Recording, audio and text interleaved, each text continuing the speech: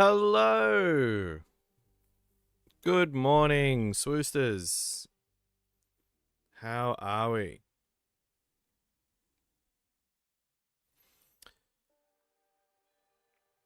Alrighty. Hello. Good morning, Swoosters.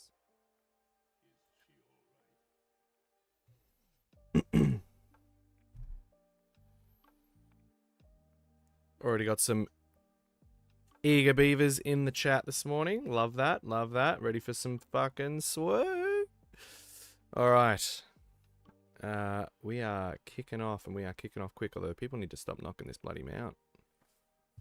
I'll send a message, actually.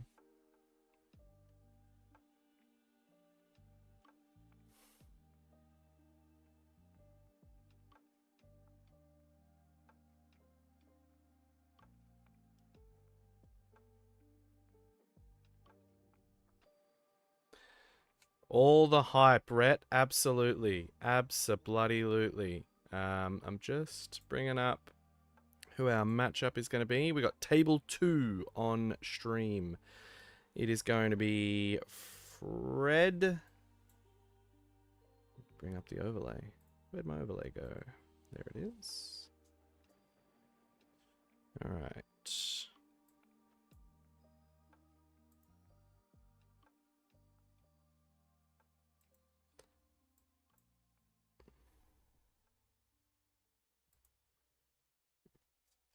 Palpatine, Emperor.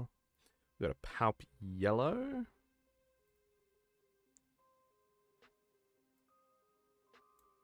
I don't know what base they're using. Looks like chopper base.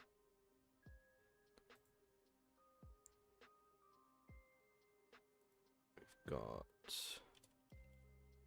Fred. And we've got Simon, who is on Yoda Data Vault. This should be an interesting one. Probably not the best matchup for the Yoda, but not as much removal. A little bit tricky. Perhaps always better into those other controlier matchups, but I reckon blue would feel better as a Palp player right now. Data Vault. Where the flippin' hell is Data Vault? I'm gonna stop swearing already.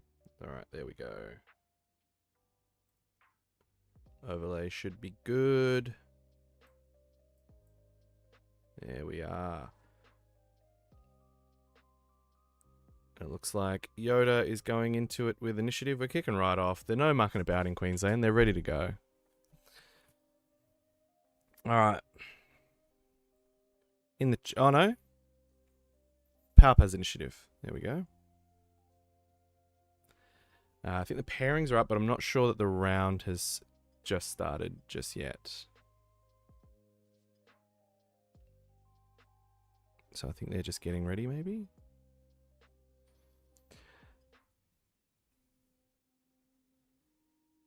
I have not made a decision.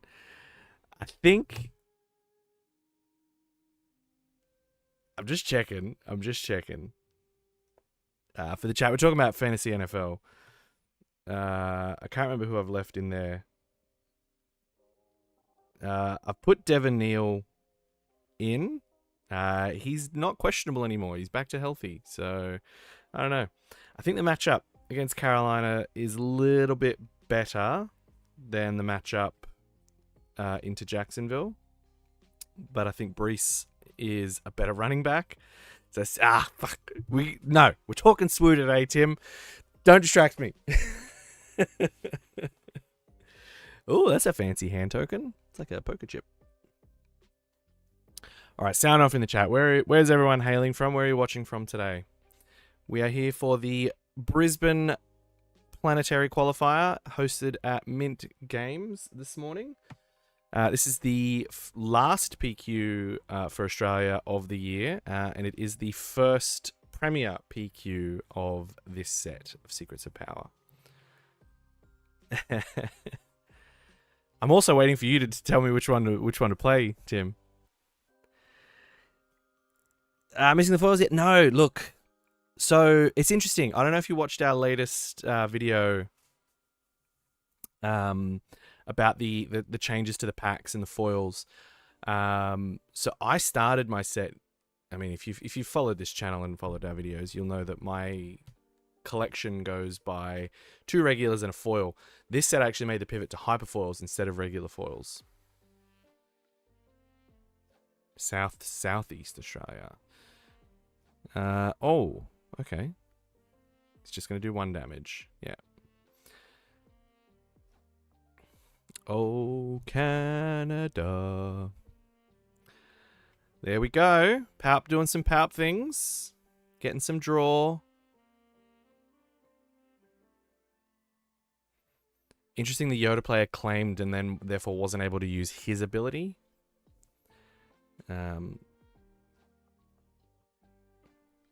Let's go off meta. Aria's keen for off meta stuff.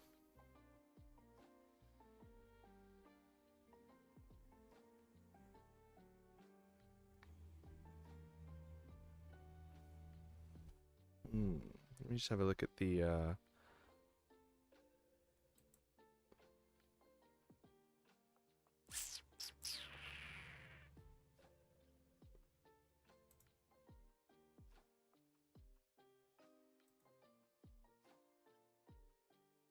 yeah, Tim, we might look at fixing that in the break. It's because he's got shitty Discord and not is it Nexus? I can't remember what it's bloody called.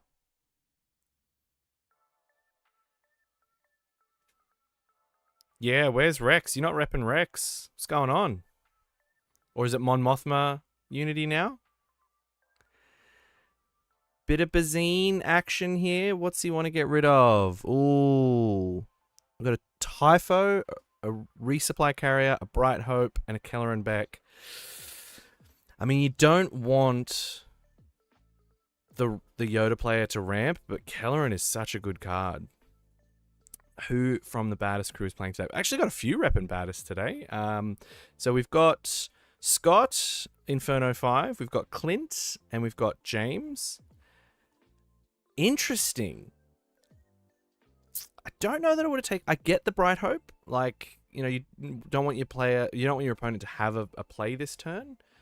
But Kelleran's too good just to leave there. You want to strip them of a Kelleran.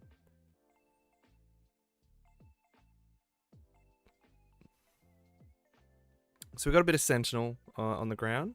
Captain Typho.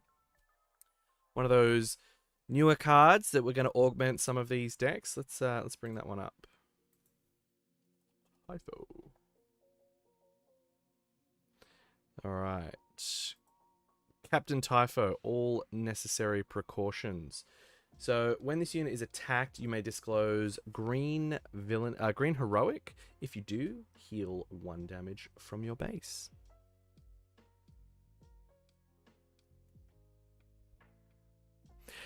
Yeah, he's also got the he had the McClunky rep, so he saw the McClunky when he played the ISB agent.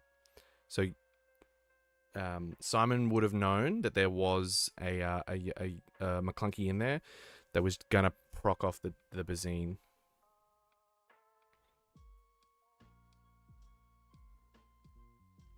Yeah, I agree, Tim. I'm not sure that the Bright Hope was the call, especially because he's got the Typho, so he's already got a play. Like, you know, he's playing something on 4. I would have probably stripped the ramp or the Kelleran. Probably the Kelleran. I think I would have taken.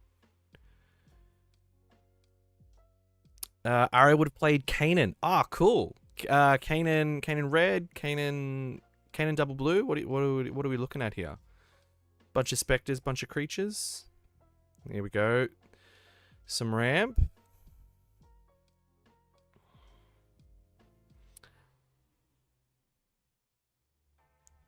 And another Bright Hope. Oh, I forgot Bright Hope does that. I still don't think I'd care enough about the... Oh. Ho, ho, ho. Garandon. Damn. So he's just going to... Ah. He knew he had a Beck. Why? Oh, look at that. That's a hand. Garandon is one of those auto-include cards for Cad Bane. It's just such a good card. Interesting. Kanan double blue. I actually have.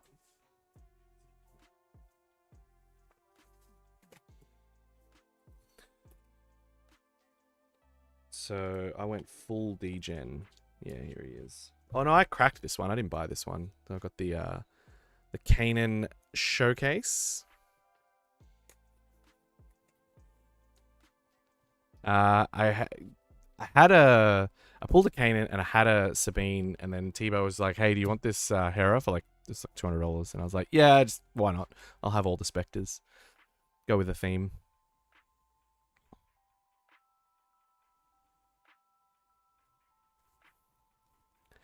They're pretty toe for toe right here, but obviously Data Vault does have the slight edge with having 3 more base. I think I would have taken Ramp. You don't want him cycling into the home 1 Keller and Luke combos late game here. Absolutely. I think the thing is, though,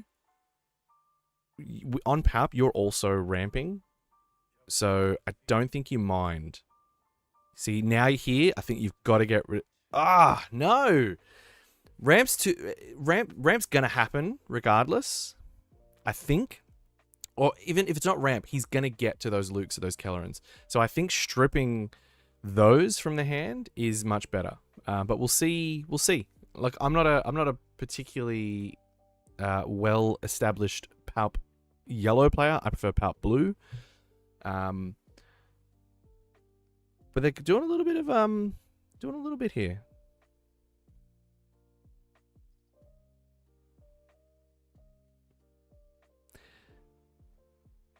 No, you definitely can't. But if you're taking away those late game bombs, then he's got nothing to play.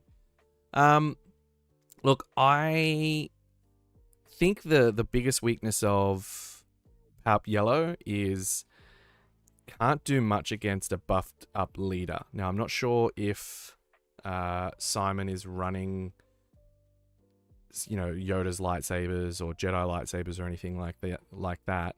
But he doesn't have a lot of answers to a big boy leader like Yoda. Not from memory. I can't think of any secrets cards that would have gone into that. Is the discard good against Yoda? Seems like they often run kind of limited top end. Look, I think so. I think you got to think there's probably...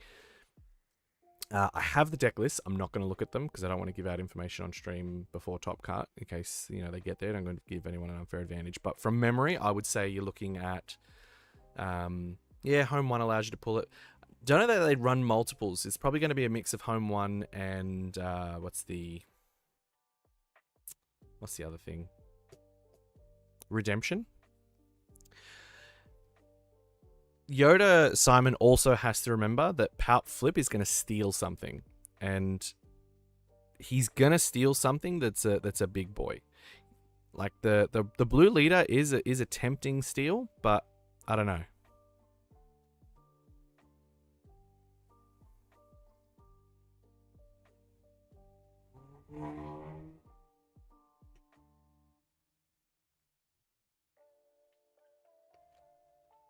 True. Oh.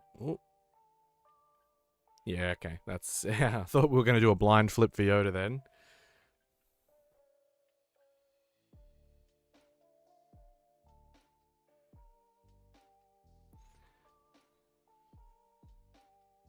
Might be a sideboard card, Tim. Oof. That's a beautiful looking hyperspace Vader there.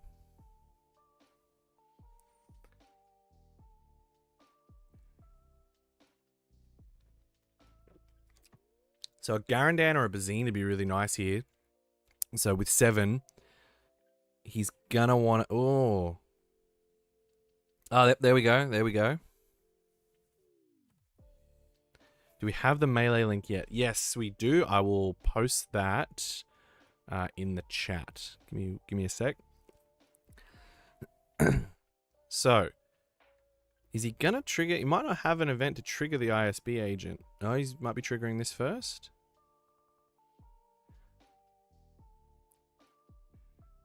See, the thing here is you got to get rid of that Luke, because if he plays that Luke, he's going to give -6/-6 to the Vader, and then Yoda just swings in and takes 1 damage back for it. I mean, he's got the Vanquish as well, so he loses it. I think I would rather... I'd rather get rid of the Luke here, I think.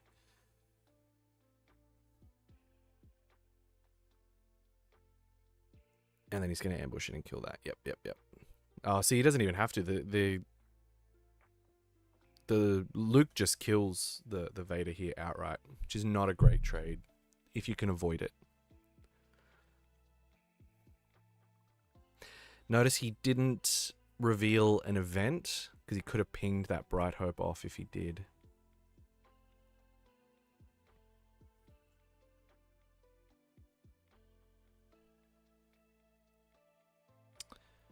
So he's still got the 1 resource up because he's on 8, so he can save it to sack something, ping something. So if he does play the Luke, he can steal the Luke, which is always a good time. Can't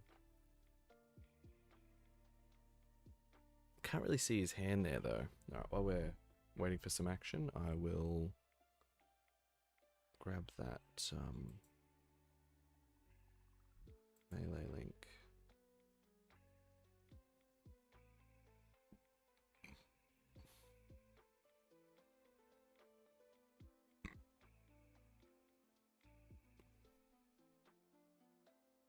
Oh, okay.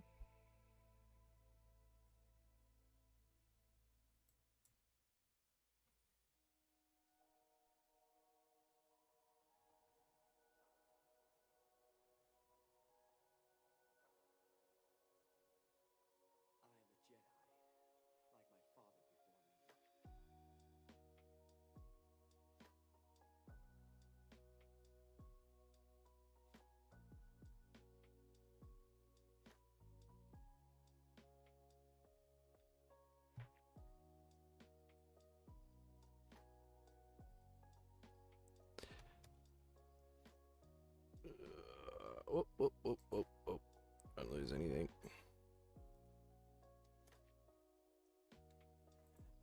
There we go. Oh, alright. Sorry about that. Took a lot more focus than it probably should have. So we've got Yoda out. Still waiting on a Palp deploy. Wants something juicy to steal. Palp doesn't have a lot of answers to this Yoda, though. Not efficient ones, you know, like if you're in blue, Power of the Dark Side here. Murked. Oh, okay. See, again, like, good card, but you're only doing 7. So Yoda is still going to be there. And right now, Palp's going to be on 16. If he does the attack. So I'm not sure. We'll see what tricks Fred up has up his sleeve.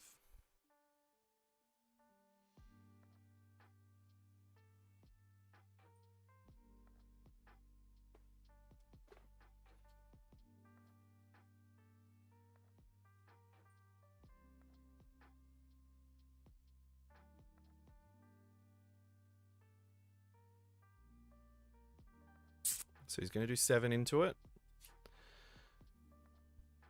Oop.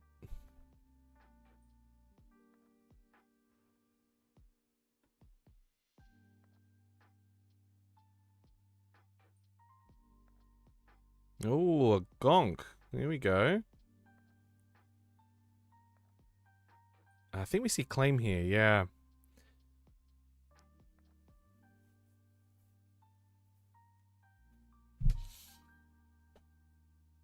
Gonk's a good card. The Gonk droid's a good card. Like right now, it's going to run into and ping the shield. It's going to make the thing 1 cheaper. It's not a bad time. We can see Fred's got a lot of options there. Big hand. The Yoda, not as many.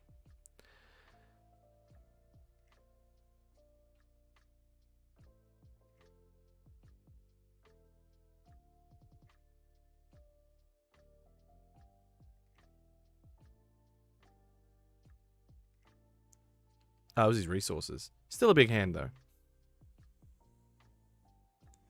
Have another look. Oh, yep. That's not something you want him to have.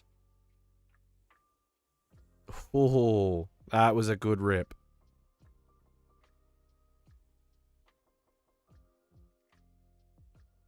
I think that's worth it at the cost of losing your gonk there.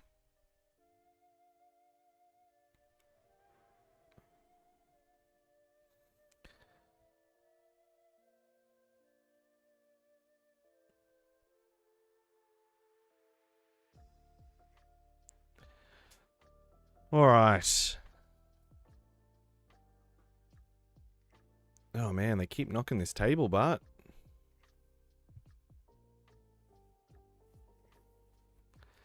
I feel like I'm on the ocean. All right. Shout off in the chat. What decks everyone been playing? Or have you not been playing decks? Been playing a different format? Been playing limited? What's everyone been doing?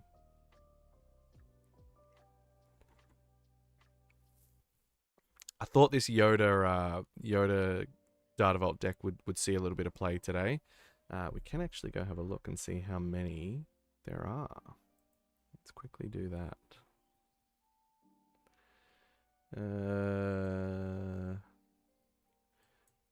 There's 6 deck lists missing, so that's not great.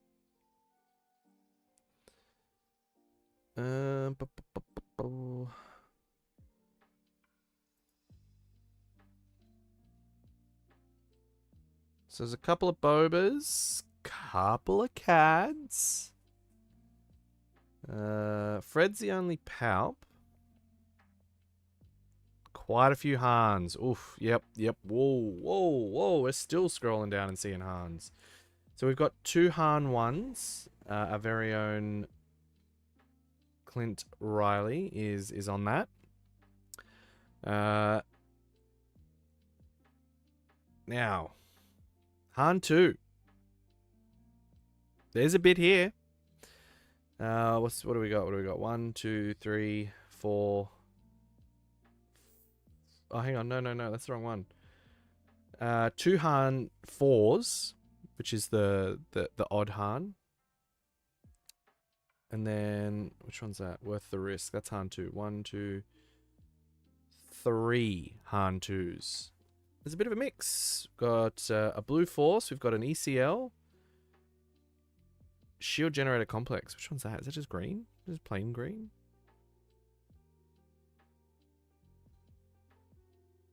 Red.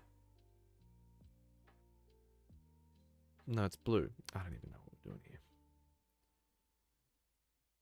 Can't remember the bloody common bases. All right.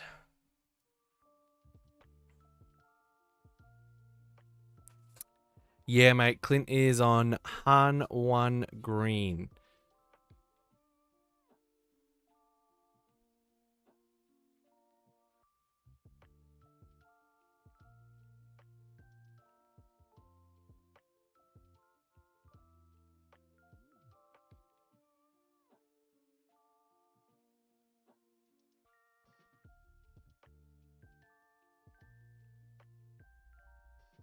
Interesting.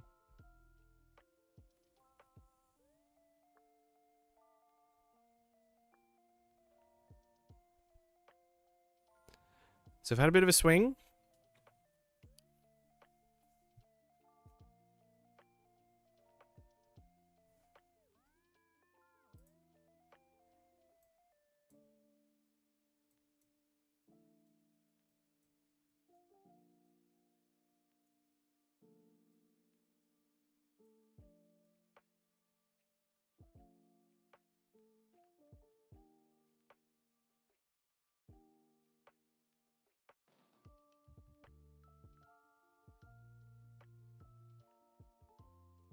No worries, mate. Thanks for joining us. Hope to see you back later.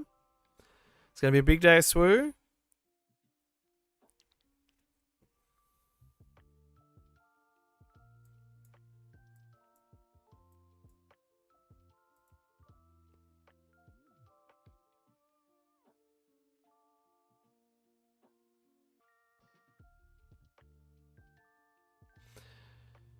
Now what's he gonna...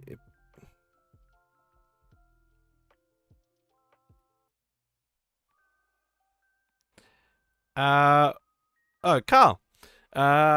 Scotty is on Yoda, I believe.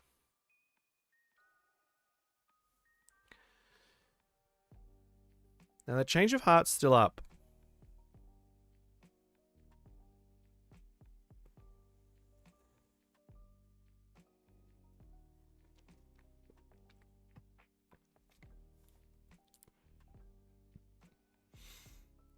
Interesting. I would have thought he would have traded the Amidala for the Obi-Wan and pinged the Mina Bonateri.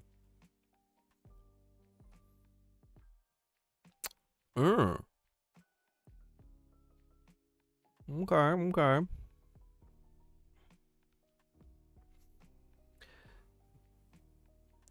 What's the off meta today? It's a bloody good question. Let's go and have a look. Let's delve deep.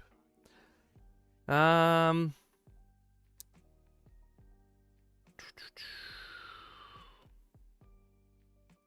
we got some Piets, we got some Boba 4s, we got some Cads, Palps. Admiral Thrawn, how unfortunate. Is that the... Here's one I prepared earlier. How unfortunate is the blue one? Okay.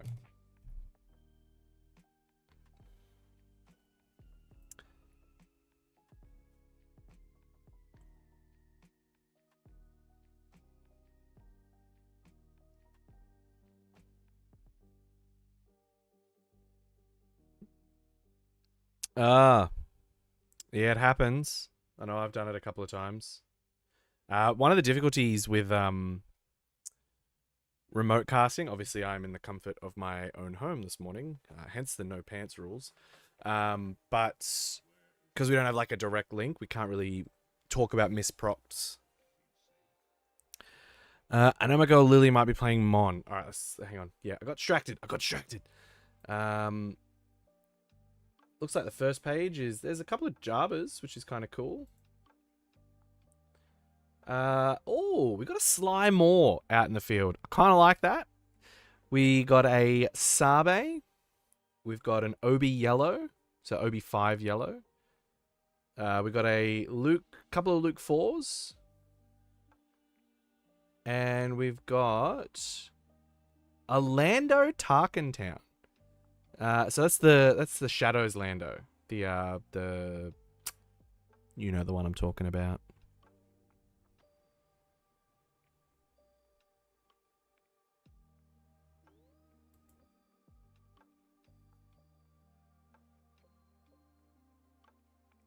It's not just the Palp's responsibility, it's both players' responsibility.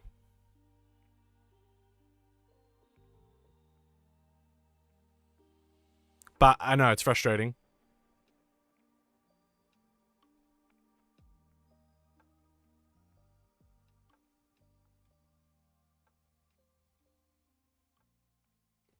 So we've got Palp out.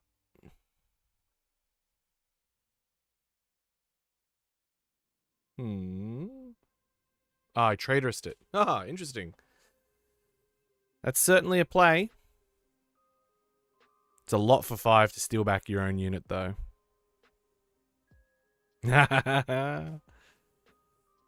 Bit of friendly banter between these two.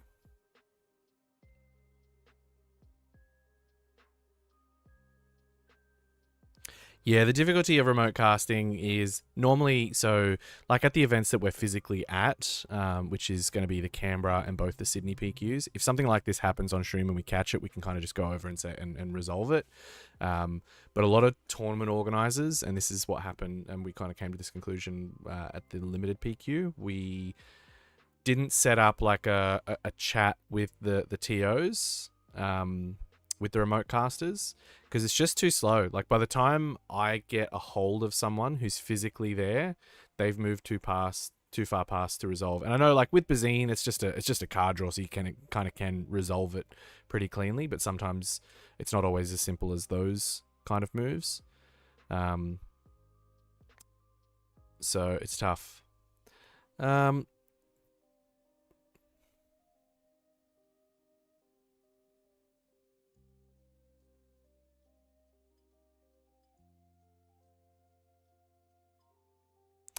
and if you're getting the advantage all the time off of your card effect. I mean, look, for sure. But it's at the end of the day, it's both players' responsibilities, not individually the Palp player's responsibility. Simon has to read the card to know that they can draw the card. It's unfortunately not on solely the Palp player to resolve the issues. Okay.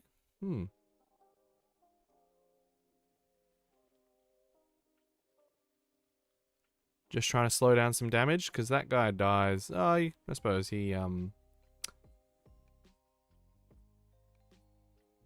Oh, Devastator. I don't even see that down there. So it happens when you sleep in till 10 o'clock local time. Oh, there we go. There's a Kelleran. All right. We're going to dig. We're gonna dig.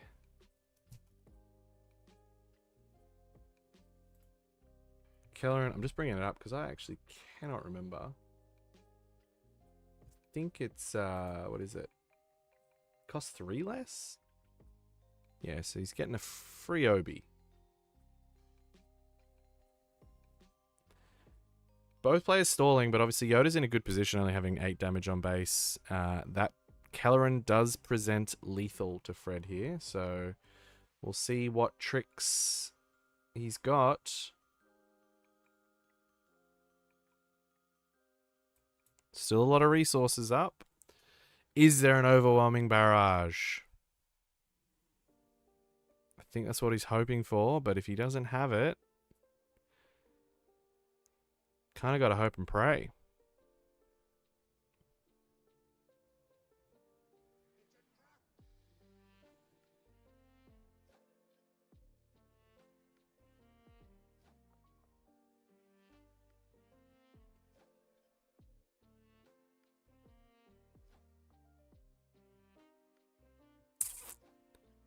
I mean, if you had the overwhelming barrage, you probably would have slammed it by now.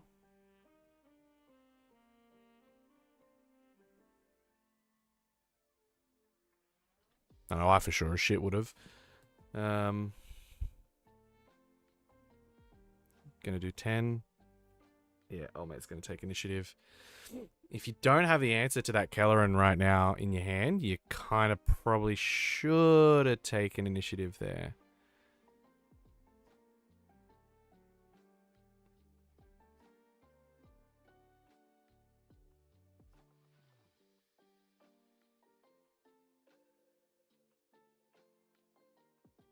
Okay, okay.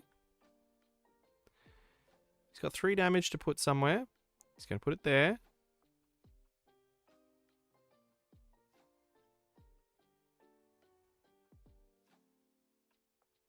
He's counting out because he can play that down again.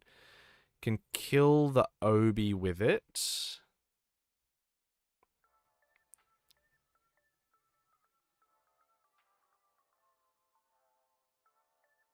Oh, sacking the dev. Big calls, big plays. So I think he's going to play the ambush unit, kill the Kelleran. Yep.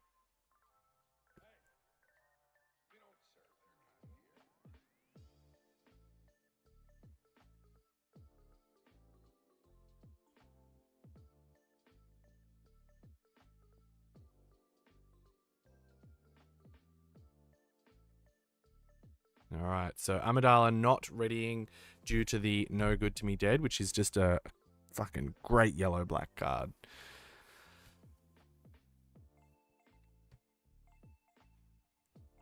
Putting us into a control v control matchup for round 1, giving us some good content.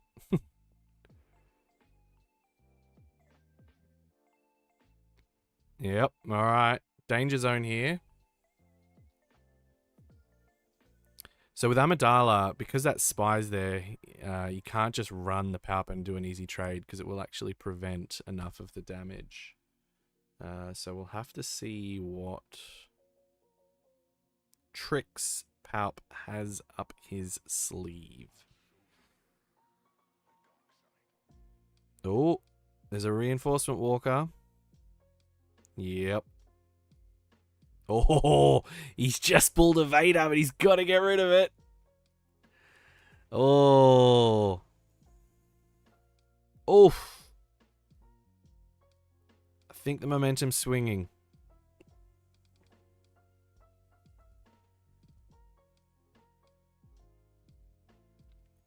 Sean, yeah, brother. Flying in solo today. Tebow's on a holiday, and Clint's playing in this infernal thing. Ooh. Ooh.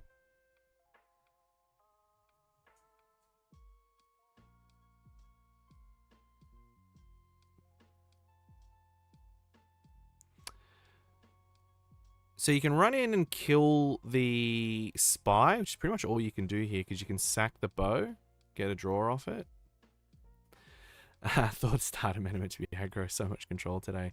There is a little bit of control. I mean, this deck, this set's kind of giving a lot of control cards out.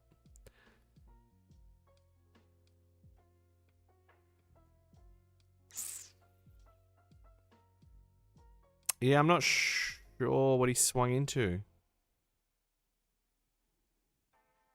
It was me when I was fucking around trying to fix the overlay. Or search for a card on the overlay. I think these guys know each other, so they are playing a little bit fast and loose, which doesn't excuse it, but yeah, they've really got to be careful with some of this stuff. Especially at a competitive event. It swung into the Obi. Yeah, it did too. Actually, good call. Yeah, these guys have been playing a little bit fast and loose.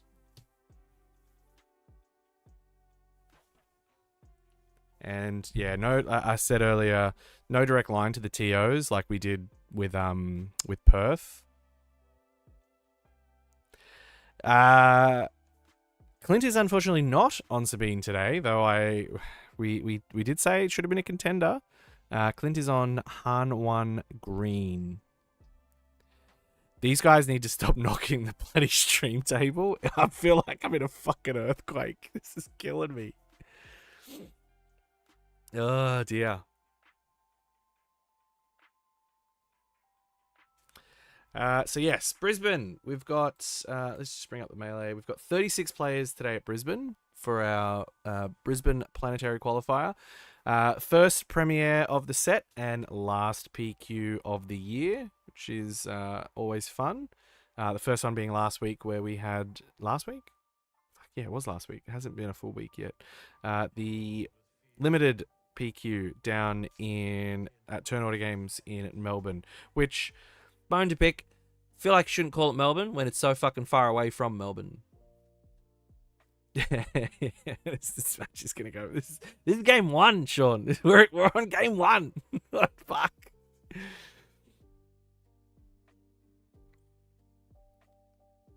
Oh, perhaps swinging for some momentum here. Should still have 3 damage on him though, which is, a thing, but.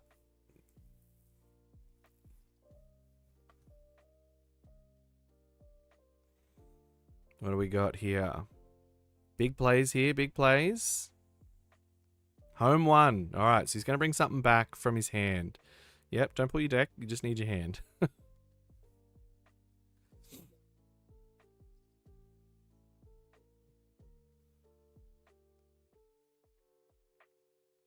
feel like I'm going to sneeze and I really need to mute quickly.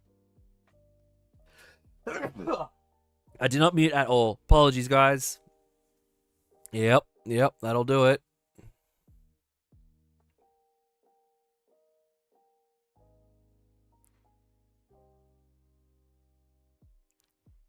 Carl, let's be real, brother. You do play slow. How many matches at the limited PQ went to time and was it you?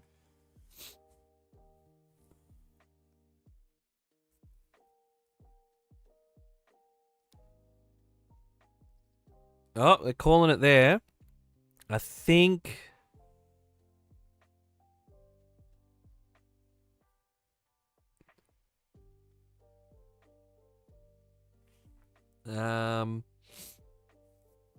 Did Yoda just concede? This is another reason I hate remote casting. Like, I like it because I like not having to wear pants at the stream desk. But I don't like not knowing what's going on. I wonder if, actually...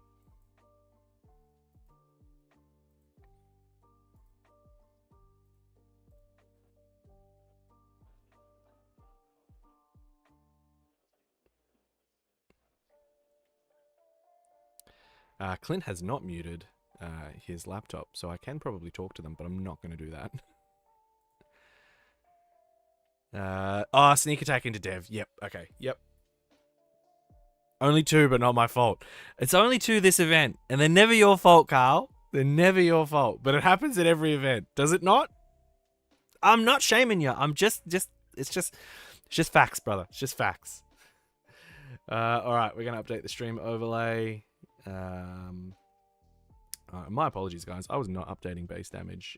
Hang on. I've got to readjust my setup because I'm actually looking at our camera feed. I'm not looking at the OBS overlay. So I'm going to do that. So I'm going to see it how you guys see it, which means I have to see my face. But, you know. Can I also stand up for a sec? No, I will not.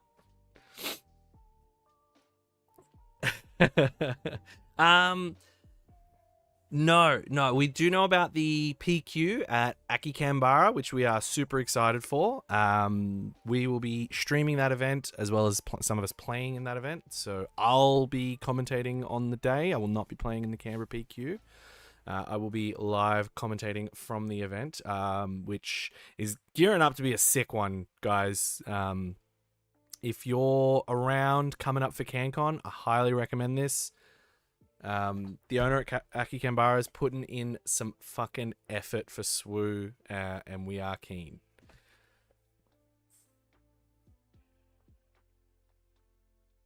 Most of the team will be there. Like, it'll be a big showing. All right, we're going into game 2 with not very much time left. But Palp did sneak it. So it will mean if they don't finish this one, it will be a round win to the Palp player. But obviously a little bit... Yeah, dude. Some of the stuff, like, he's messaged me a couple of times just with, like, you know, thoughts for prize walls and side events. Like, dude, that I'm so keen. I am so keen for CanCon weekend. And I probably won't even be at CanCon much because... all the SWU's going to be at Aki Canberra, and we are super keen. Not that we play other games like Riftbound.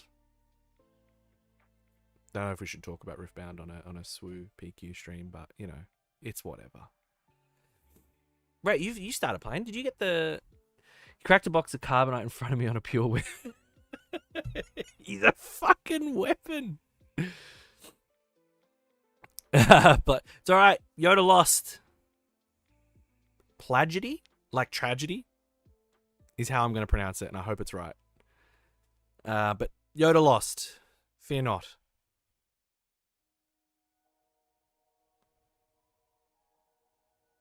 Cam, aren't you in Brisbane? The fuck are you doing on the stream? Or did you already finish your game? Because I forgot this game was just game 1. Good game, only talk, please, no Riftbound. It's a good game. Oh, 2 blue leaders. Fuck. Get rid of the Luke. I don't know what we're doing here. There we go. And he drew off that, so that's always good. Cam, what's a good game? Is it just Arc Raiders and Tarkov for you at the moment? Although I think you're only playing... I don't know if you're playing Arc Raiders. I think you were, from memory.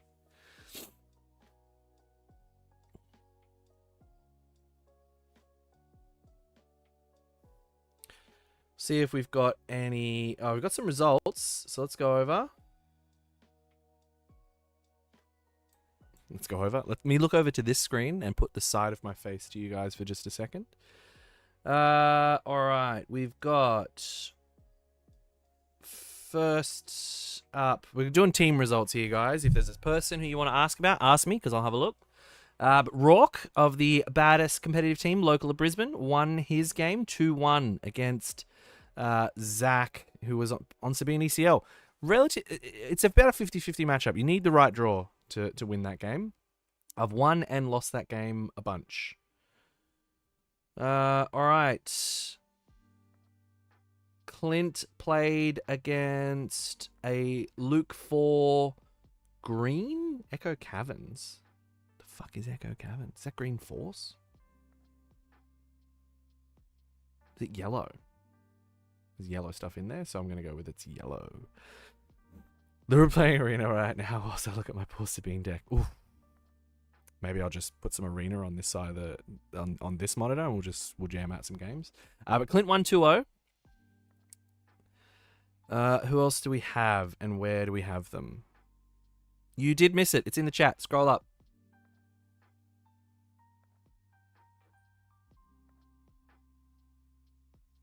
Scott hasn't reported yet. He's a Yoda 4. He's versing the OB Yellow. It's probably a good sign for him because that deck gets fast quickly, so he might have slowed it down.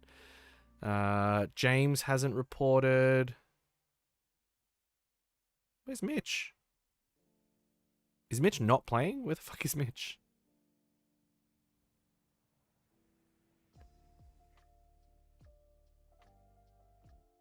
Mitch is on table 1.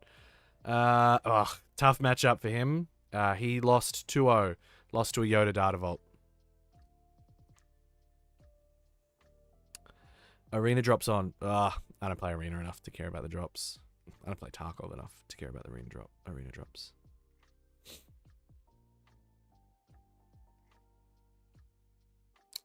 Shit. That sucks.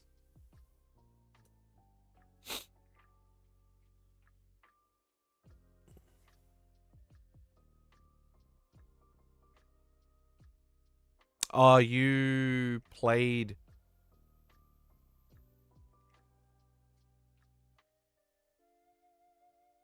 You played the Yoda. Right. Can send them to actual... Oh, right. You gotta do the... Don't you have to do the quest, though? I haven't done the quest. I've done, like, 2 quests in Tarkov.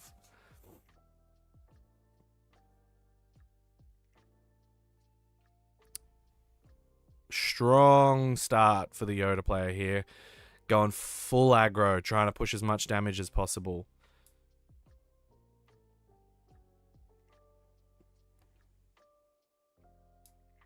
I'm not sure how much time's left in round, though. He needs to try and close this game out to make it a draw. So we'll see what he can do.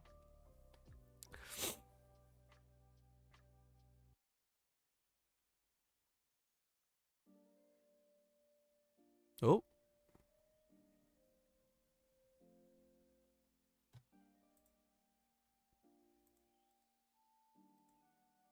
Nope. We're back. I think we're back. Yep, we're back. Whew. Lost a bit for a second there. Too many spies and shit on board. Stream had a bit of a fit.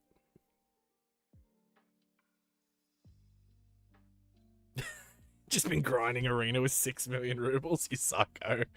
Oh, there we go. All right, what do we got? We got a Vader. What's he gonna rip off?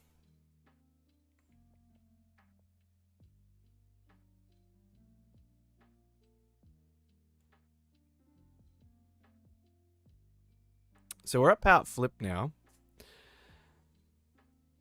Fred needs to stall and stem a bit of the bleeding because there's a lot of damage on base. And ooh, the.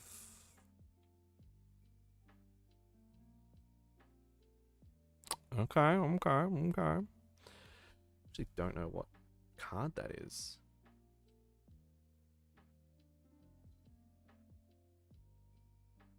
A lurking snub fighter. It's another Secrets of Power one. Let's have a quick look. When played, you may exhaust a unit. It's a plot card. 3 cost, 2/3 in space.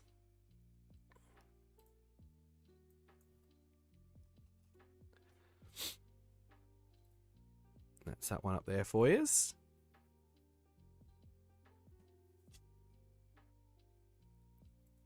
I'm more worried about these guys just bumping the table. Could feel my breakfast just fucking swirling all around.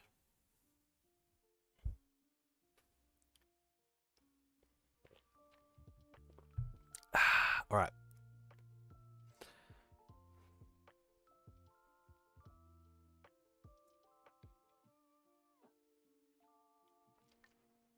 Casual trade for that Vader there. Not a bad play.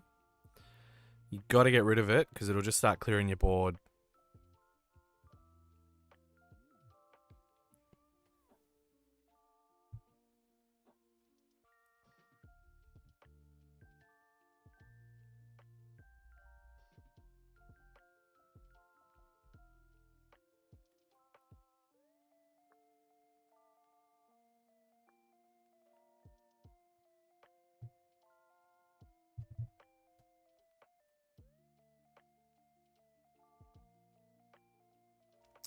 All right, so James has won his match.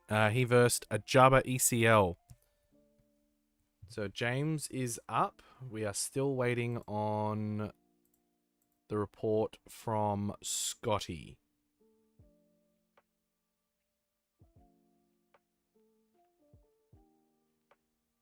No, we're not. Scotty won, 2-0. All right, so the baddest is up except for Mitch, unfortunately, but that's a rough matchup. 4 out of 1. 4 out of 1. 4 out of. Fuck me. 3 out of 4.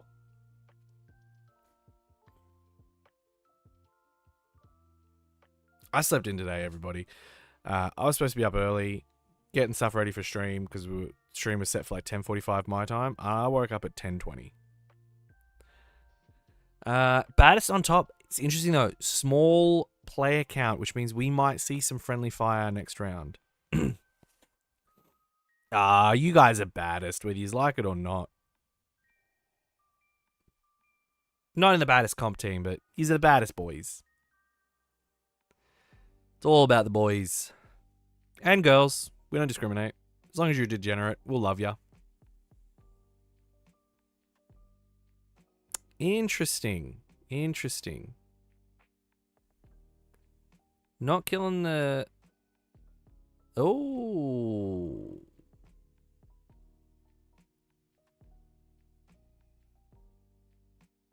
Baddest in skill. I don't know. When we were playing in Arena, was it the night before? Last? Bloody... He was top out of us three. He's playing better than you and I. What's the play count? Dale, we've got 36 today at the Brisbane Mint Games Planetary Qualifier. I'm frustrated because there are only 30 digital decks submitted, which means hopefully there are 6 paper decks submitted, and I hope all 6 of those people are not in the top cut because that will hurt my commentary greatly. Unless I can get sent a photo of the deck lists, which the boys will probably sort me out with.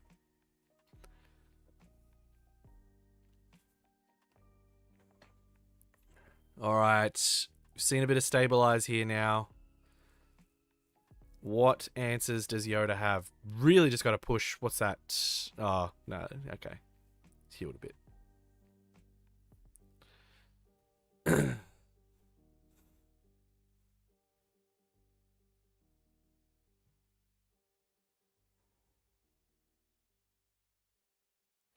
A lot of competition this weekend, though, and we've got to think time of year.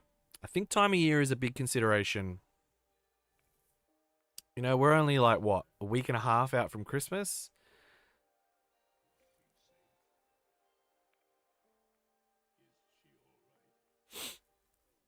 Six Dr. Aphrodex? The fuck are you talking about, Rhett?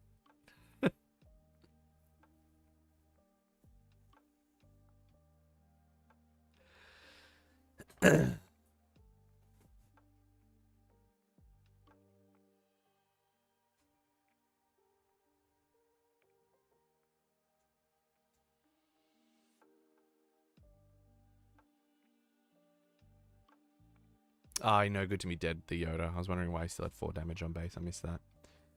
36 is good for 12 days. Yeah, absolutely.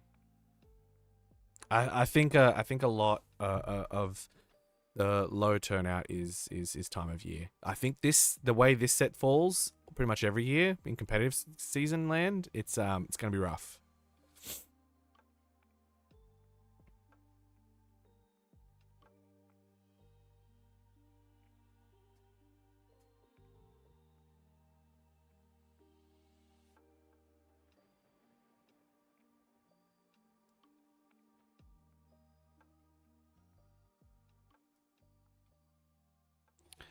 Oh.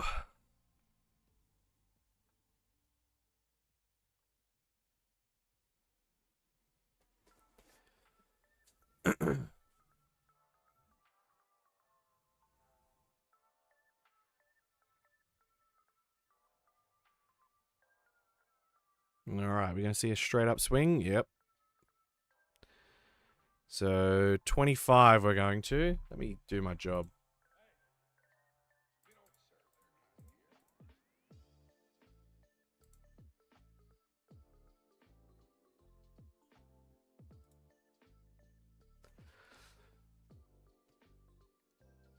It's just people knocking them out. I've sent them messages.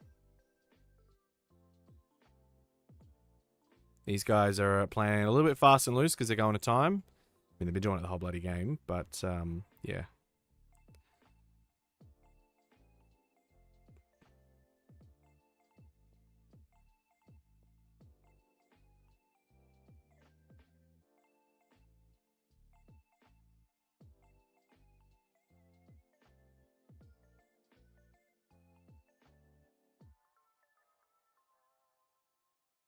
Ooh. Brutal. Brutal.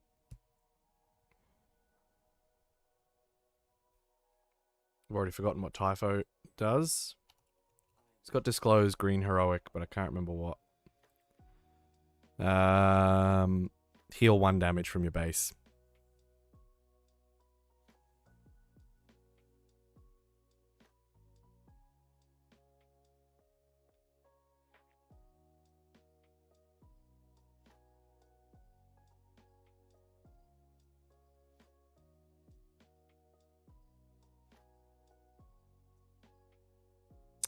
His power player's got to put some damage on. Yeah, cool.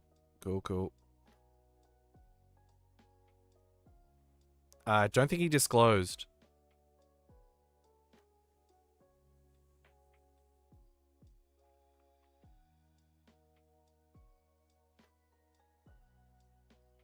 Or he did disclose?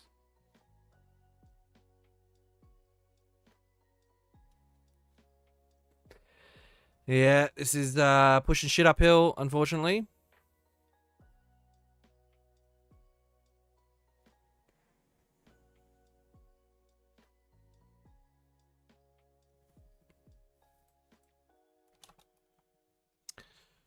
Mina Bonteri.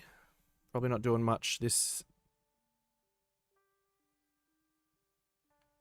Just need like a sneak attack, right, guys? Sneak attack for what is it, 5? 4?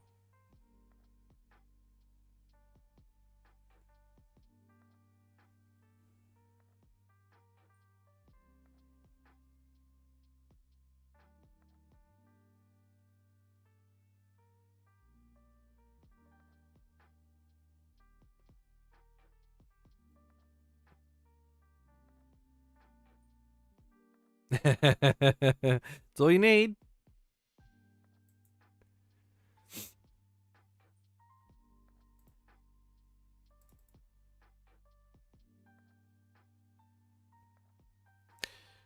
So, I mean, he needs to be able to deal with it this turn, but it's a lot of resources for Palp.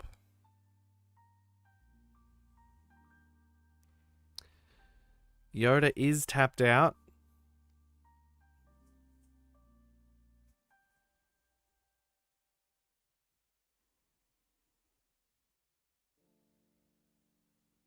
What's he searching in there for?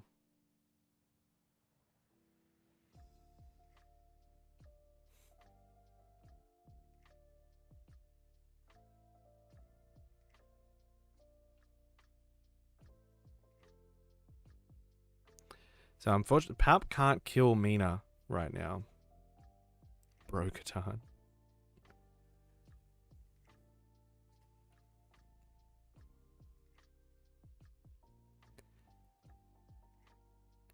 And he is presenting lethal. Oh, he's going to claim. He doesn't have the answer.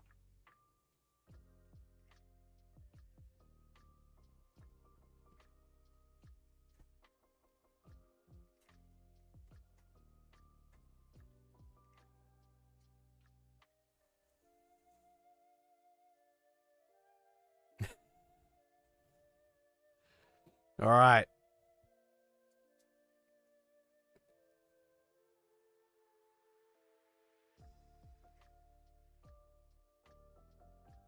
Got to be able to kill this Bo-Katan.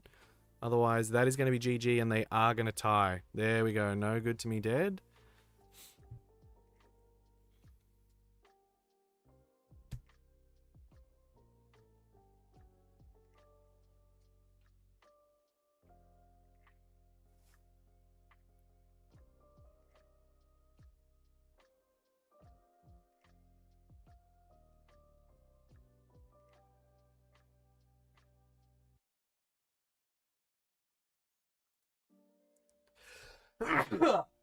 Oh, Jesus Christ. Sorry, guys. So we're on 29 to 19.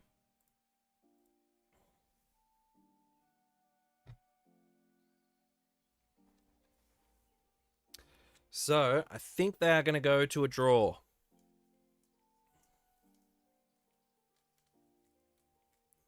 He's only got to do 1 damage to base, and I just don't think Powerp had anything to stop it.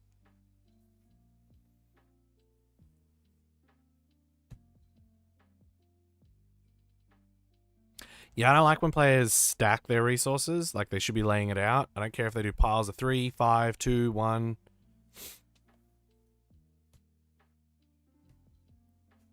Thank you, Clint. Is it to smack people upside the head when they knock the table?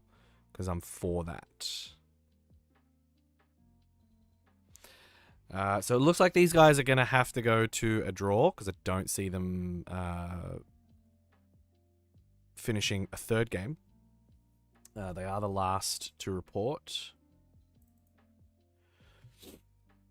So it will be a 1-1 draw.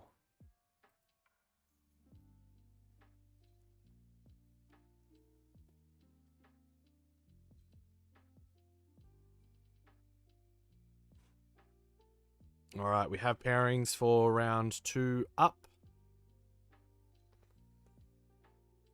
Clint ended up going with Han 1 green. All right, so we've got, what do we got here? Matchups. If it's still going to be table 2, means we are going to see some baddest action. We are going to see Rourke on the stream.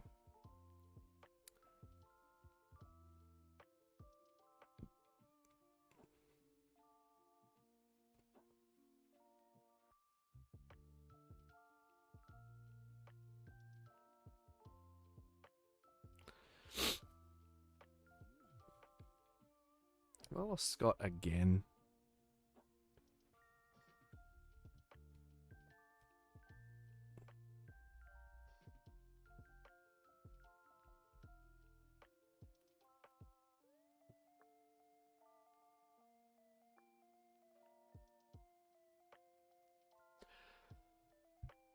First time as comp team on stream. Yes, it is. Assuming I'm still getting table 2, which is my assumption. Because why wouldn't we? So it's going to be Rourke on Cad Tarkentown, my boy. One of the two of the 3 Cad boys up in Brisbane. I am at home. And Rourke will be playing Mr. Jacob Matthews, who is on Slymore Data Vault, which is to be an interesting match for sure. I've seen the Slymore deck in action. It's sneaky good. It's sneaky good. I don't know how it's going to play into CAD.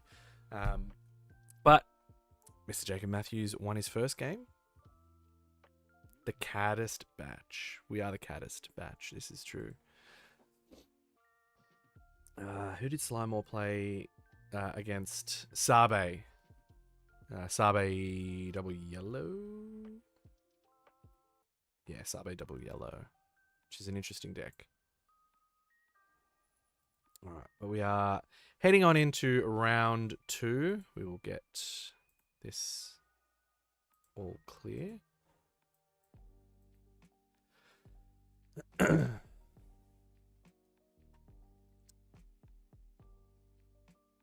Yeah, yeah. 25 base. It can be a thing. I still think Sabine's good though. I think you would have won that match the other day that we were talking about, against the Han. I think you just had to trade the masterpiece into the Falcon. And then I think you win that match.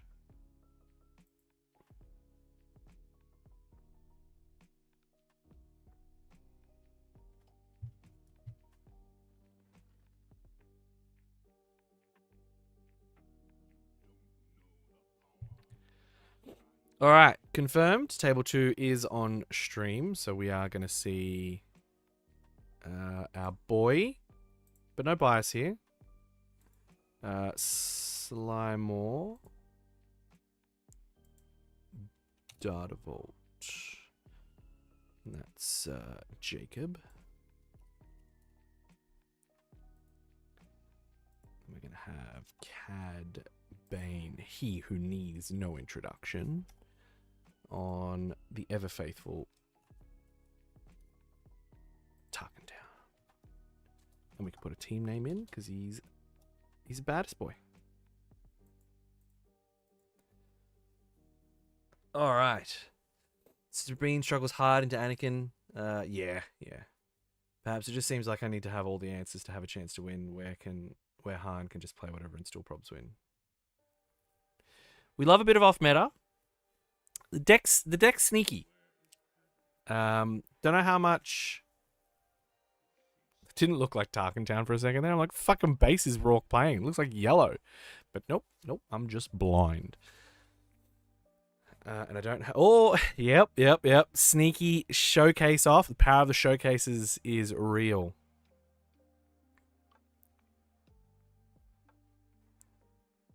Who's the defending champ? Rourke didn't win. Is Jacob the winner from last PQ in Brisbane?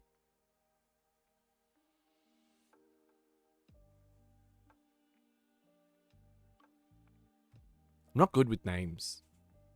Like, I've got to say your name at you like 11 times to remember it.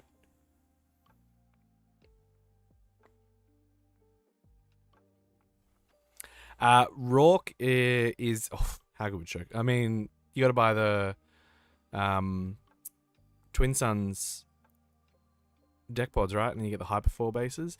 So Rourke today is actually in Cad Bane cosplay like a fucking champion. Rourke has won. Yeah. He did win. Not last set. And I don't believe the set before. Or was it JTL? Did he win Twilight or JTL? I can't remember. Yeah, my memory's shit. But yeah, you can see his sleeves. He's got the Duster jacket, the Cad Bane Duster jacket. He's got the hat. He's decked out. He sent us a photo. Looks sick. I was testing both decks in this week. Data Signal. Yeah, man. Always. Where can we find a pic of that? I'll make him post it.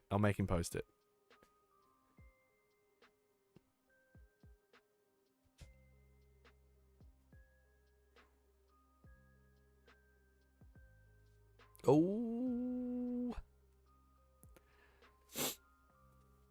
Now, Cad doesn't want initiative most of the time anyway. So we'll see here. Slimore, bit sneaky. Let's have a look.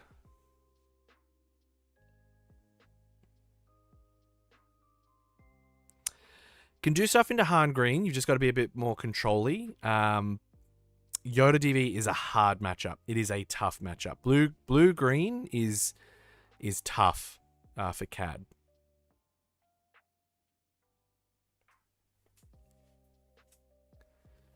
Han 1, it's close. It's not heavily favored one way or the other. It really just depends on your draw. Like, you can, if you're still clearing their first turn plays, like, you get rid of their first turn Falcons. They ideally want the fast one, just to push that damage because you're only on 25. The thing is, Han can race closer. You just can't. If you're Cad, you can't race the Han because you'll lose that race every time. You have to control the board state, which is pretty much what you got to do for Cad in almost all your matchups. But with Cad, sometimes it's a delicate balance of controlling the board, pushing damage so that you can get your kill shot off when you've got CAD. Sometimes in Han, you kind of can't do that. But it's tough. It's definitely not a simple... Oh, Tebow's in the chat on his holiday. Not as handsome as some hosts, Tebow. Not as handsome as some hosts. All right, we are kicking into round 2. I'm going to start the timer even though it's not exact. I just want to have some kind of frame of reference for us. Oh, look at him. Look at him with those auras. This guy fucking blings his deck like nobody's business. It's crazy. We're going to see prestige foils. We're going to see sector qualifier cards in here. The man is a maniac. Don't even ask him how much fucking Riftbound he's bought because he's a crazy motherfucker. But we love him. We love him for that very reason. Right. I'm thinking I'm cool for having fucking hyperspace auras.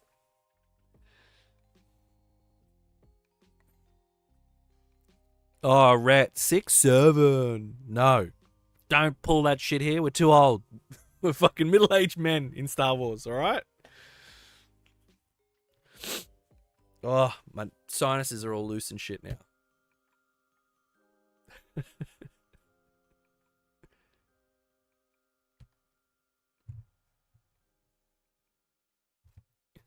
I feel like I'm going to message Rourke. Stop touching the table. Tell your opponent.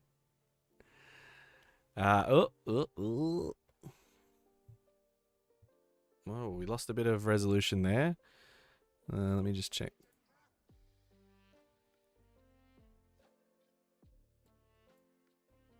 Oh, shit. Sorry, guys. Okay, we're back a little bit better.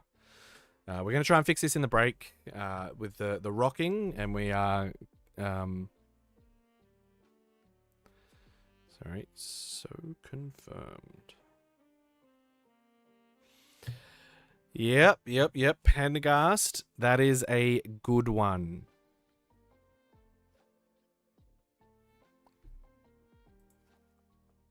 Pendergast. Also one of my favorite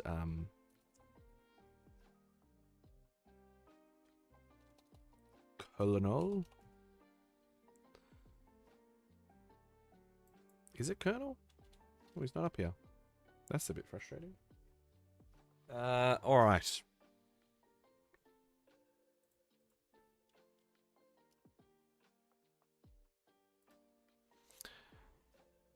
Too much bling for the camera to handle. You're not wrong.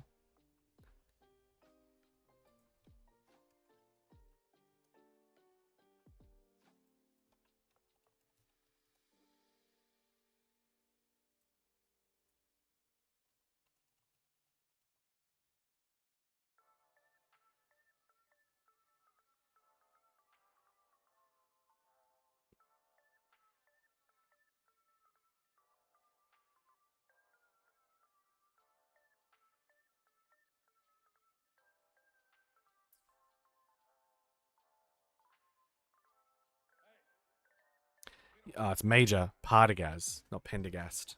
The fuck is Pendergast from? Partagaz. That's why I couldn't get it right. He's a Major.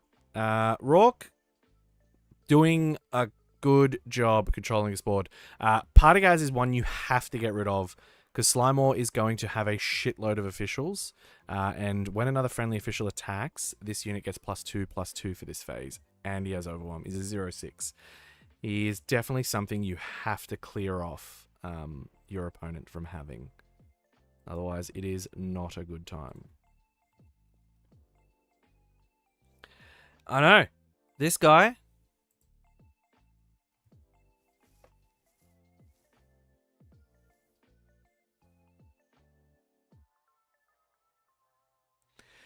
yeah, blue plays a lot slower. I've played it once. I didn't like it, and I say that as a control player. I just think it's not what I want. Oh, here we go. We're going to see a couple of Sentinel whatsies here. Slimemore's ability is really good as well on her flip turn. I don't think we can do... Slimore? No. There's no leaders in here, unfortunately. But basically it's on attack. So she hits for 3 and on attack deal 2 damage to an exhausted unit, even in space. In limited, I think of quite a strong leader. Constructed, still a great ability and coming out at 5, and she is a 3/6. 3/6? Did I make that up? Pretty sure she's a 3/6. Yeah, 3/6. On attack, you may deal 2 damage to an exhausted unit.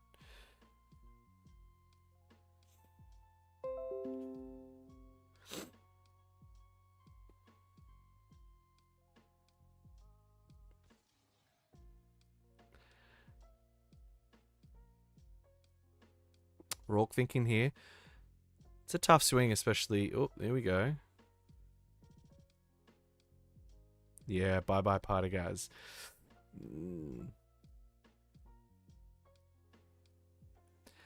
Yeah, these guys are just knocking the table.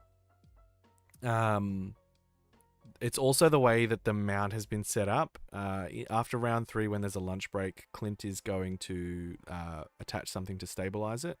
He just doesn't have time at the moment.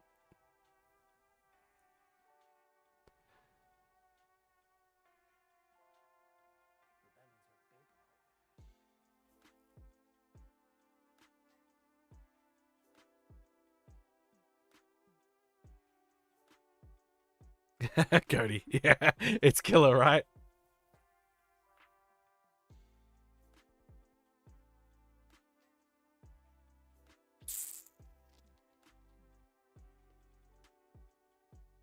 Yeah, so he's going to Tarkin Town that. Not a great Tarkin Town. It feels bad to have to Tarkin Town a spy. But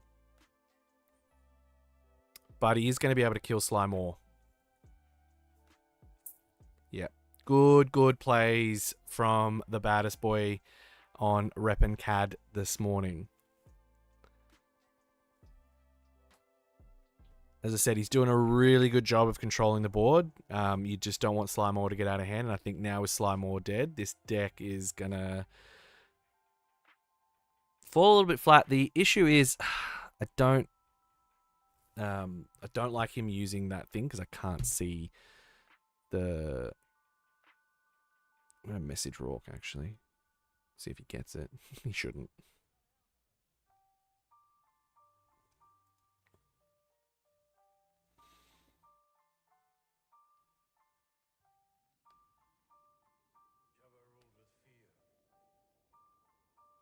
I cannot see how much damage has been put on base. That was not bad. That was not bad. That was a pretty good clear.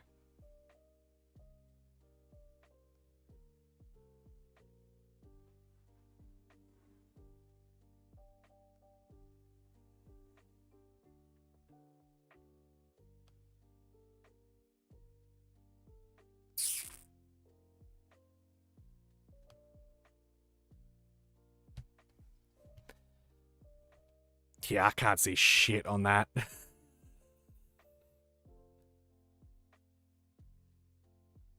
9 now. Tebow's got better eyes.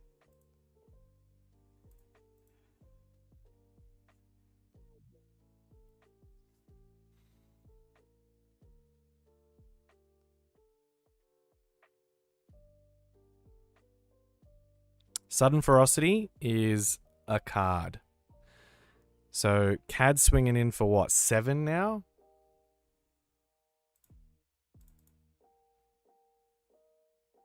And a Bazine. Ooh.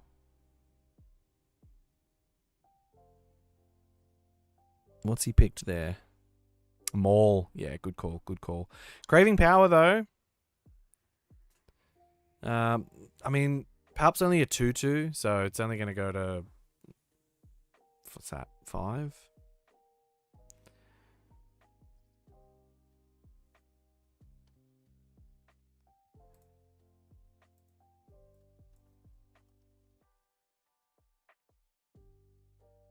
Bring it up. 4. There you go, 4/4. So, I mean, easily killed. And cat'll stick around. Oh, I got rid of it anyway. There we go.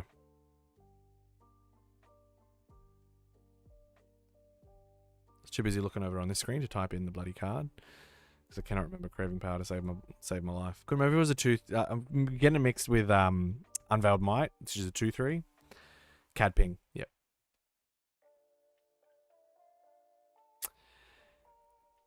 Dedra Miro. Oh, we got 7. Oh, there we go.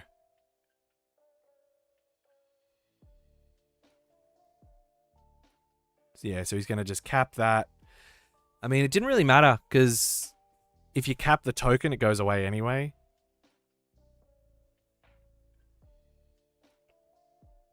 It's going well. Mandalore, it is going well. And I think we've got a scoop here. Rourke just getting in there quicker. Doing the Lord's work with Cad Bane. Not biased at all. But no, look. Rourke did a really solid job of just containing that board. Unfortunately, Jacob couldn't get anything to stick. Which is kind of what Cad needs to do. And some of the new units are really good in there. The Hunting Assassin droid, getting raid 2 when there's a damaged unit on board, and then just being able to hit for 5.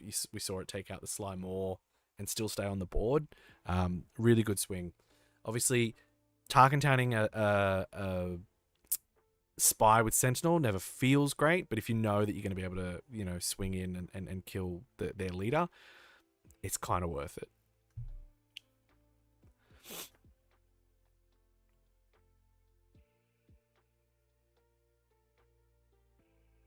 It's a good place to bring it back by Jacob, though. Don't get me wrong. The overwhelming barrage, never a bad thing, but playing it on a PALP doesn't always feel great either, because you're only hitting for 4. Apologies. Gotta get my mute button better, more easily accessible. I need to set up my stream deck, Tebow. Rookie error.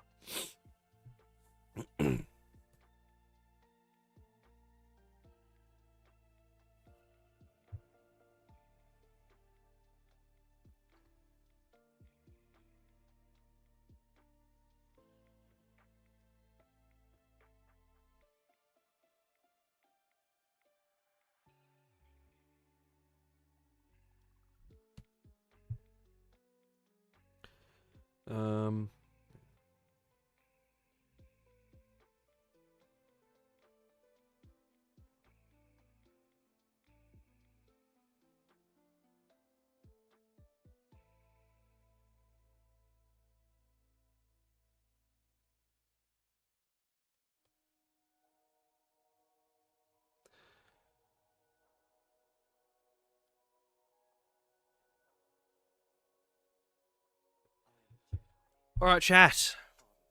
Lots more people in the chat now. Sound off where we're all from. What are our money on in terms of deck to take this out today? We commented earlier that it should have been a aggro meta. Obviously, start of the set, it's usually where it tends to land. But first matchup was Control v Control, and it looks like there's a few Yodas out there today. A lot less of the aggro side of things, but really keen to see how this one shapes up. There's been a lot of interesting developments across the events overseas as well, to see sort of where the meta's at. But where's everyone's money?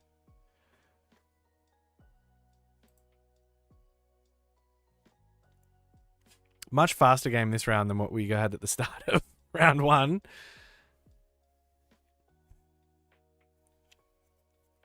All right. Now, I'm not sure what's in Rourke's sideboard that he would bring into this. Green. What are we going to see from green? Florida's getting into unlimited, so don't know what the meta is at. You're from Florida. Welcome, welcome. DV, man. If you look at the breakdown of like bases, green is just top of the pops, right? Like there's some good decks in not green, like Cad Tarkentown's still a good deck. Hantu Blue still a good deck. Pap's green, but like just a lot of command out there, and it is dominating. In various leaders as well. Like it's kind of interesting how some of the leaders are actually diverse, but the meta doesn't feel diverse because it is a lot of the same shells. Wartortle's call is whoever Scott concedes to will take it out. Very likely. I mean, the man's the kingmaker. That's he's in the team. I think the first weekend's working. Sorry, can't even fucking read. I think the first weekends are really mid-range heavy showing, so I think we might see some top-end decks like Yoda DVs and Pap Yellow Shopper. Yeah, look, that was our first matchup. Was a Yoda DV versus a Pap Yellow. I think it's interesting. We've been talking a little bit about it, that I think that maybe we are going to hit a bit of a mid-range meta, and so does Control make a big comeback. We'll soon see. Texas, got some Americans in the chat. We love that. Oh, there we go. Starting strong with a Bazine. What do we got? Oh, the Poggle's gotta go. Giving him free droids. I don't know. Yeah, it's a good call. He's going to draw. He's going to knock the table a bunch.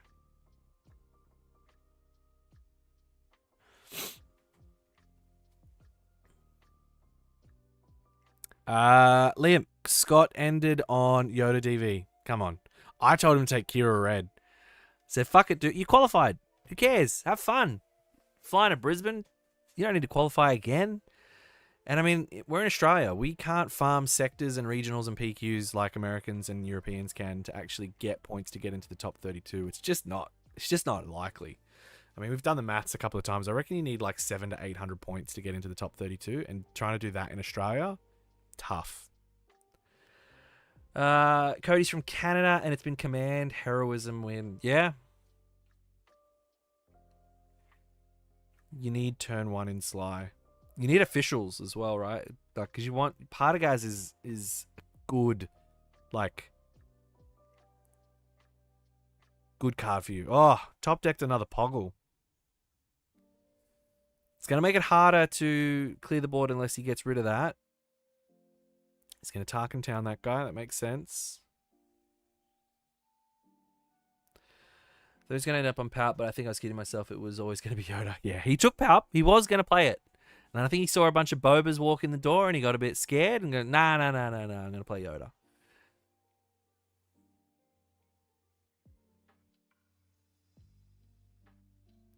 Red Shocks is from North Carolina.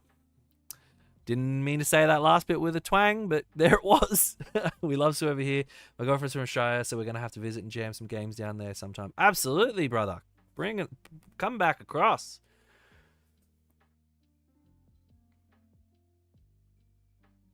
Oh, there we go. IG. Gonna ping a bunch of shit. And then he's gonna have to ping something else.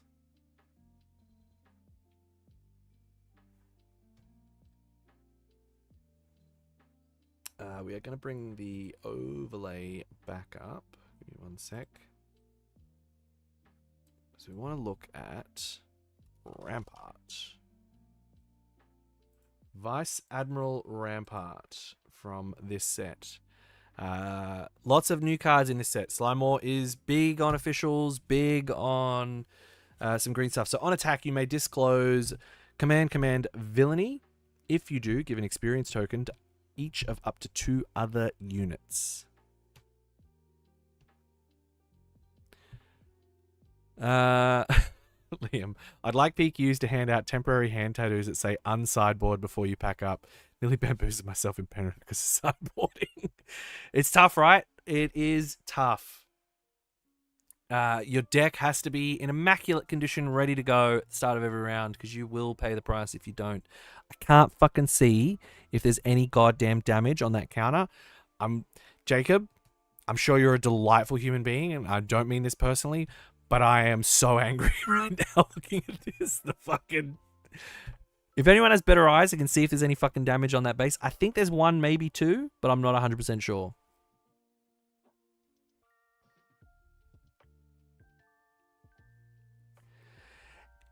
It can be, but looking at this, Jacob is having a better time at keeping a lot of units on board right now.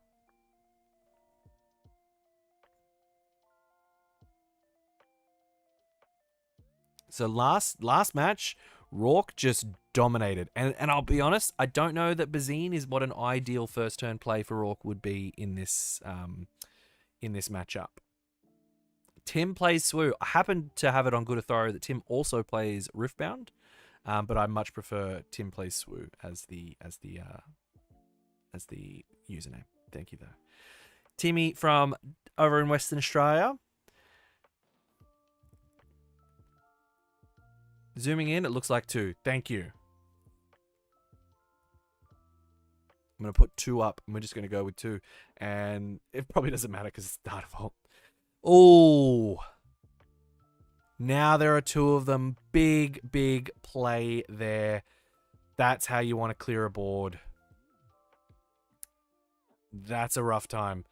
Now, did he get rid of that spy token? Because that spy token shouldn't be captured. It just goes away.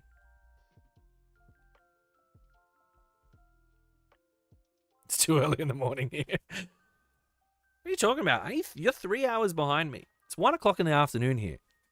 What does that mean? It's like 10 o'clock? I woke up at 10 o'clock today, so I'll forgive you this time. I fucking can't believe I slept in that badly. I mean, it was good. Clearly I needed it. I hadn't caught up from all this missed sleep from Melbourne.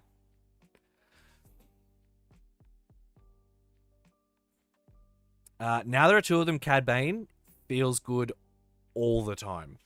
All the time. It's never a bad feeling.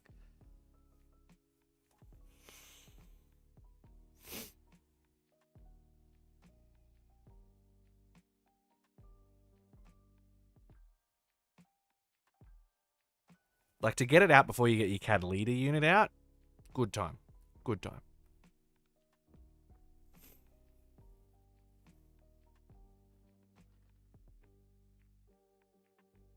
I believe lunch is after round 3. Raymond, watching from Argentina. Man, there is an international crowd in this chat today, and I'm fucking for it. Let's go. How is it over in Argentina? Liam, man, I've got board games in Malaysian tonight. Almost certainly going to miss the finals. No, brother. Take it on your phone. Take an iPad. Take something. You're good. Bring your phone. Just ignore people. Malaysian food bar? Man, I'm hungry. It's 1 o'clock here. It's only 12 o'clock in Brisbane. So these bastards are going to make me hungry.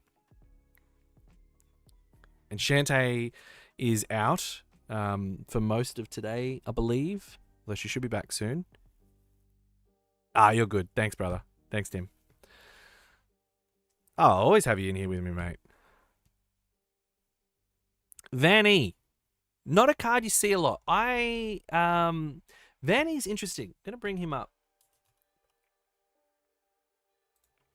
I live to serve. Vanny. 2 costs, 2/4. When played on attack, you may defeat an experience token on a friendly unit. If you do, give an experience token to a friendly unit.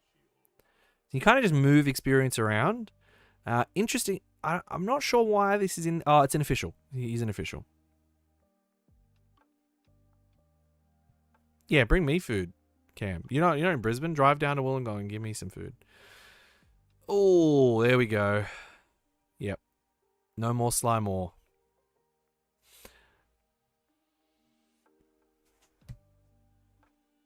What answer does he have to this Cad Bane?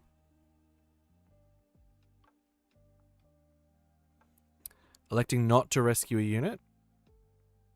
Oh, that'll do it. That will do it. That can be the... Look, as much as it is nice getting a Cad Bane in, the sucky thing is when it dies, he gets his units back at full health. And, now Jacob has a board again. Sometimes with Cad, you really want him to be the kill shot. Fuck off. I'm an hour and 20 minutes away from you, you whiny fuck. Go drive to Brisbane. Do the 10-hour drive. I'll be honest, I thought about it, but I'm doing stuff with kids tomorrow, so I'm not going to Brisbane. Have my kids this weekend. Although my kids are with their mum today. He's got a lot of cards going into 6. Fortunately, there's a lot on board here. Can't really make out what he's got in his hand. The only good thing about the gong. It's true. And I'm not even Wollongong. Ah. Aria showing some love for Rourke. Love that. The man's in cosplay today, Aria. What's not to love about him? If I was there, I'd have kissed him on the lips for that cosplay. But also I wouldn't. Even if he wasn't in cosplay, I probably would have. 2 damage to Sutton. Yeah, okay. You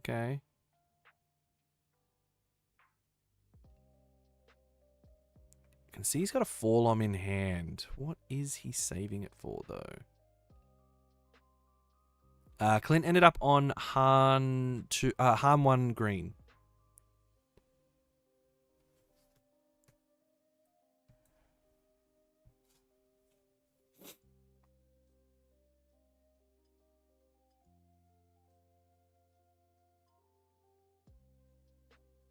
What? What did he play to get rid of the Van E? Oh, he ran Cat into it. Yeah, okay. That makes sense. Pud Luther Greens from South Carolina, USA. Welcome. I'm sad he didn't do the blue paint. I know he sent me a photo. It looks sick, though. The outfit looks sick. The blue paint would have been next level. That would have been so off-putting sitting across from him as well. Just fucking this blue person just sitting in front of you. Would have been for it. I would have been for it, but fuck, off-putting as hell. Look, I am loving where everyone is from today. This is sick. So we got South Carolina. I think someone said they were from North Carolina because I did that weird southern draw when I wasn't supposed to. Had someone from Argentina. This is a fucking international stream we've got going here. Florida. There was a Florida as well. I'm loving it.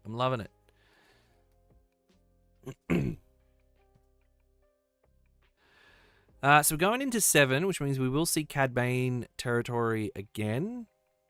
But we are getting up to Puerto Rico. Buenos dias. Welcome. That's sick. I'm fucking loving this, guys. Perth, that's another country. Might as well be international. We got Perth, we got Sydney. Yeah, I called it. Andrew, Brizzy, why aren't you here? Why aren't you playing? Or are you playing and you just finished your round? I'm going to have a little melee check-in. Mississippi, fuck yeah. Now, of the Americans, who's going to Worlds? Who are we going to see at Worlds? Because I'm going. I'm going to be there in Vegas. All right, we've got some reports. Let's have a look. Just going to refresh, see if there's any more. 4 tables have reported. And none of them are baddest boys. These guys are taking too fucking long. Auckland, some New Zealand. Tuning in from the People's Republic of the Congo. Fuck off, Dale, you dickhead. Also, it's the Democratic Republic of the Congo. If you're going to do it properly. Maryland, sick. Got to prepare your social media history for your US trip. Really? What do you mean? Mine's just... My social media... I mean, if you go on my Instagram Reels, it's just goth women. Look, I can't help it. I'll go over hit the lottery. Yep. I said peoples. It's not peoples. It's Democratic Republic of the Congo. It's not the People's Republic of the Congo. I need a tissue, but I'm not going to leave one because I'm wearing pajama pants. It's fine. Oh, no good to me dead.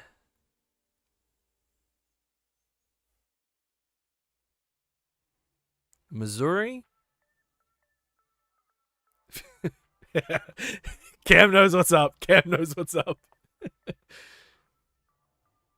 Hell yeah, Anthony. We'll see you there, man. Make sure you come say hello. My plan is to go to Galactics, and also thank you, Tim. This is why you need to be here, Tim. For this reason, I'm so shit at it. I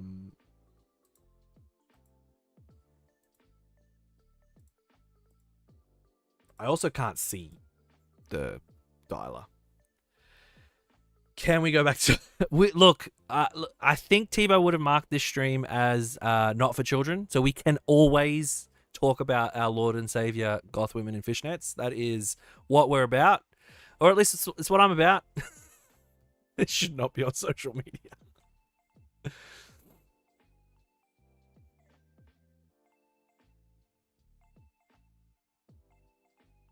Shantae cosplayed as Wednesday Adam for no, I shouldn't say for me, it was not for me, but she just did it one day. Oh. See, Tebow knows what's up. He knows you can't put me on stream and not have it marked as mature audiences. Alright.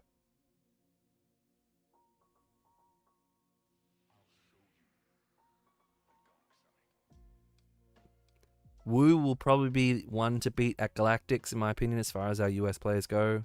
For sure. I mean, I'm going for the experience. I'm not going because I think I'm actually going to win anything. I've got 55 delicious SWU points, so 45 more to go to qualify. But I will be going regardless of qualification because I'm keen to play in whatever side events. I'm just keen to have a good time. Get some of those tasty promos that I missed out on. Although I do have a couple now, but be keen to get some more of those. Is that 19? That looks like a 2 now.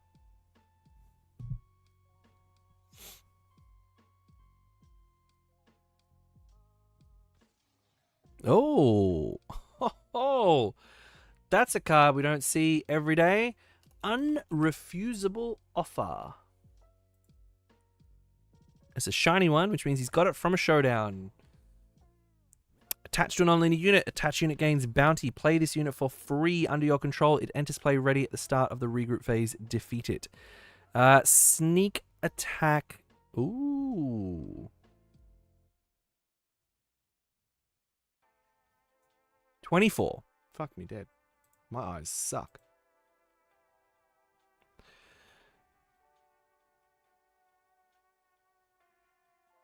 $24, going to go to 29 with the swing from that droid there.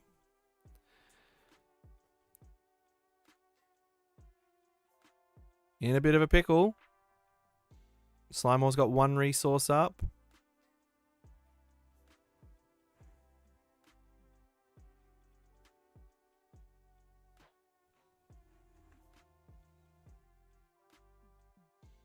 Yeah. Kind of got to go with your play.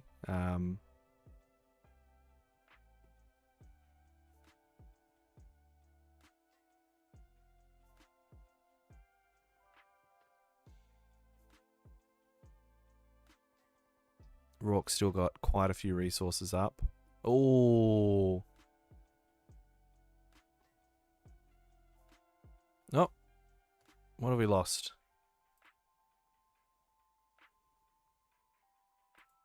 No, we're back. We're back. By the time I went over to Discord, it was all good.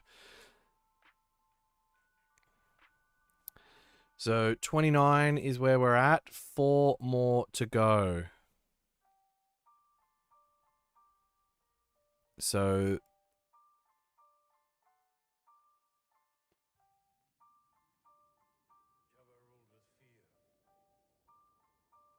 nah, he didn't.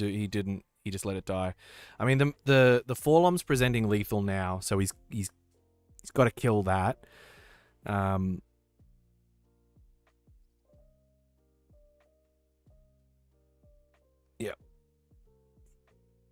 Just gonna put 3 on. Can Jacob put 10 damage into base this turn?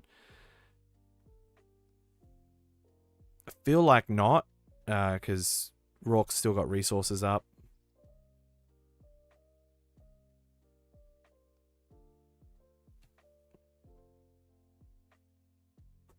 Oh, is it? Ah, okay. he had the Ruthless Raider in hand to ping for 2, so it was GG's there. Yep. Rourke takes it away. 2-0 against Slimore Dartavolt. Well played, Jacob. That was tough. That was a tough matchup for Jacob, I think. Heavily unit-based decks, CAD does kind of feast into. So Rourke is moving into the 2-0 territory for this PQ. We are going to check in, because that was... Oh, there's a lot of matches that are reported now. We're going to see where they're all at. All right. So... Clint hasn't reported in for his. Neither has James or Scott, although Scott's playing Yoda. Although he's playing against Lando 2 Tarkentown, so it's probably a good sign that he hasn't reported in yet, because that deck's fairly aggressive. But we'll see. All right, those in the chat, what are you guys playing? Tell me the leaders decks you guys have been playing lately, and what are you finding fun? What are you finding, is dominating? Is it not fun to play into certain matchups? Let us know.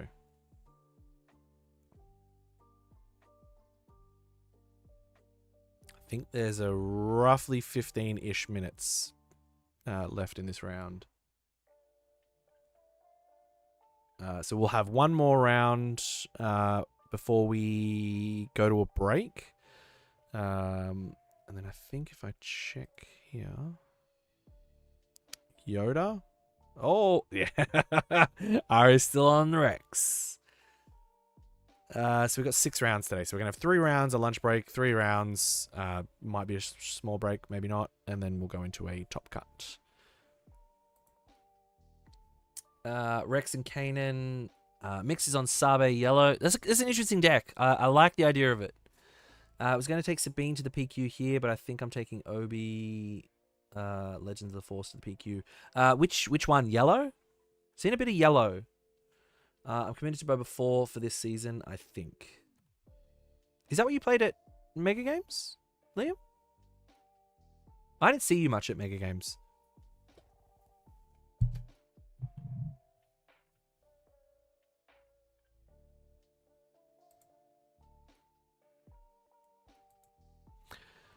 All right, everyone. Remember, hydrate. It's necessary. Virgin's Temple. I've seen a little bit of that. Kira Red. Yes. When you topple the summit on your flip, you're just saying a big fuck you to your opponent. I love it. It's so good. I don't know what else it does, but I love that. Tim's on Yoda. Yep. You're on Ray. Okay, yep. That makes sense.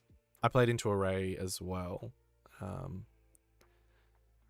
Was expecting a bunch of CAD. Was I the only CAD? No, Rourke was there too. 2 CADs. Topple and Kira Red is just cooked. Because you gotta have like what?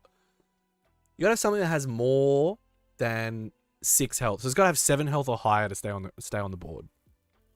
That's wild. I ran to Han 1 green in Scott, CAD green. Oh, there was a CAD green. That's right. There was 3 CADs. Yoda green, Han 1 green in Clint, and then Twilight Obi blue. Yep. Twilight. Oh, that's right. There was that double blue Obi Twilight monstrosity. I remember Clint and Scott both ran into that. Scott won. Clint did not. I'm pretty sure.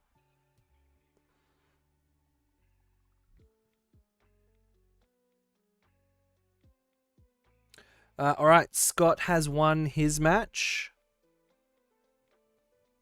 He has reported in. So we are still waiting on James and Clint and 3 others. There is a Cad Blue up there today. Kalis Henley is on Cad Blue and is paired into the Pat player with Fred we just saw on stream in round 1. So that... Oh, and Kalis won that 2-0.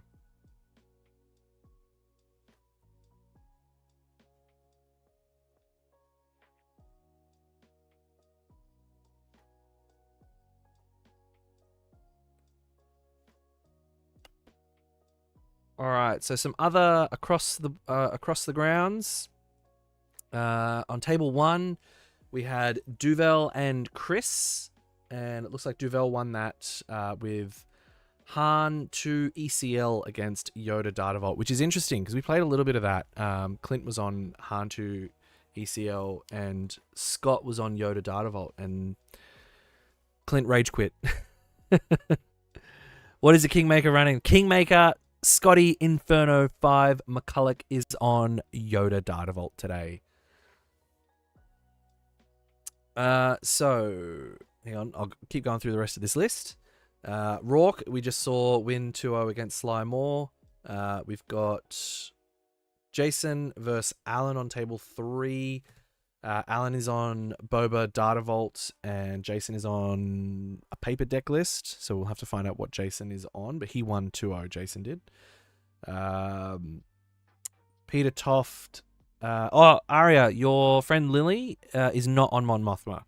Lily is on, she's on Han 2 ECL and lost to Boba Data Vault, Peter Toft. Clint's report we don't have yet.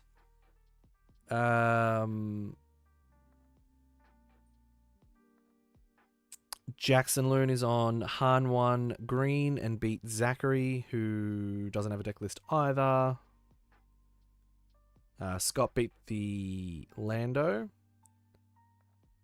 And Brett versus Dylan. Brett is on Jabba and Dylan is on a paper deck list. His paper deck list's killing me. I like information. I love having the information. Sabe won their matchup. There's a Mitch. There's a wild Mitch in the stream.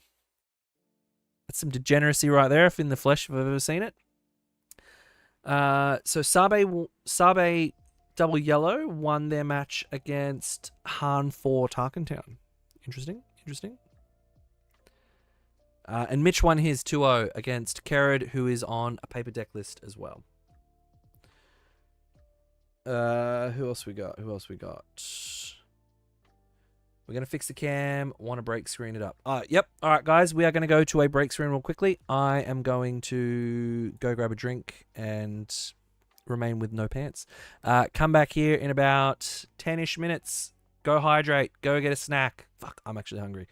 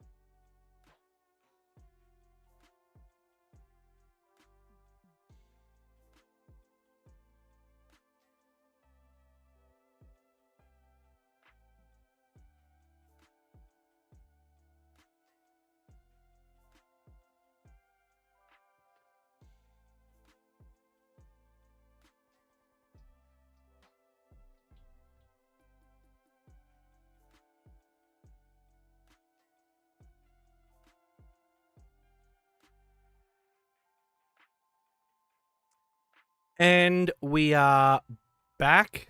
Whoop. They've done something to me. Hang on. Let me fix this up.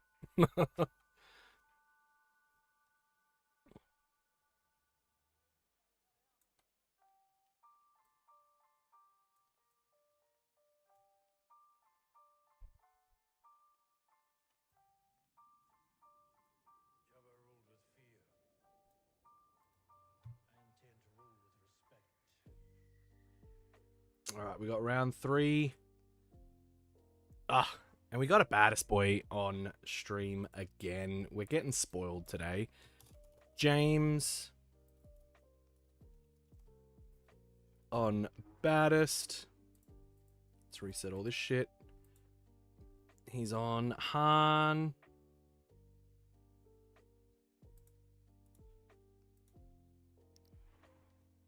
Oh, I've gone the wrong way.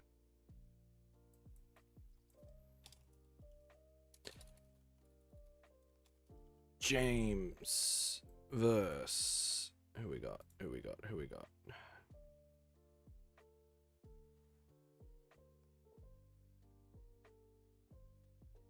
Okay, no, it's not.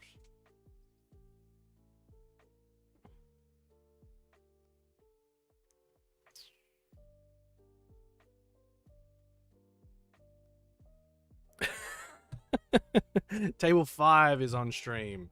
We do have a James. It is just not our James. So we do have some friendly fire going into round 2 with James versus Scott.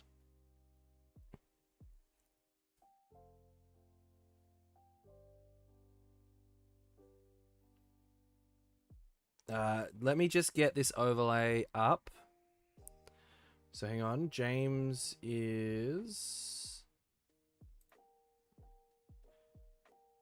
is on Lando, so I did have it right the first time around.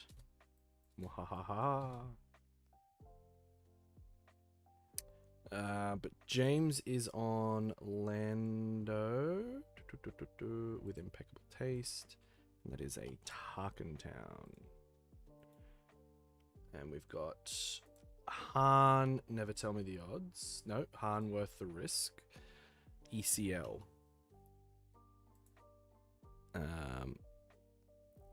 Already off the bat, going into 8 damage. When did James get a new arm tat? Yeah, I reckon. No, it is not James who is on Han. It is Duvel. Give me 1 sec. All right. We're up. We're hot. We're cooking. Let us get to it. 2 quick decks. And now, commanding lead here. Commanding lead. I hope in the break everyone had a snack, maybe had some lunch, got hydrated. I quickly wolfed down some noodles. I am cracking my one and only V of the day. This is how I get caffeine because I don't drink coffee. Tebow, I'm only having one. It's the only one I've got. I'm not going out to buy more.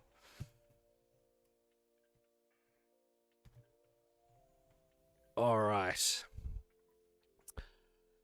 Doom, doom, doom. Hot and fast out of the gate by the Lando player here.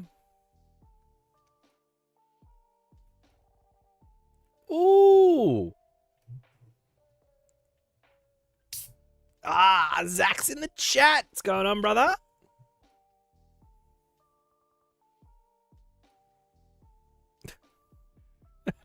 I knew as soon as I said it, something was going to happen. I don't like coffee. I don't like the taste of it.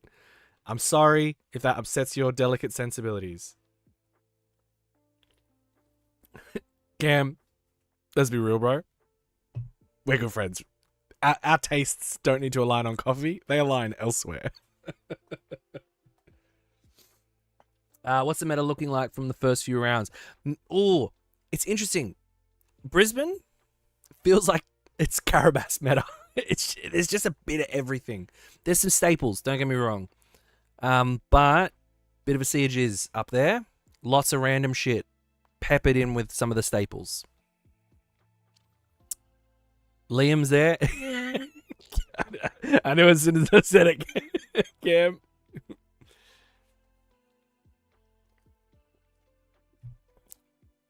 Yeah, Shantae's tried to get me into it. She loves coffee.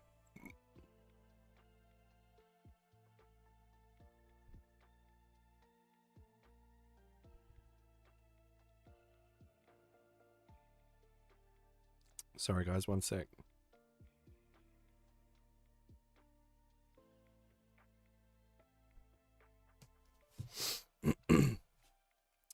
Now, this Lando's putting pressure. 17.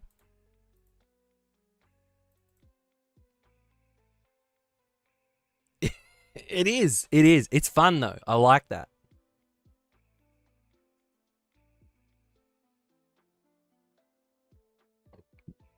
Oh, pardon.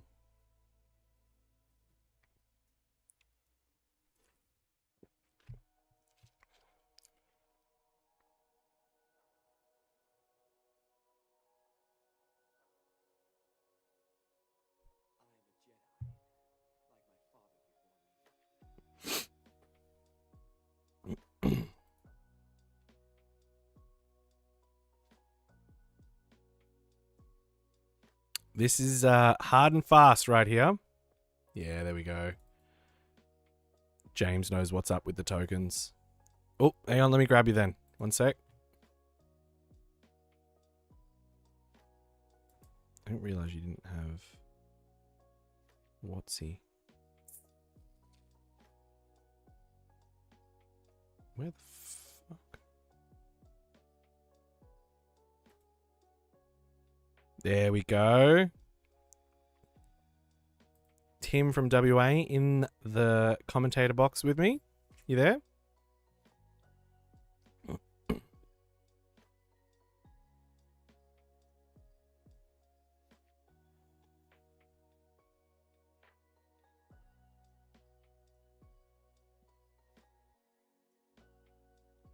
Hello, can you hear me? Can hear you now, mate. You're there. I am going to... Yep. I think you're muted on Discord side. Oh, I am. Yes. Hang on. Just going to reduce your sound. Give me one sec.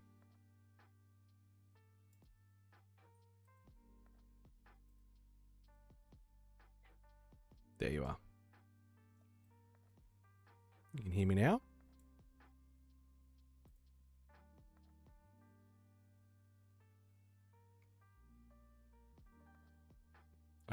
I'm hoping I don't have an echo either in the stream, but please tell me if there is an echo.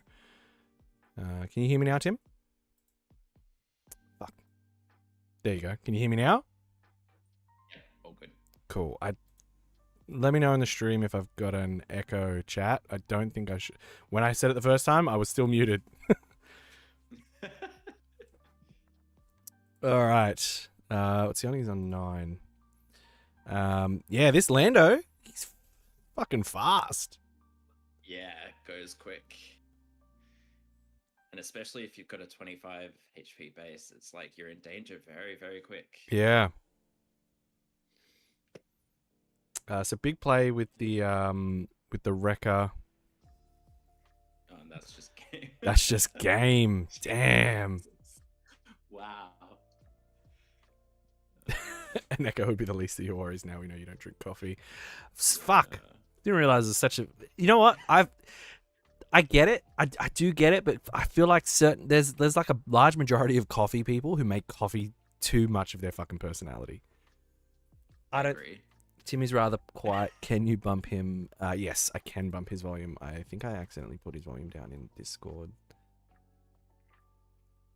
How does Tim sound now? Hello. How do I sound now? Oh, hot. Let's hope it's good. Hot. Always. Look, yeah, I'm a coffee person, but some people do make coffee too much of their personality. Yeah. So. I think. Hang on. I need to adjust you a little bit more, actually. I think I need to turn you down in Discord, but not in OBS. Okay. Sounds good. Coffee's like TCG, fine to enjoy different flavors, but please don't make it your whole personality. It's true. That's so true. I mean, you're talking to people that have made SWU their entire personality. Fuck So. it, right? Jesus Christ. That's so fucking. Nah, we'll just talk about Riftbound all day. It'll be fine. Yeah, we can talk about Riftbound if we want. Yeah. Game on needs to be yeah, I know. They've I think the issue is the mat is straight. The camera is slightly off tilt because of the mount. But also the scene within OBS, the actual like where the camera is, can probably move to a bit to the left because it slightly overlaps the overlay. Yeah, I just saw that then when you point. Yep. All right, let me just fix this bit here too. I'm gonna lock it because I keep forgetting to do that. There we go. I'm just gonna put a fan on, but let me know if you can hear it through my mic. Oh, good. I've got one on too. Also, most coffee is trash. So I totally understand people not enjoying it. The Han score is cut off by Game Boy. Yeah. Yep. There we go. Yeah. Cool. So James won game 1 with Lando. Yes, he did. So we'll update that.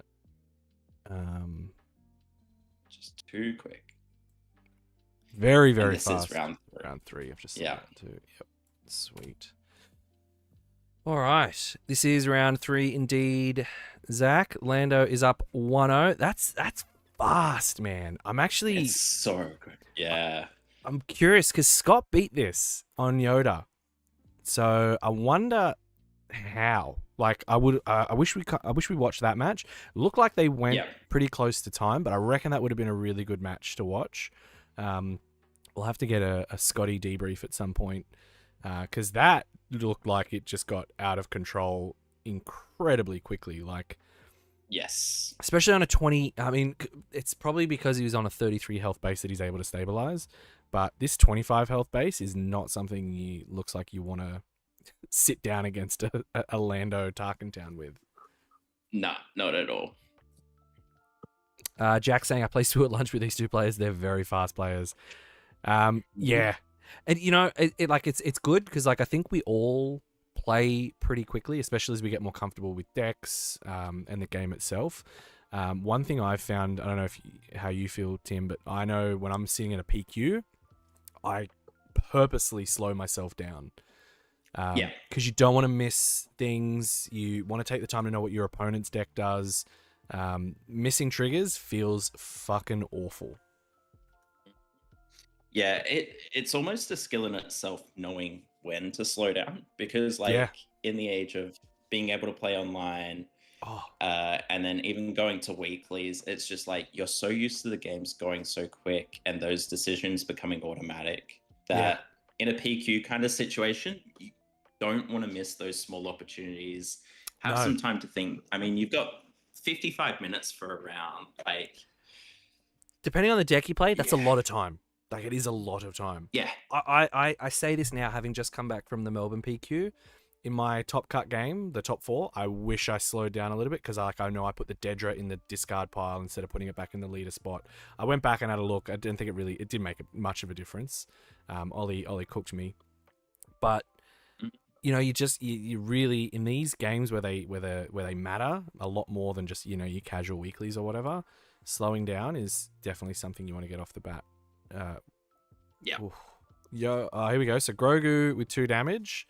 That can be a menace to decks like this with these low HP units. He's just going to be, flinging shit around. He's going to want to get rid of that real quick. Yep. Now, the interesting thing is maybe you don't Tarkentown with this. I don't think you do because he's going to kill the layer. Nah. And the other thing's a 1/3 in the sky, so it's not going to die. Bounty Hunter's Quarry. I'm almost considering. Yeah.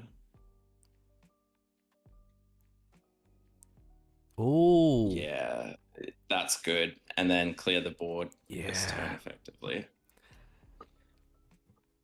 So Han, I think, depending on how much you've practiced into this deck, I know Han 2 ECL is a fast deck as well. Yes. Yeah. But I think it's not as fast as this. So I think it might be that the mistake that Devel made first game was trying to out aggro something that's faster than you. Which is a problem, right? Like, especially if you're not used to it. I know, like, I haven't played aggro in a while since like since Kylo 2 Tarkin Town. But I know when you used to sit down across the table from a Sabine player, even good Sabine players aren't used to being the control. So you could usually snake it and get fast. Whereas, like, I played a lot into Clint, who got really good at playing into the Kylo 2 Tarkin Town matchup, who got used to being the control. Yes, yeah.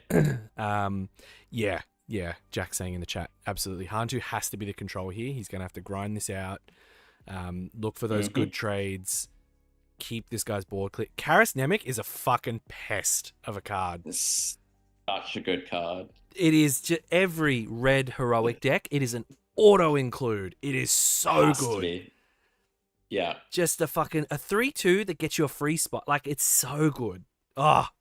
And the spy comes in ready. I was teaching one. Yeah.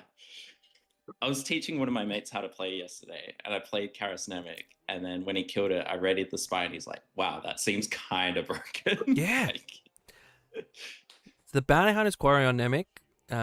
What's he got to get rid of it, though? And does he want... He's got a Sabine unit in hand. He actually... Is he going to ECL? Yep. That's interesting. Okay. 2 and 1 to base. MJ's saying Leia shouldn't be dead. I think that was right, because Leia ran into Grogu and should have 1 health left. But they both didn't catch it. So yeah, MJ, I talked a little bit about this at the start, because there was, in the first round, there was a lot of missed triggers with Bazines and stuff. It's difficult when I'm in the comfort of my own home commentating, because I just don't have that direct line. If people miss triggers on stream, they just miss them. And it feels bad, but it is what it is.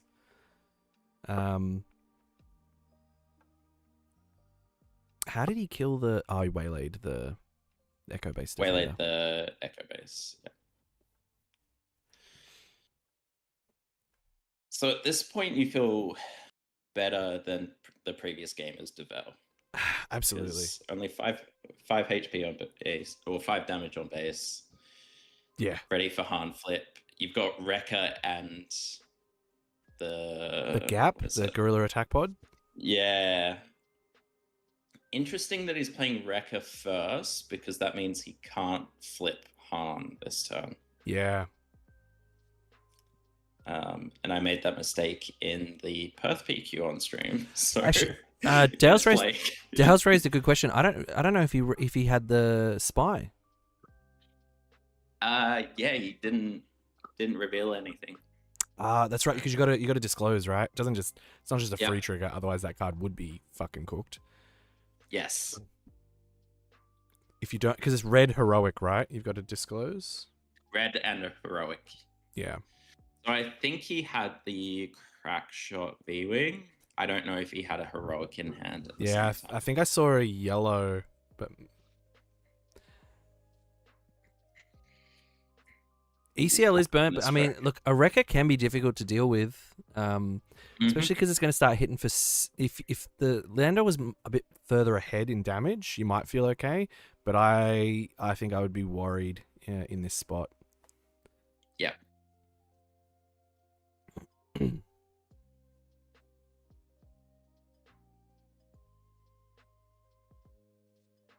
Yeah, I think Han might have this to push it to game 3. Yep. Personally, I love the non-involvement, guys. It allows players to play their games pretty much as if they were a table over. You would never know about these mistriggers if it wasn't sure. Absolutely. That's a fair point. I think it's two sides, right? Like, I want them to play accurately, but you're right. If they were 2 tables down, we wouldn't catch these things. So I think it's kind of is on the players. I think in Top Cut, very different. If you're on stream.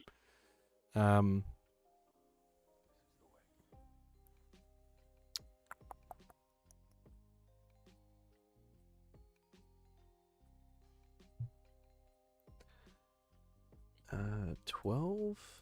Yeah, much. 12 to 8. Much further behind you. Oh, it's 9. It's 9. I can definitely count 9. That weird one. That one different token is. Why are we doing this? What is happening? Uh. So I mean, Lando's got a lot out on board, but I just don't know that it's going to be enough. Oh, surprise strike. Okay. Daring raid. Daring raid? What are we doing here? He knows now he's got a daring 17. raid. So 3 from Falcon. I think it's 2 from the other ship. So 5. And then daring raid 7. Takes him to 24. Which is not going to be enough this turn. Oh, no, it might be. What's the glare on this last card at the bottom underneath the Bounty Hunter's Quarry? It's the crack shot V-Wing. It's the 2-2. Okay. Yep.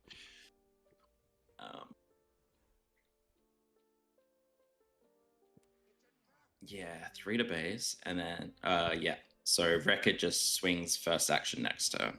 Yeah. Oh, thank God. Duvel, the MVP. Yes. Han's still got the Gorilla Attack Pod as well. So oh, he can yeah. take it to 22 and then Attack Pod for the win. Yep.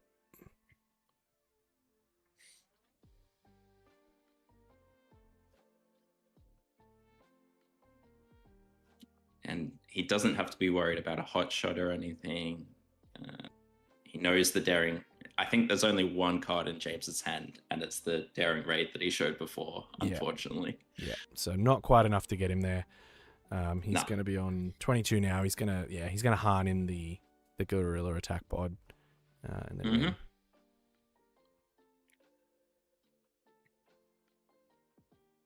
Yep.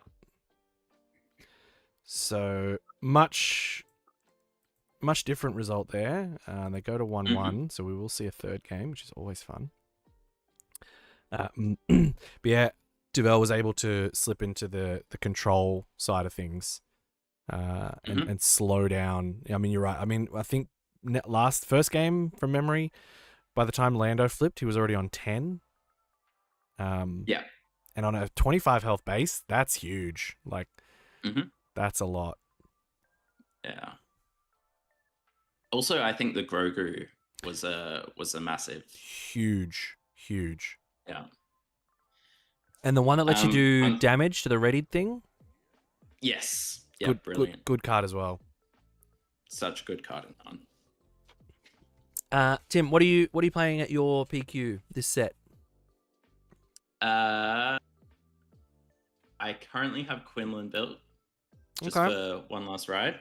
Yep. There's a possibility I run it back with Sabine Yellow. Okay. Or as a smoky to really trigger people, it's Piet Red.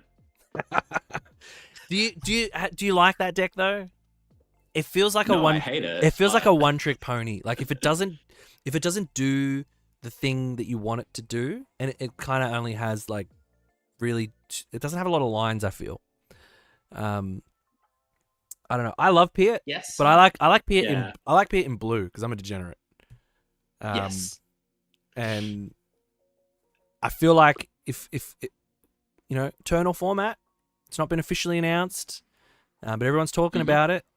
If we're gonna see like Django make a big comeback, shit like Piet Blue and Palp, it's gonna be wild. It's gonna be the wild fucking West. It will be a wild format.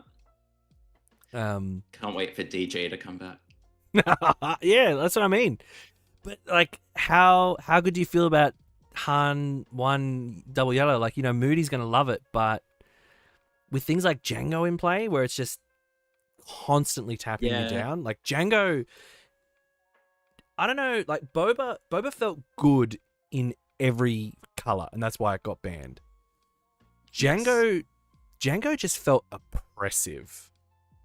Like that, I remember that one tournament where it was like 70% of the meta, or something ridiculous, and it's like with Boba, I never felt like Because back then I was a pout player. Every time I sat down across from a Yes. boba, I was having a great time.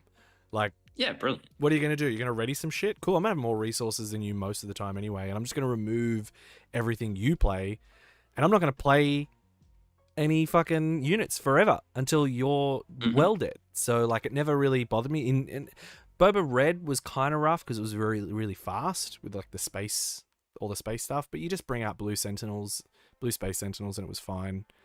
But Django felt like it oppressed every other deck. Like, if I played hard control into Django, which I did a bunch of times into Tebow, I won most of the time. He'd get a couple of snag wins, but more often than not, like, the control matchup was beating the Django.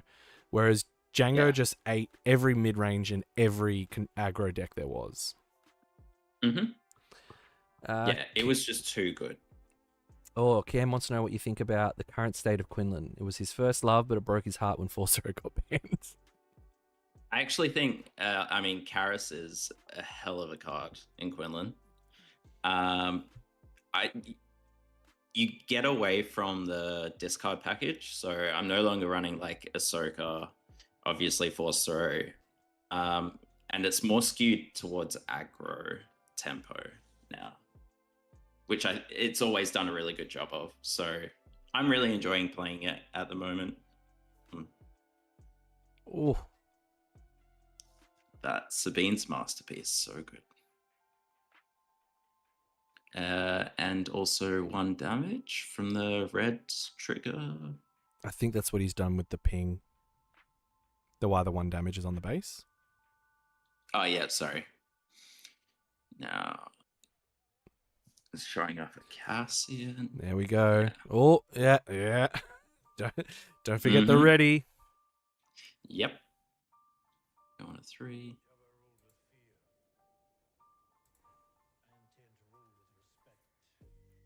And 2. Oh, he's got his own Karis. Oh, the blaster just went in the row. So he's going to try and push a lot of damage here. I think we're going to see that trade.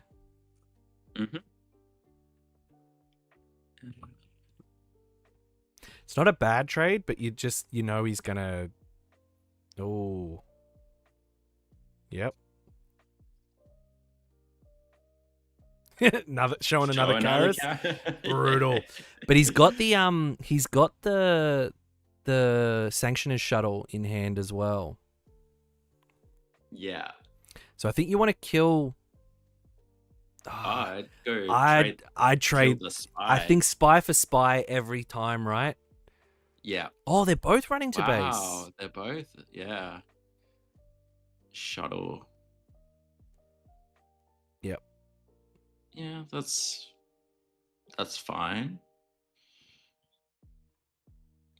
And Lando flipping on 4 is just, and gets the hot shot for 1. Because he didn't put it into the row. No, he did. But Lando ability, play a card using smuggle, it costs 2 less. Oh, it's 2 less. Yuck. Yeah. Yuck. Jack saying, yeah, spy. I think if you've got a ready spy and they have a ready spy, spy for spy is always the right play. I mean, I know in an aggro deck you want to push damage, but I think not letting them have a spy is... And you still keep a spy, I just don't know a time, unless it's for fucking lethal. Like, I think there's never a time where you shouldn't be making that trade every single time. Yeah. Oh, gonna go down onto the ground. He's gonna ambush into Lando. Yeah. Lando's a 2/4, isn't he? So he's only 2/5. He's a 2/5. Yeah. Okay. So 2/5. Yeah. So he's only gonna take 4 back with that hot shot. Yeah. James has one of my favorite cards from this set also in there, in the Kazuda. Oh, yeah. That's not bad in this, right? +2/+0 when you've got less resources. He's got Raid 2. Yep. Yeah, I feel like Duvel should have done that last turn. If James didn't take the trade, I think you jam that trade. Oh, fuck. That is so gross. It's so gross. So he's going to punch. So 2. That's for 4. For 4. Yep. And then give another unit +2 for this turn. So then that other thing's going to hit for 4. Yeah. Going to put him to 20. Go to 20. That's... Wow.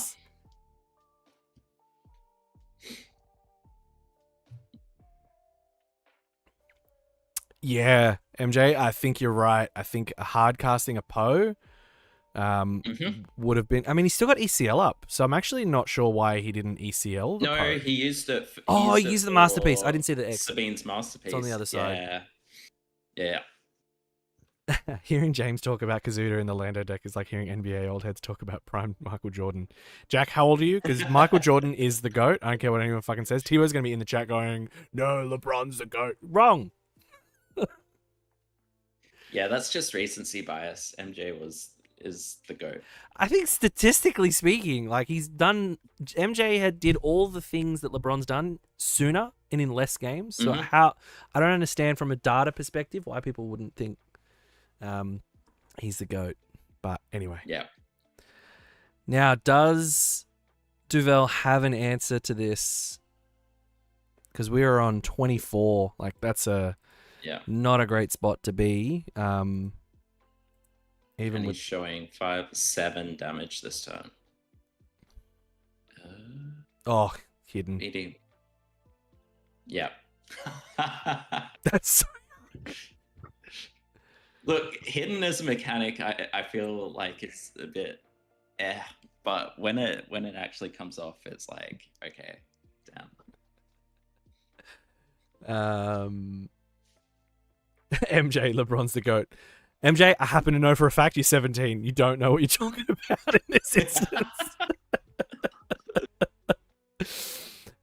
Jack, my age doesn't matter. We all know the GOAT is actually the refs in March Madness. Fair play. BD1 is the GOAT. BD1's brutal, right? I mean, look, at the end of the day, if he's got a hot shot, he just claims here and wins. Any kind of pump, BD gets the kill off. The other thing... He only needs to deal 1 damage. So... Oh, he's on 24. That's right. Yeah. So, yeah, that's brutal. The hidden BD. There's the ping 1. Fuck. Yeah. Got it. Yeah, he's got it. Lando. That is a fast deck. That is wild. Yeah, I'm wondering Duvel maybe tried to hard mully for the Grogu but didn't get it. Because that was a better start for Lando as well. Liam, anyone know anything much about the new digital Star Wars card game that got announced? No. The only thing I've read is that the guy one of the main creators, has been involved in multiple failed online collector card game things. So, I don't know. Cam's Lando Showcase Stonks looking up. I mean, if it wins, maybe. Yeah, I think in this third game, I didn't think Duvel was in a bad spot. Like, he wasn't in a good a spot as he was in game 2. Lando didn't get to go as fast, and he did all right at controlling. But some of those turns where he's just spewing units out, and you just can't deal with all of them, and then all of a sudden they're getting pump and armed to the teeth, and playing a hot shot for 1 is disgusting. It is ridiculous. I do wonder if the early Sabine's Masterpiece ECL was the right play. Especially, I'm pretty sure he had Poe in hand from fairly early on. Yeah. So. Yeah, and that's really what you want to do, right? Like, going into your turn 5 turn, having a Poe with ECL up. Mm-hmm. The Grogu was sideboard cards. Interesting. Yeah, makes sense. Because, like, in a vast majority of matchups, you don't want to play Grogu as Han ECL. Yeah. Han Blue. For sure you do. Yeah. If Vader Yellow is death by 1,000 cuts. Lando Tarkatan is death by roughly 4 or 5 big kicks to the gut. We just saw it, right? Like, yeah, it's kind of this mixture. There's a little bit of subtle pressure at the start, and then just pump hard, fucking Wow. I'm actually quite shocked at how quick that was. And I didn't start the timer, so I have no idea how long we've got in this round. But after this round, it will be lunch, so there will be a bit of a break. So this is probably a good time for us to get food, because I only had a little bit of noodles and part of my V. So we will go to a break. Tim, I'll give you can do whatever. I'll give you proper access, so you can actually just jump into here. You don't need me. I've got a few errands to run today, so this might be the only time I get to jump in. All good. I'll give you the role anyway, so you can just jump in. Thank you for joining. Cool. Appreciate it. Enjoy. No, have a good weekend. Talk to you later. You too. See you later. All right, guys. We are going to go to a break. We will be back. I will find out quickly what the time is in round. When will you be back?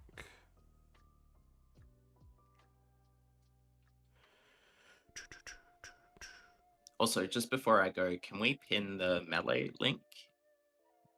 Yes. Yep. Yep. I'll do that. Cool. Sick. Thank you. Times round 4.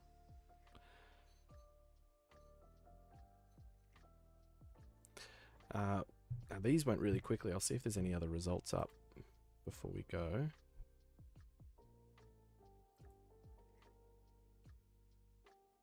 There's a few results. None of the top tables. So no word on Clint, Scott or James in their matchup. Nothing for Rourke, and nothing for... Where is Mitch? Nothing for Mitch either. We do have some results, so I'll quickly spew them off before I go. Before I break, rather. So... Table 18, we've got Ivan versus Glenn. Glenn won that one. Glenn is on Han 4 Tarkentown versus Luke. Luke 4 Yellow. We've got table 16, Lee and Dylan. They both have paper deck lists, but Lee won. We've got Kerrod and Rachel. Kerrod won, both also paper deck lists. Lily beat Zach. So Lily's on Han 2 ECL versus Sabine ECL. Zach beat Isaac. Zach's on a paper list, so I can't tell you what he won with. And Simon Rubinski versus Alan Hilly. Simon's on Yoda Data Vault with Alan on Boba 4. Simon Yoda won that one. Oh. Hang on. Reorder. Kalis, who is the CAD blue player, beat the Han 1 green. So that's interesting. And we just saw James beat out against Duvel.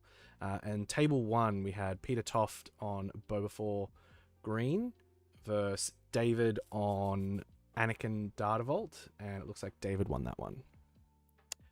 Cam, what do we say? He probably would have been dead before that if he hadn't have ECL'd the Sabine in. Probably. There was a lot up there in space. He really did have to get rid of it. All right, I'm finding out when the lunch break will end. I might chuck it back in the chat. I will also pin the melee link in the chat. I'll do that right now, actually, before I forget, because I will. I'm going to go back to a big me. We're going to go over here. We're going to chuck it in the YouTube.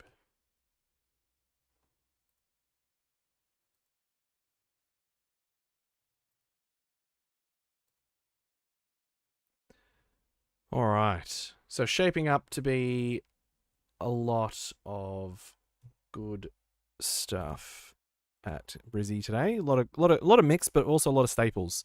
I love the balance that these guys have up there. Lee Cass is on. What is that? Hang on.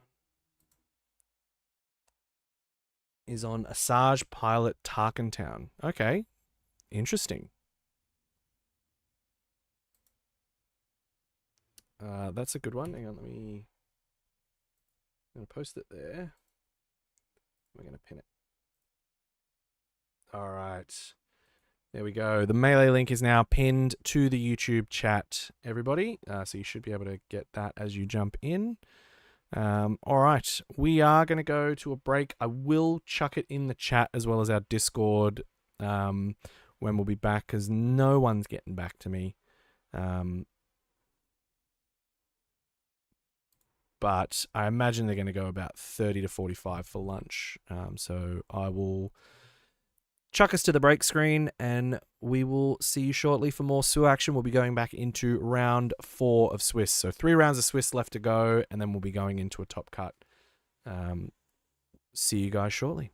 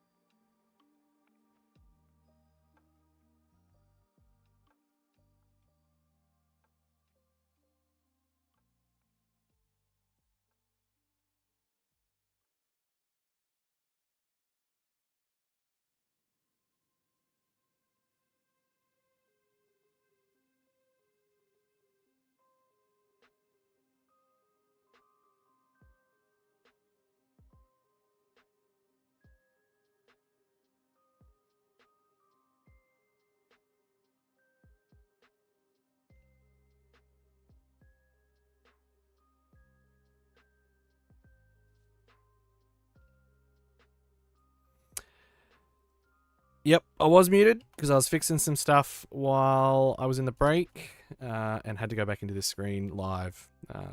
So I sneakily did it and then muted myself so you couldn't hear me. But you can hear me now. We are back for round 4 of the Brisbane Planetary Qualifier hosted by Mint Collectables.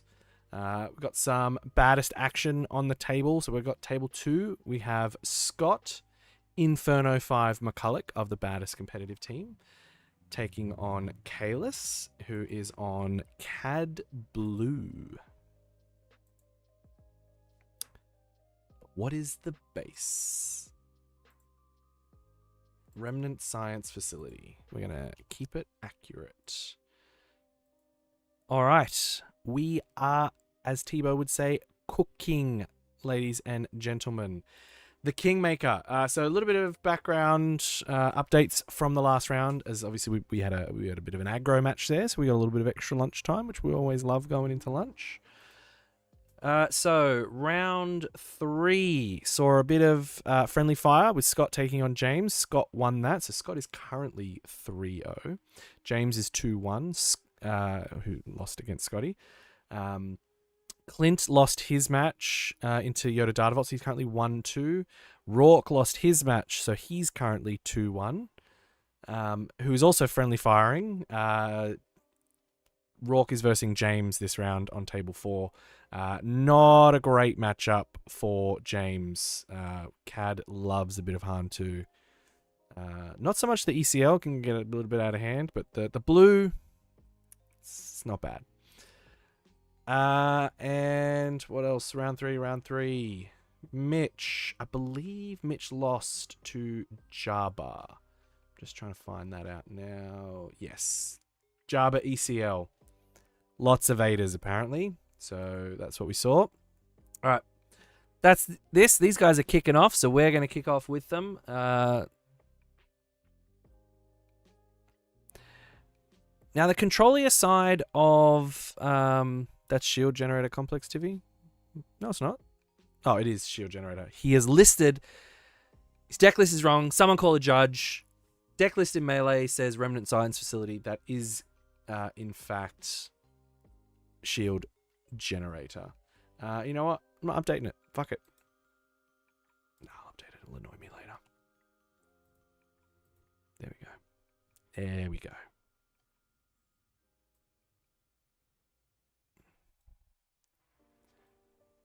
Judge. I love when I'm a judge and people put their hand up and loudly and clearly shout judge. I actually fucking love that. It's a good time. All right. Now, Scotty plays into a lot of CAD, but he plays into a lot of CAD Tarkentown. So I'm not sure what his feelings are playing into this blue-black aggro, blue-black matchup. Yoda can have a bit of a rough time into those blue-black matchups, but yellow might be okay. So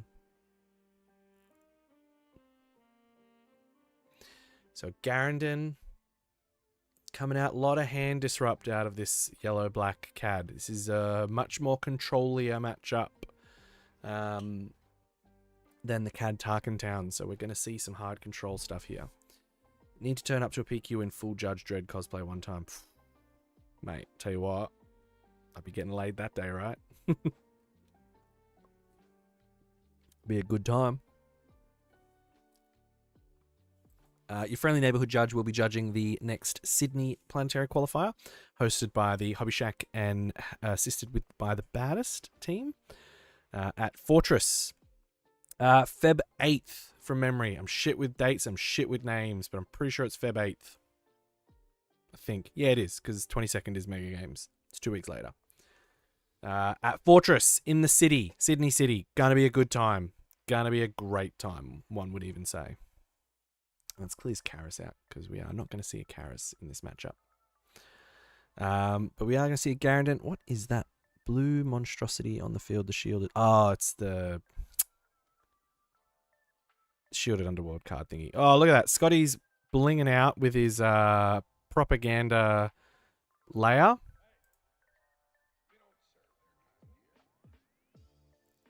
Snowflake, all I hear in the local store when Riftbound is in there is Judge. Yeah, look, Riftbound is interesting. I'm enjoying it. I'm having a bit of fun playing it.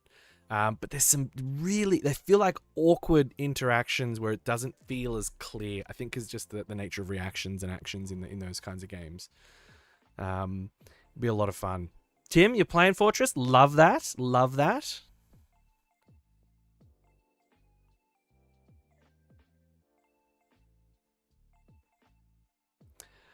Zuckus on the table. Now, this is where Scotty would fell the dragon because he does it to me all the fucking time. But we'll see what he's got out there because fell the dragon, it could be good if he's got a two cost.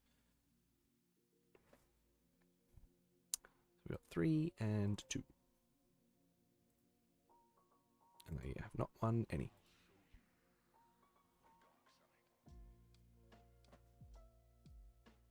I need to put your chat elsewhere.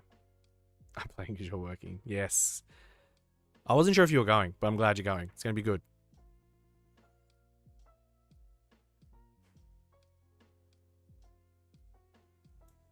There, that's where we want the chat. There we go.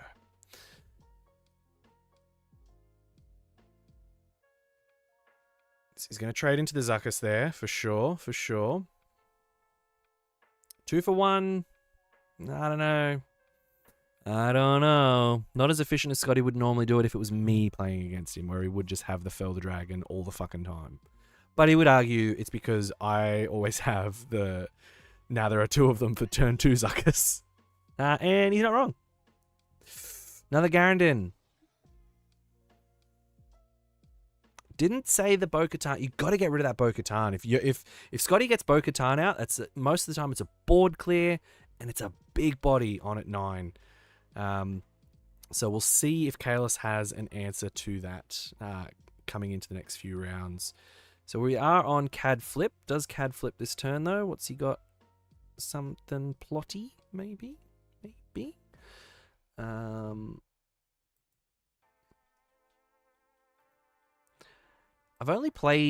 I've played against Cad Blue a couple of times, and I've only played it myself once. And it's not really my jam. But, it's not bad. It's not bad. Love me some blue removal.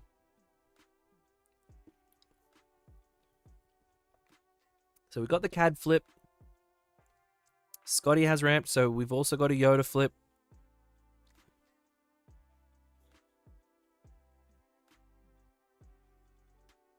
Power of the Dark Side. There we go. Say bye to a Sentinel. Now, does Scotty clear the Garandin here? No, he's going to put 4 onto base. No, he's going to put 4 onto Cad.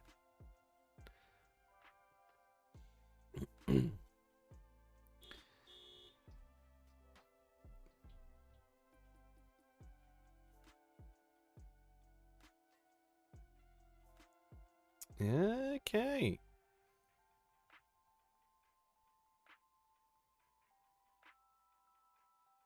So Cad running into Yoda there. Forcing the trade. I mean, you kind of have to because Scotty's going to run into it anyway. And so it's going to have 6 damage on it instead of 4. It's probably the better play here. Now, Scotty punching in for 4 and healing and bringing him back down to 1.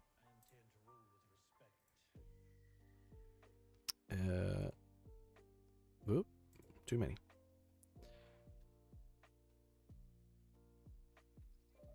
The resupply carrier. Getting a little bit more ramp up. Oh. All right. Now, Scotty himself says that in these Controlio matchups, he doesn't always want... He likes having Yoda in for the leader ability as opposed to the leader unit. So we'll see what happens here. We know there's a Bo-Katan on the field. So Garandan's going to die. And old mate there's got -3. Bo-Katan, big bomb for Yoda Blue. Bo-Katan alone. So when played, give each enemy unit -3/-3 for this phase, and then when an enemy unit is defeated, give an experience token to a friendly unit. So he's going to get rid of the Luke. It's probably a good play there. Knows the Vanquish is there, but he can't do much about it this turn.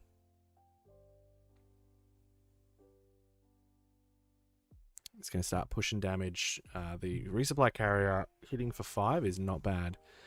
We out here in Central Florida. Oh, the resupply carrier is a good card, right? Like just a big body and a ramp. It's blind ramps. Sometimes it hurts, but you know most of the time it's good. CAD trying to get some units out here. Central Florida. It's like Orlando, right? Orlando-ish. I know that's in Central Florida. It's like the Queensland of America is Florida. Has always been the description that has been given to me. Which makes sense. No, apologies to any Queenslanders in the chat. But you know what your state's like. It's the Wild West up there. So yeah, more Americans. I'm actually loving this international stream, guys. If you're from somewhere else, so we've got Florida, we've had Southern California, we've had Argentina, we've had North Carolina. Where else have we had? We had Missouri, we had WA, we had some Melbourners. Dale was trying to tell us he's from the People's Republic of the Congo, which is not a real place. It's the Democratic Republic of the Congo. Just going to remind him of that every time now. We had some New Zealanders. We've also got Snowflake, NZ, but is in... Were you making a joke? Are you actually in NZ or are you in Southeast Australia? No, now I'm probably going to be overthinking it. Oh, there we go. CAD unit. Georgia? Okay. Yeah, I was gonna say Ohio. Fuck yeah, boys, get in here. This is sick. Vermont, Germany. There we go. Europe. We've hit the mark now. Europe has happened. Oh, hang on. I just realized my fucking door is open here. If I stand up, you're gonna see my pajama pants, guys. This is the low key lazy stream that we're doing when we stream from home and we do commentary from home. Yeah, I thought so. Brazil. Liam, I know you're in Newcastle, buddy. Good old Newy. All right, so big play. The Cad Bane unit capping the resupply carrier. Cad's in a little bit of trouble here. 20 health on base. Yeah, so he's gonna vanquish that. That Bo-Katan, though, an 8/8. It's a big body. Scotty's pulling a Sentinel out now.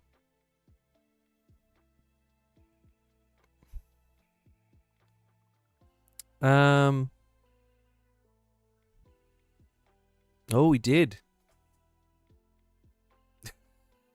Jail, at least it's a real country this time. Yes, he did miss an experience token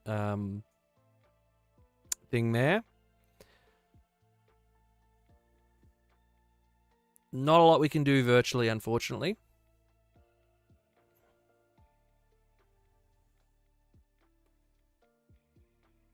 $10-10. I think it should be a 9-9.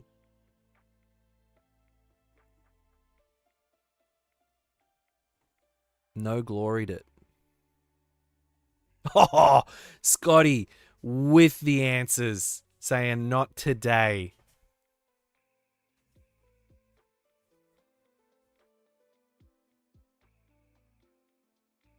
Huge. And looks like Cad's scooping at that point.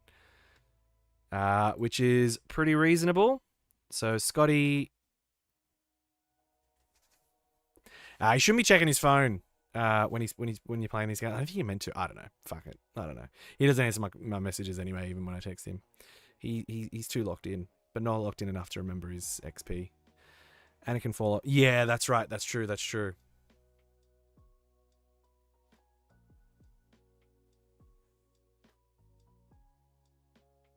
Yeah. Oh, we will give him shit. We'll be giving him shit. We always give each other shit when it's when there's missed missed triggers. He copped a little bit more, but he had Yoda that swung twice for Restore 2.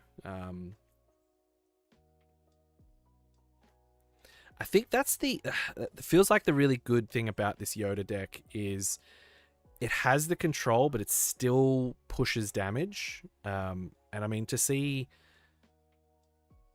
the CAD on 20 when Scott was only on like 4, like that's not a spot you want to be in when you're versing already a Data Vault that has more health than you anyway. Yeah, it can be pretty brutal. I've seen this CAD Blue run Colossus, but with not a lot of card draw. It feels like a bit of a too much of a downside to not draw that to be down a card. Oh, I'm punching a bit. I'm gonna bring my mic up here. I'm gonna sit right back in this chair. Actually, I'm gonna close my door really quickly because I can hear children, and I don't know if you can hear the children, but I can hear the children. This might sound done, but why is that with no glory? The player who plays it doesn't put it in discard. It's official ruling that discard is not a shared space. Discard is not a shared space. The owner of the card. So controller and owner are two different things. It goes to the owner's discard pile when a unit is defeated, not the controller's.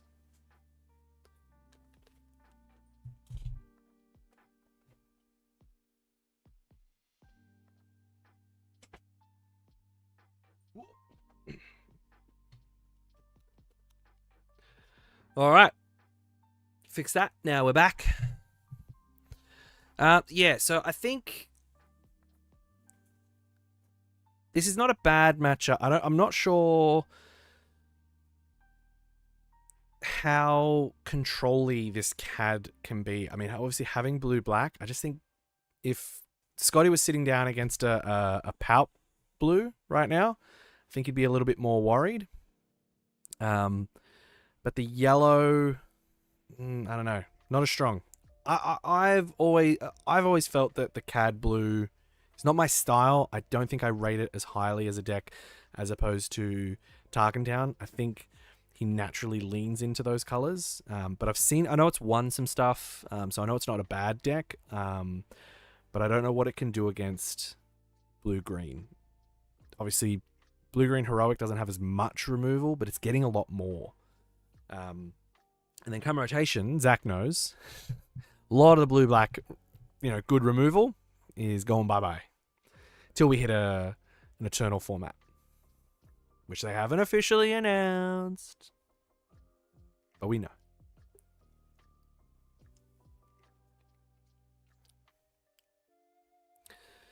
Alright, solid start from both. I mean, both these decks don't really focus on the two. So we got a Power of the Dark Side in hand.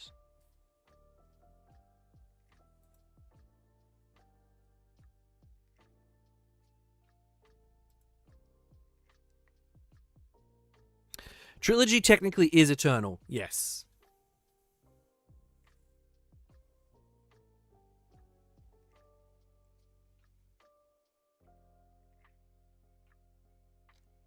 Now there are two of them. Ooh, Gonk Droid. So, boss being interesting, can't be felled. Can be takedown, but takedown is a lot less prominent in a lot of these decks. Oh, we see an Amidala. What else do we see?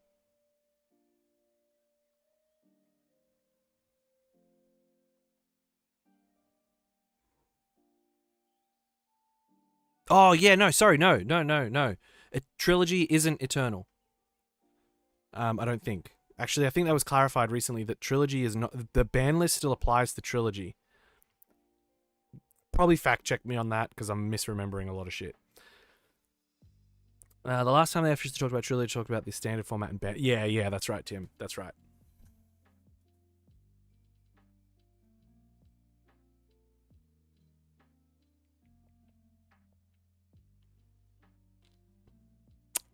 Leia is just a good card. So Leia can run in to this and sack the spy and not die. Leia. It's Amidala. I'm a fucking idiot. Alright. Amidala. Championing her people. When played, create 2 Spiker tokens. If damage would be dealt to this unit, you may defeat another friendly unit that shares a trait. If you do, prevent that damage. Really good. Yes, the ban list still applies, but it is all sets. It doesn't have rotations. Yes, that was the difference with Trilogy. Otherwise, you were just going to see people playing like fucking Boba, Django, and some other monstrosity, right? Trilogy is a game format, so you can run it with either Premiere or Eternal ban lists, I think. Yeah, so there's no rotations in Trilogy, but it is a unified deck building format, but it does adhere to the ban lists. Oh, here we go. New CAD unit. CAD Bane impressed now? Going to bring that up. When played, you may defeat a unit with 2 or less remaining HP. When you deploy a leader, it's a plot card as well.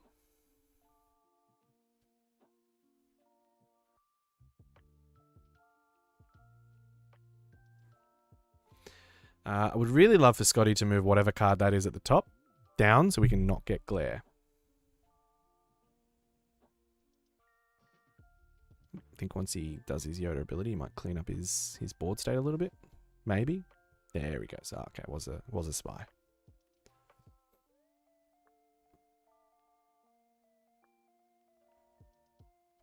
And apologies, chat. I've not been doing my due diligence with the damage on base.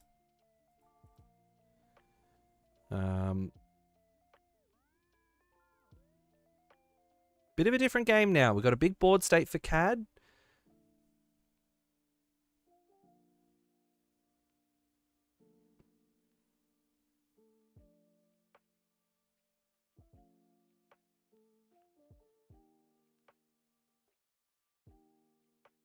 Yeah. That's fun. So McClunky's going to kill the spy. The Cad Bane ping is going to do 1, and then because it's an event, Boss is going to trigger 2 damage, so it's just going to clear the board with that. Like sometimes, you know, McClunky for a Watsy doesn't feel super great.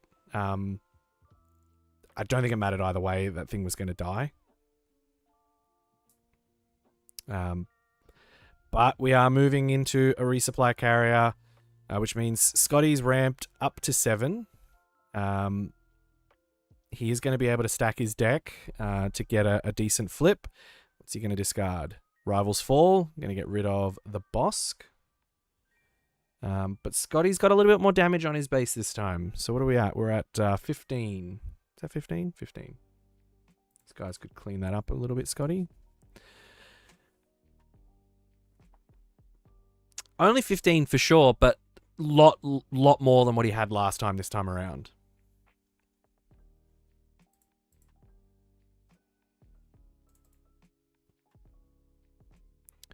All right, we're going to see a CAD flip. Is he going to just push to base? I think he will. Yep.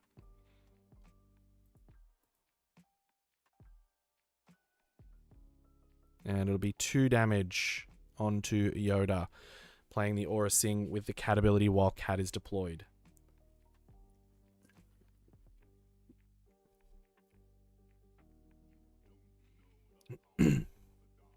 Now we're hitting bomb levels for Scotty here.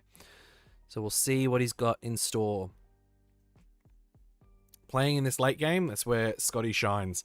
I have watched him and played against him too many times where he draws all the right things.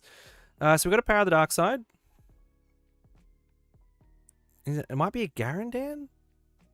Yeah, okay. There we go.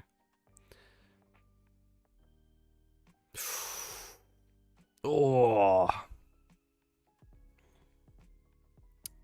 So Keller on a home 1 is going to be something you want to get rid of. Wants to see what he can bring back with home 1. I think you get rid of the home 1 here. Yeah. There's some good shit in Scott's discard pile. You don't want him to bring back an Amidala. Keller and Beck is also really good, but there is at least variance. Another 2 damage onto... Yeah. Right? Fuck. So he's going to Keller in here for sure. What does Kalis not want to see here? Probably doesn't want to see a Sentinel. And that's exactly what Scotty sees.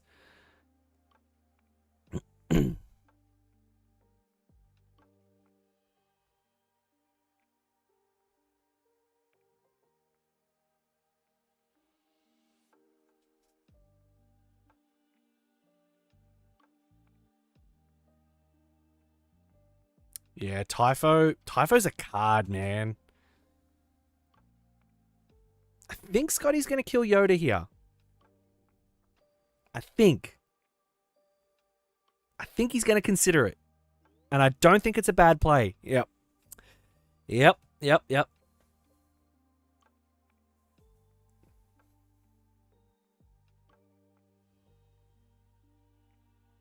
So he's going to... Is it just green that he has to... I thought he had to do... Oop. I thought it was green-white.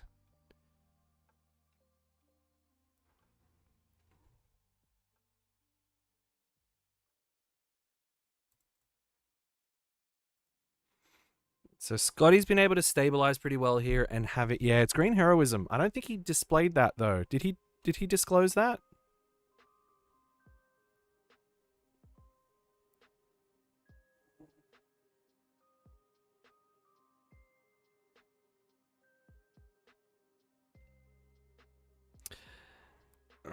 See, I think Power of the Dark Side would have been good here.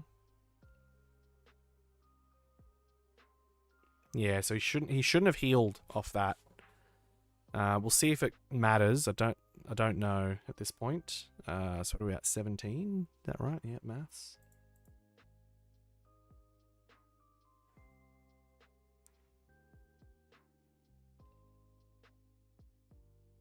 Oh, I know, right?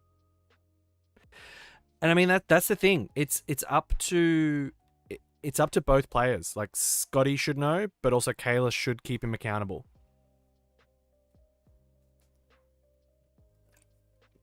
And I don't think Scott's not the kind to do it maliciously anyway.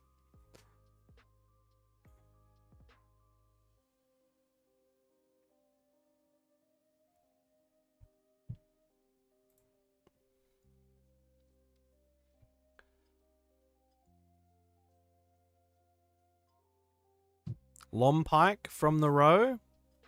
Great blue-black card.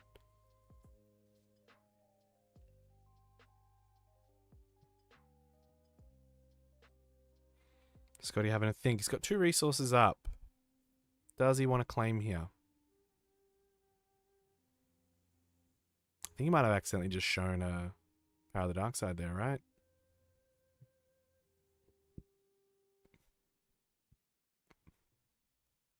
Unfortunately, Kayla still does have an uphill battle to fight.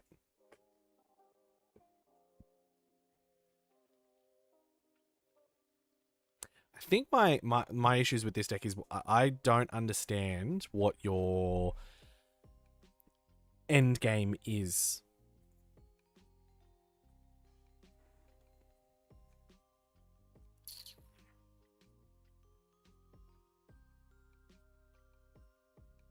Do you know what I mean? Like in Palp, you know, it's things like Devastators and Avengers, those big boys. I don't think this card runs that.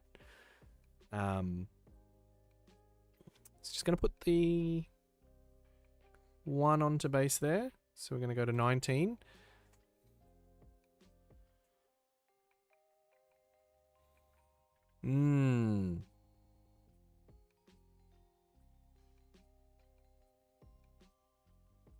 Another Typho. Scotty loves his Sentinels. So, I mean, yeah, Scotty should be on 20 right now.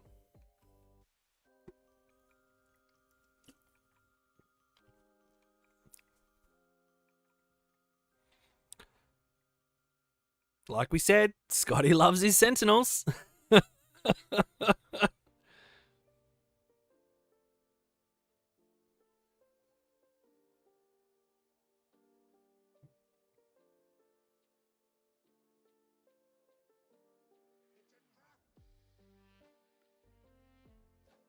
Oh, correctly calling the Rivals fall.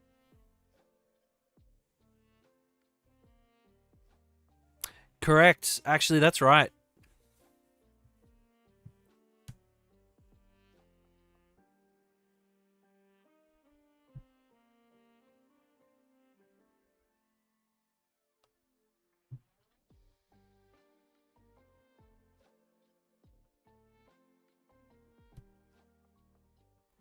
I think Tebow might be looking to join us. Let me message him back.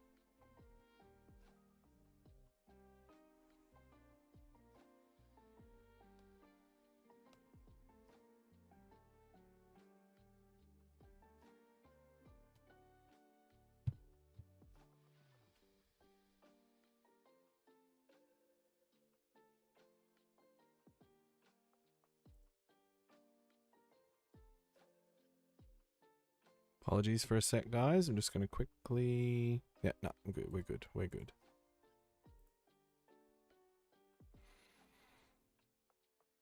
Yeah, Scotty turning it around now. Hello, good sir. Hello. Ah, here he is. You're muted, so I can hear you. Oh, yep.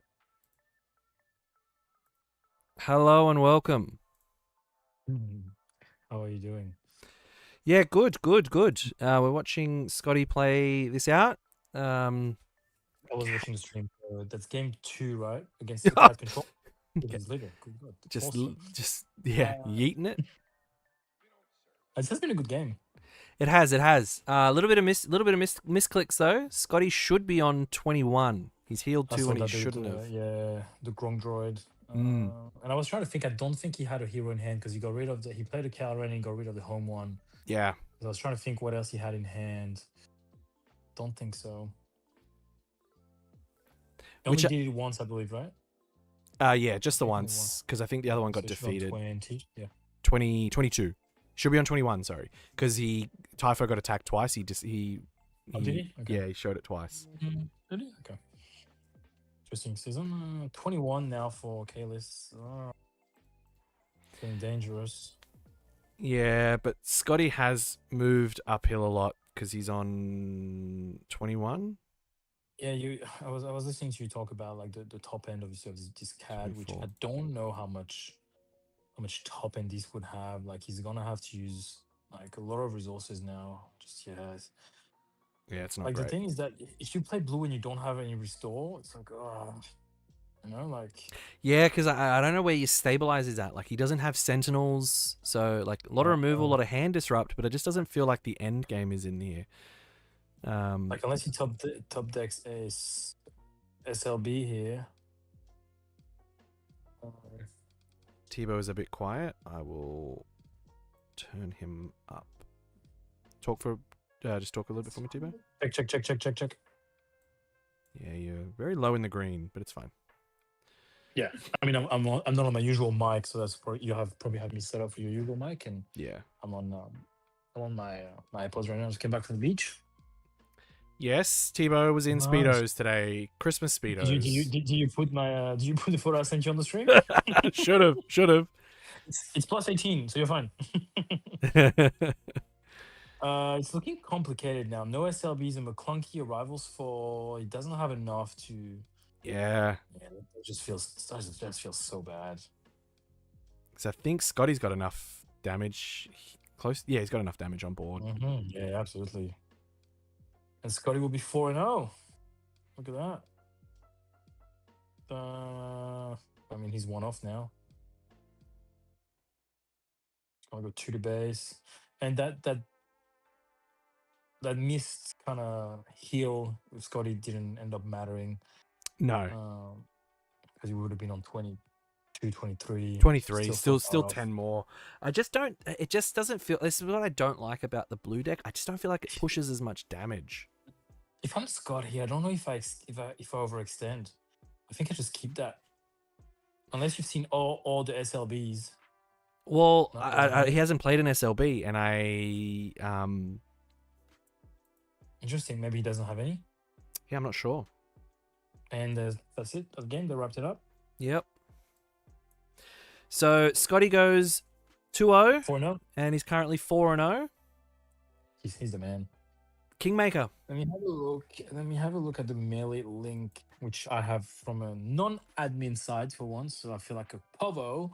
The peasant That's information. funny. I feel like a common peasant. Yeah, I was asking in the chat, is there a guy from the store that's playing? Because I saw Mint Collectables on the melee link. Oh, I don't know actually. Yeah, he was 16th. He was 2-1. Because I'm in admin side, I only have their names, so it doesn't show me usernames. I mean, I think he's the only one with pronouns that are Zigzam, if that helps. No, Zem, Zachary Underhill. There you go. Yep, he's on table That's 6. Mint Collectables is his, and he just won his game against Flaming Eyebrows. Don't know what he's playing. He's playing Sabe. Sabe double yellow. Okay. But we also don't know what Mint Collectibles Ooh. is playing because Mint Collectibles doesn't have a submitted deck list, which not great. Need to fix that. Interesting. Need to fix that. Rock and James barreling it out. James getting 2 That's rounds rough. of friendly fire because he ran Scott last round. That's what it is at the top, right? Yeah. That's what it is at the top. All right. Tough. So It's not good for James with like he's been a bit light in terms of practice lately. It's not a good matchup. CAD, it's something that you have to be on the money. You do, right? Clint wins his game against Flat Bros, so that's good. 2-0. That's nice. So he's back to 2-2. So he's still in play. There's a long shot. There's a long shot. He can submarine it now. He's just got to win all 4, and hopefully there's not a lot of IDs at the top. Yeah, that should be fine. Should be doable. So we look at deck. We look at what do we got here. I'm just gonna go. So Rock and James are both 2-1, correct? Yes. So one of them will be 2-2 at the end of this, and one will be 3-1. Money is on Rock. I think for the matchup, it's a bad matchup for Han. So. What do you mean, Double Hunks? Is this the game being streamed on a Game Boy? Is it because it's square? Maybe. I'm not sure. It's like I don't know. 480p? It's not. 480 on our end. Not on our end, mate. Double Hunks. As the peanut would say, get off the McDonald's Wi-Fi. Yeah, no, I can see everything. I mean, look, it's not the best, but it is through a DSLR, and I can make out most things. I can't read the cards, but I also have shit eyes, so. Broom. Just looking at Dale's comment. He called me Speedo.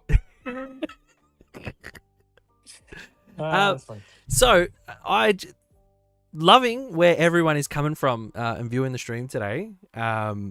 International crew. We've had Germany, we've had Argentina, Brazil, bunch of Americans. Texas, North Carolina, South Carolina. Yeah. Oh, mate, all of it. So Southern California, Missouri. I'm fucking loving it.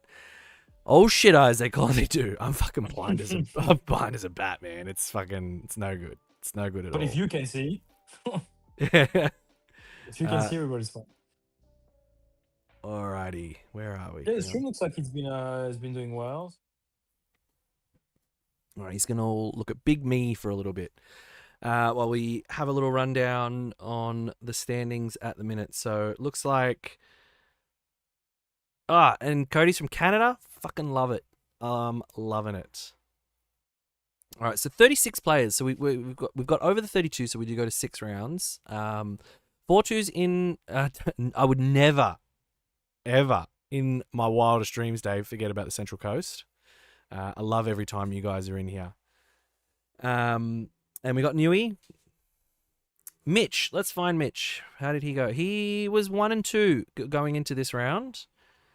So not too great. Now, okay, so he's playing into a Han 2 blue, but not a force base, just a 30 blue base. We're on round 4. Bradley, we are in round 4. We've just had Scott Inferno 5 McCulloch take down a CAD blue 2-0. It didn't feel close.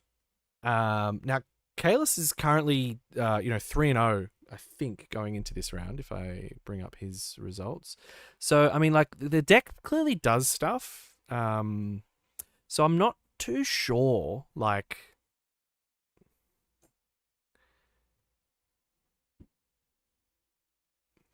Yeah.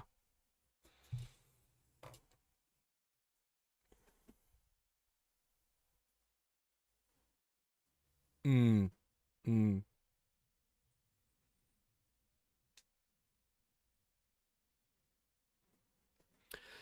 It just doesn't feel like it pushes enough. It doesn't push enough damage, I don't think. But it's going to have a rough matchup into... I don't think it's as good as into other control decks. And I don't know what his sideboard is on whether or not it, like, deals with that control matchup particularly well. So... Yeah. I think so. At 3... Well, he's going to be 3-1. Win one more. ID. Can only hear... Oh. My apologies. I don't know why I had... They could only hear you.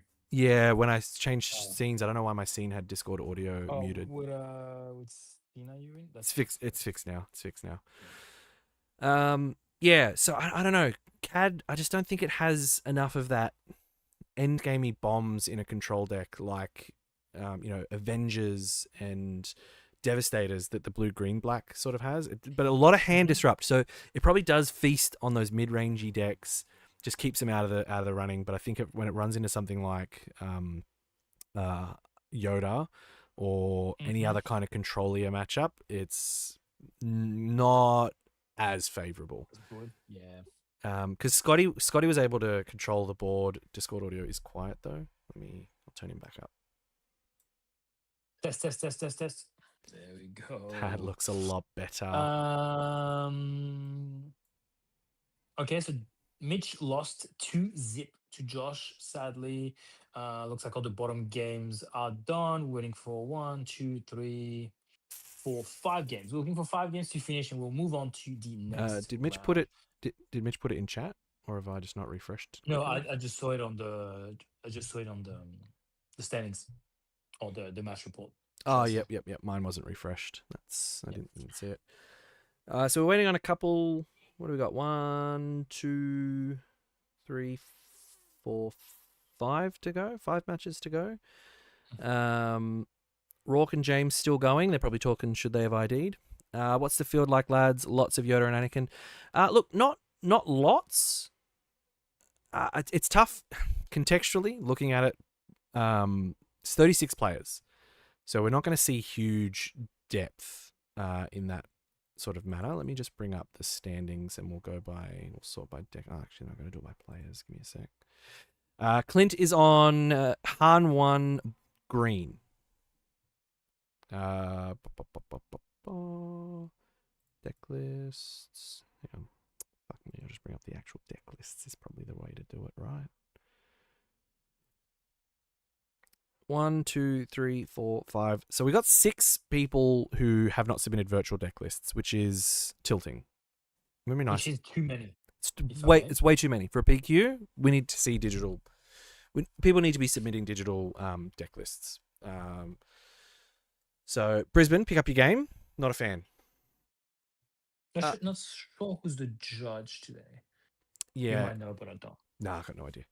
All right, so not only one Anakin. Interestingly enough, Anakin Data Vault. Yeah, it's a good deck, man. But that's gonna struggle against Cad Bane, man. And there's 3 today. That's gonna struggle against Cad. It can struggle against Han. It can struggle against Han. It doesn't have a lot of space, right, Anakin? Like he runs a bit, but not heaps. You run your early ones, like your A-Wings, your Phoenix. You run Bright Hope usually as well, because you can use it like as a big tanky where you can hit for 4. Hit for 4, right? Yeah, it's pretty good. You might run home 1, but nothing really in the middle. Your blue leaders maybe, especially because they play Data Vault, so you got an extra 10 cards to feel. You can put the blue leaders, you can put the home ones easily. All right. We've also got a. I thought there was more Bobas. Yeah, there is. Okay. So we got one Boba green, which is just a green 30 base, and one Boba Data Vault. Okay. So not heaps. Well, I definitely thought there was going to be many, especially if I think Scott said he thought there was going to be a lot of Bobas, so he pivoted off Palp onto Yoda, which I mean it's done him well. I thought it was going to go Kira, to be honest. I said to him on Thursday after Riftbound, I said to him, just play Kira. You've qualified. Go have fun. Good deck. It's disgusting to play against. Topple, it's not fun. Topple on 5. Just go. Just for a 5-cost board wipe. Go fuck yourself. Like yuck. But also a lot of CADs, and I think Kira doesn't have a good time into CADs because a lot of answers for the Kira flip to just make it. Like I mean, you'll clear its board, but then Kira just gets 4-lommed, and you're like, I think it's fine though. Like if you clear board plus you take the 4-lom as well. Like if you kill 4 units with 2 cards. 4-lom or a Bosk, like a Bosk kills Same Kira thing, and doesn't die. Oh, it doesn't die. No. Doesn't die.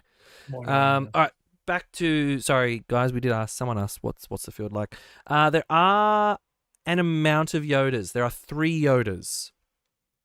So I mean, looking at a little under 10% of the field. Only one Sabine. There's a Sly Moore, which we saw on stream earlier. One Sabe, one Obi-Wan. Courage Makes Heroes. That's the green one, the Legends of the Force one. We're only waiting for 4 matches to be reported, so we should be 3 Lukes. 3 Luke 4s. I find that interesting. How many yellows? 1. Okay. 1 ECL and 1 green Echo base. So 1 green 30. 1 yellow. We had the Lando Tarkentown on stream earlier. James is currently 2-1. That hasn't updated because he's won 3 matches now. So he's currently 3-1. Lost only to Scotty, which is going to put him in a pretty good stead to get up. And then we've got a couple. There's a Jabba ECL. 1, 2, 3, 4 Han 2s, 2 Han 1s, and 2 Han 4s. There is a Grand Admiral Thrawn, yellow. Yeah, classic. Yep. We've got a Palp yellow, which we saw on stream in round 1. 3 CADs, so 2 Tarkentowns. That's Mitch and Rourke, the CAD boys, repping up in Brizzy. CAD blue, 1 Bosk Data Vault. The 2 Bobas, and 1 Admiral Piet red. But it's in Imperial Prison Complex. That's just a red 30 from memory. What is Jazz D10 running against Scott next round? Look, I don't, because I can't look at. He played against us. He's the one who won the game until 1. Okay, I actually don't know what he's going to be playing because he has not submitted a deck list.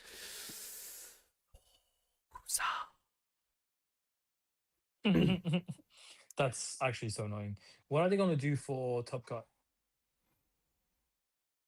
What do you mean? Well, how is this guy makes Top Cut? How does his opponent look at his deck list? They would have to have a paper deck list. I mean, that's what we did before Melee had deck lists. So did they do it? I haven't had confirmation. I would imagine they have. Surely the baddest boys and everyone that's up there has done enough of these top cuts. They'd be calling it out if it wasn't a thing. Yeah. But yes, I don't know what Jason is playing because he is on a paper deck list. Given how easy it is to use SWU into Melee, I'm going to be a dick about it. There's no excuse. It is not difficult to do. You should be able to do it. Unlike you. What? Being a dick. Oh, yeah. Definitely out of character. All right. Still a couple of matches to report. Now, Rourke and James not reporting yet. That's interesting because when we play this matchup, it's over quick. So does that is James? Did it go to 3? I think it would go to 3. Because Both. I think it's a 50, I think it's a 60-40 for CAD. Yeah. I think it's a 60-40 for CAD, but Han can definitely steal some games. Like there's no doubt about it. Oh, Like it Han can can. come out super aggressive, punch you in the mouth, and like Interior Warriors restoring till 5. You put chariots and stuff like that. He can really stall out CAD. But I think they would have gone to 3. And again, James hasn't practiced a ton lately, so he's probably taking a little bit of time to play. There's probably a little bit of friendly banter as well. Oh, for sure, Um, for sure. yeah, I think they're taking their time with the matchup, thinking a lot. It's an important match. They both need that game or that match to secure, in a way, quote unquote, their spot into the top cut. Um, yeah, I think it's a game that would take a while. It could drag out. I think James is playing my list. So there is a bunch of restore. You got the Yaddles, you got Yoda, you got Incineroar Warriors. So And that's the and the thing. Lukes. If Rourke and I mean, CAD is one of the decks that can disrupt it really heavily. Yes. But if you can't disrupt the restore engine on a Mhm. on a Han 2 blue deck, you're having a bad time. You have to be able And to. so I don't know how well James is playing this right now, but even myself, like now, I'm playing my Ogdo on turn 2, like 5/5. They can't attack, but they're gonna soak every single ping that you're throwing at me. And Mm. now, as the card player, you're kind of thinking, okay, do I want to ping now? Because he has this 5/5 which can't attack, but if I make him ping, then now he can. And it's a 5/4, so you can't target down it. Um, Mm. so it can be an interesting one if your first turn is a Secretive Sage that soaks in the ping very well. If you play things like Lars as well, it soaks up a ton of pings while healing. It's got the tools, man. So I'd be interested to see how that game goes. It does. It definitely does. We are waiting on the Sly Moore versus the Jabba. That would have been a cool one to watch on stream. I would have been interested to watch I that did match. watch the Slymore versus Rock earlier when that Yeah. was not close. No. Rock dismantled that Slymore. In the first Dismantled. game, that it was crazy. Like Sly Yeah. could not keep a thing on the board. Rourke did CAD things. Lost Discord audio? Oh, shouldn't have. Haven't touched anything. Should have. Oh, I'm still here, guys. Rourke beat James 2-1, which is probably how we thought it would have gone. Friendly fire twice for James. That feels shit. It does feel shit.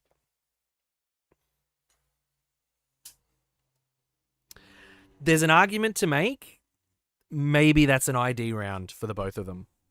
But they both need it. That's the problem. You've then got to go in and win your next couple. You're not really... Neither of them are really safe, unfortunately. Like, James is a little bit more safe, less safe now than Rourke is. Rourke going 3-1 now. But, yeah, there's an argument to make about an ID at that point. I don't know. So Rock won it? Rourke won. Yep, 2-1. Yeah, that's fair. Yeah, I don't think we're expecting anything differently. 2-1 is good, though. Like, I feel like a lot of our games, when we do best of threes, it pretty much does go 2-1 most of the time. Yeah. This CAD runs away with it if you get, now there are 2 of them. Otherwise, the early can be pretty fair, and then it's going to be around the turn, like results 4-5, where it can really flip. The thing that I think is always the thing between you and I is, what do you Tarkin Town?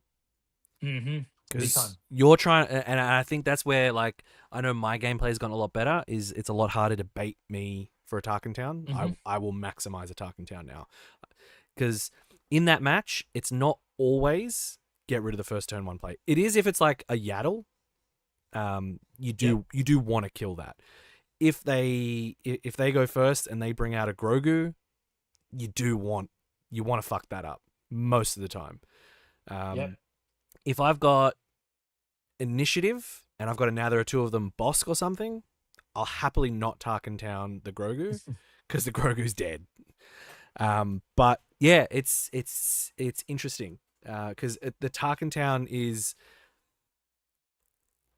feels like it should be an easier decision into Han, but it's really not, because you want to maximize it and not waste it.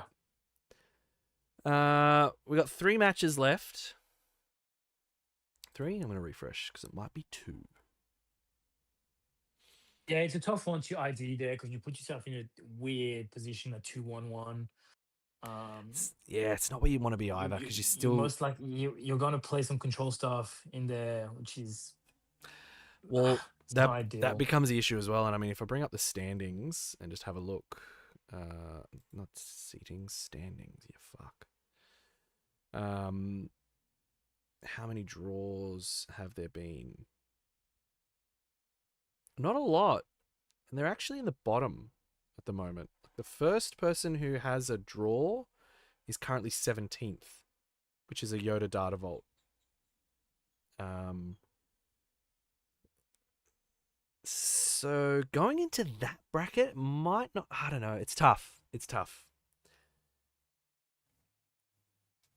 Going 2-1-1 that early doesn't feel great because you have to win your next one to feel comfortable. You've pretty much got to win your next two, really.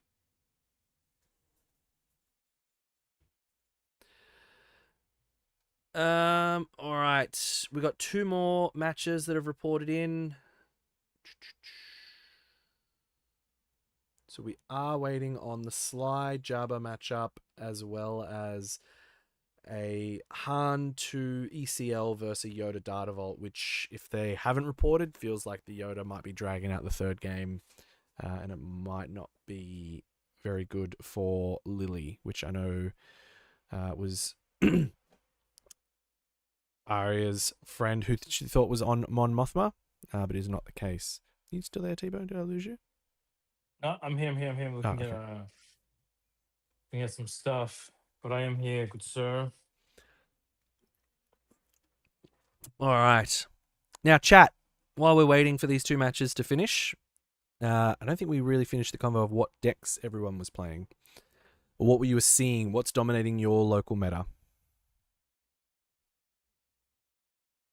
especially with such an international audience. I want to know what's out there. And if you're international and you're over in America, are you coming to Worlds? Will we see you there? One remaining game. Cool. Zach, there are no Dedras today. No Dedras, which is heartbreaking. Clint did pick up his Dedra showcase. I want him to play it, I want him to hate it, and I want him to sell it to me. Good plan. I'm going to step aside for 5 minutes. I'm just going to grab a shower because I'm still full of beach salt and stuff. And I'll be back for next round. You're on holiday. Go enjoy your holiday. Next time, my wife, my two brothers-in-law went to golf. My wife just went for a swim because she's prepping for a triathlon, and I'm gonna go play tennis around 4:35. Oh. So you're fine. Plus, the sun joined me. I would. Yeah. So the air conditioned room feels nice. I'm gonna go shower back. Llama Sue Green. That's interesting. I've seen a little bit of that. Llama Sue is a sneaky good deck in Limited too if you get the attachments, the upgrades. Can be sneaky good. I think post-rotation, I'm interested to see what Llama Sue looks like in the competitive realm. Liam needs to get back into tennis. Yeah, Tivo's been talking a lot about tennis lately. He's getting into it.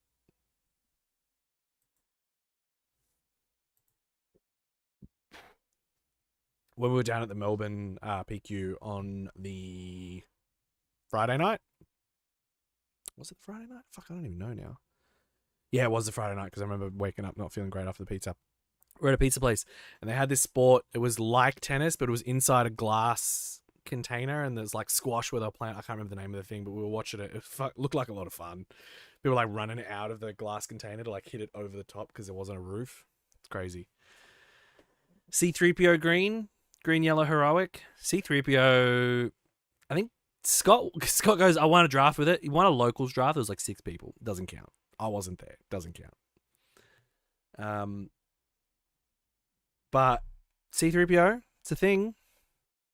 I don't know if it's any good. I don't rate it personally, but someone can make something out of it. I'm not a deck builder. I've got CAD built and Dedra built. And I don't know which one I'm going to play. Lamassu green is good. My brother got literally destroyed with Harm 1 green against Lamassu, even with a turn 2 resupply as Octopod. Oh. Whoa, that can be big. Shit.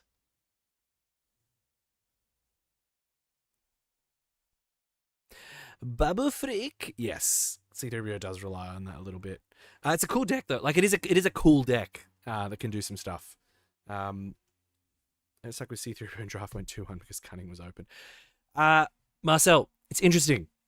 So we talked a lot about this, and I think it's interesting to see where limited goes this set. We've experienced it a lot at a lot of drafts where just no one's on Cunning, especially Cunning Heroic, where you're just not seeing it because I don't know the leaders are there. Like Sabe is a rare leader from memory, so you don't see her a lot. DJ, meh. You can't get the Senator. You can't see that. You can't get the Senator. I just had this in front of me.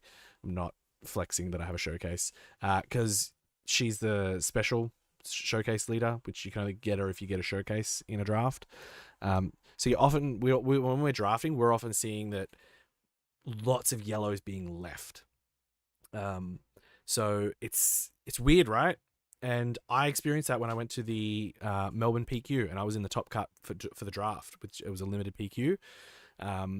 And I had Dedra and 2 Luthans. So I was on red, but red fucking what? Around the board, there was another Luthan across from me, which is Ollie, who ended up winning. Oh, we've got round 4. Round 4's done. We've got round 5 pairings. Looks like someone has dropped, so there is a bye. Hang on, we're going to go back to the qualifier table. And we'll see what we've got.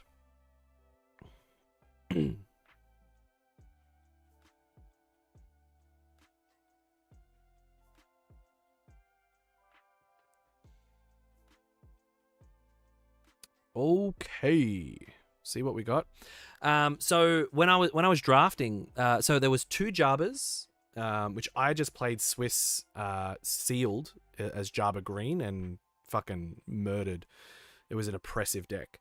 There was 2 Jabas. It was a Yularen. There was another Dedra, and there was someone had, because I had passed it to keep the Dedra, a Dryden Voss.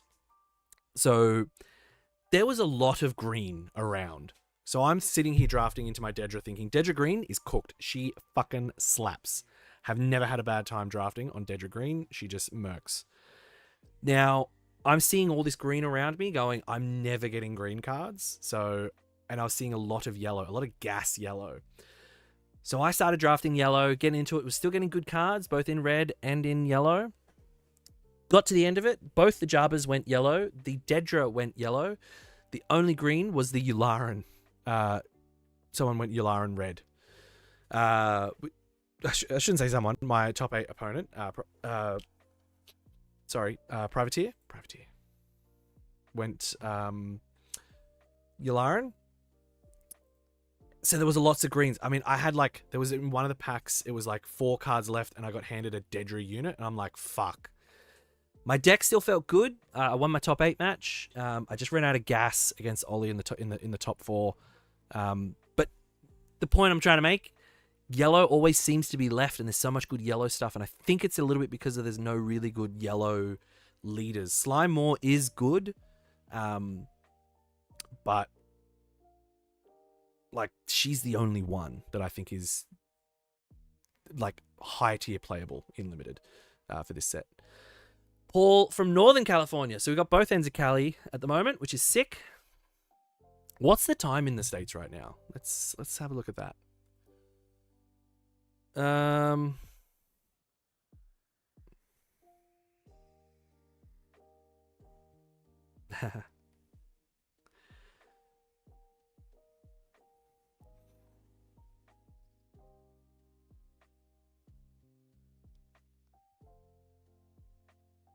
When your Torfo was attacked.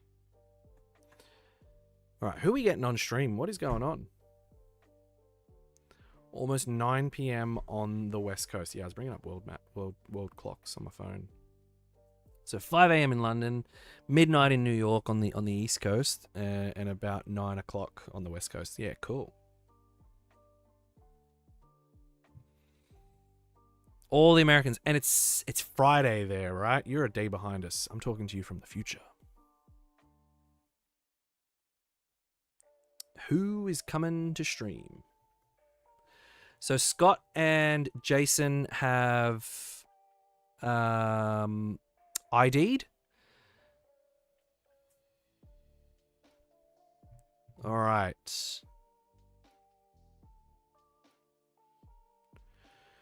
Table what?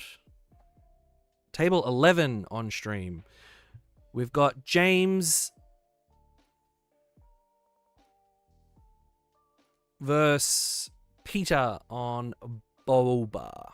All right. Oh, look at him. He's got his baddest match. What a ledge. All right. Let's update this bad fella.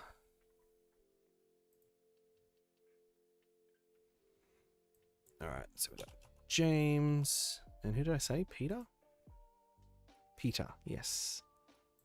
James and Peter.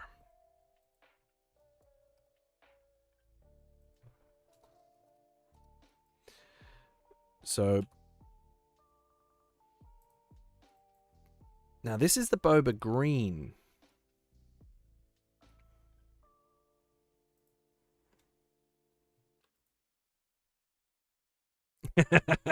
Oh, Blake Moody has entered the chat, everybody. Please make way for Blake Moody, two-time National Destiny champion, former member of the KTOD competitive team for Destiny. Currently number 4 on the SWU Oz champion list in Australia. Fastest gun in the West. And really just all-around good guy until you show him pictures of your lawn. So we're going to reset this. I don't know. That's not the right base, but I really don't care. And it's a 28 base. What the fuck is that base called? Is it Crystal Caves? Is that the right? No, that's Cunning. 28 HP Vigilance base.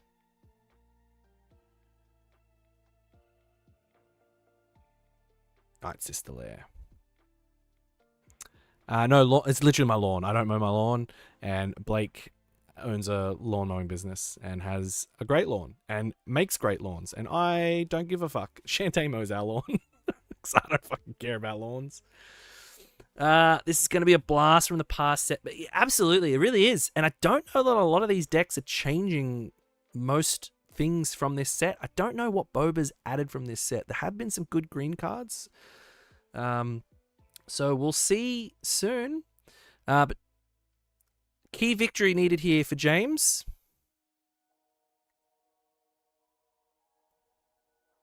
He's repping his amazing LaserGaming Force token. Actually, could be the stream one. I'm not sure, but I feel like that's probably his. Oh, that's a really big one. All right, Yaddle off the bat. Oof. Topple. Yeah, good point. Scoreboard needs updating. What did I not do? Did I? No, it doesn't. Oh, yep. Good catch. Peter is not currently on 2.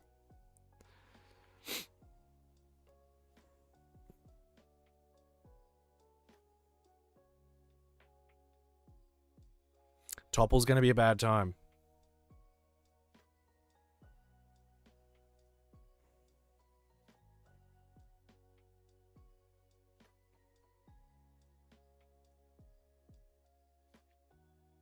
We're playing on curve. He's not damaging anything. Oh. Okay. Did Peter not have a turn 2 play? Thank you. Thank you, Zach. Interesting. Yeah, I like the idea of Boba Yellow, which might give Blake some feelings in his nethers because we tried to play a little bit of Boba Yellow last set and it just didn't feel as good. But it could be a thing. We're gonna go to 5 and dose. All right. Oof. He's cheating out a Poe here.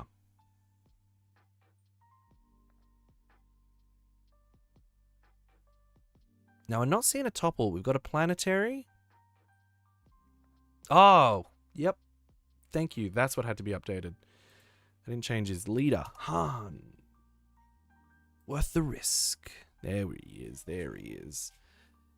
Yellow like the dead grass. Nah. All right, what's he going to do here? Does he push damage? Oh, here we go. 5. OB. All right. So we'll probably say bye to the Poe there. And that's going to be close-ish to a board clear. Interestingly, though, he puts 3 onto base. He won't kill the Ezra, and he won't die when he swings into the Ezra until the end of the turn. So he's not going to get the benefit of ramping this turn.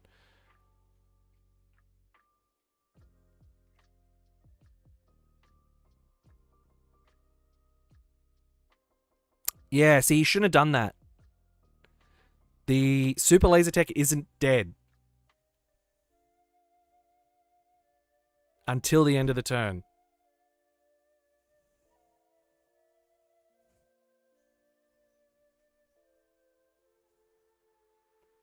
So it doesn't matter because he didn't deploy, and I mean, obviously he had nothing in there. But a bit of a misplay. Oh, it only had 3. That's right. It's +2. I'm fucked up. Ignore me. Ignore me. I thought I had 2 health, and I had 4 health. Because of the OB, it did not. No, OB doesn't keep it alive. Because it's only got 1 health.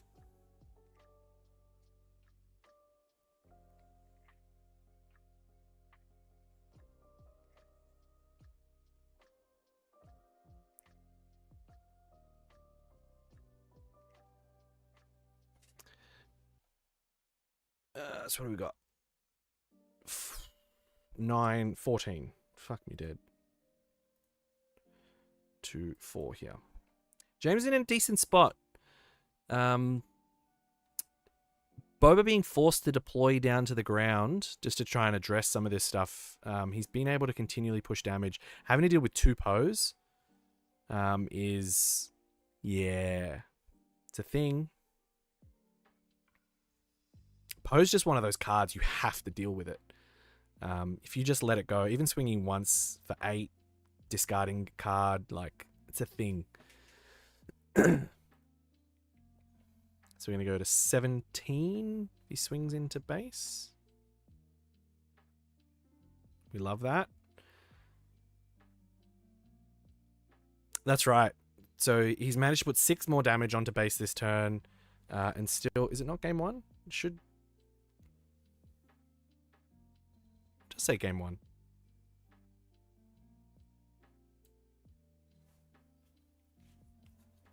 It does say game 1, Zach. Stop making me panic.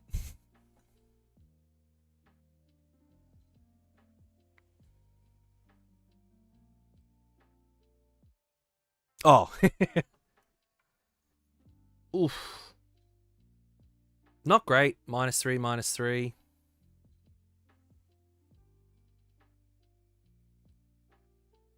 Yeah.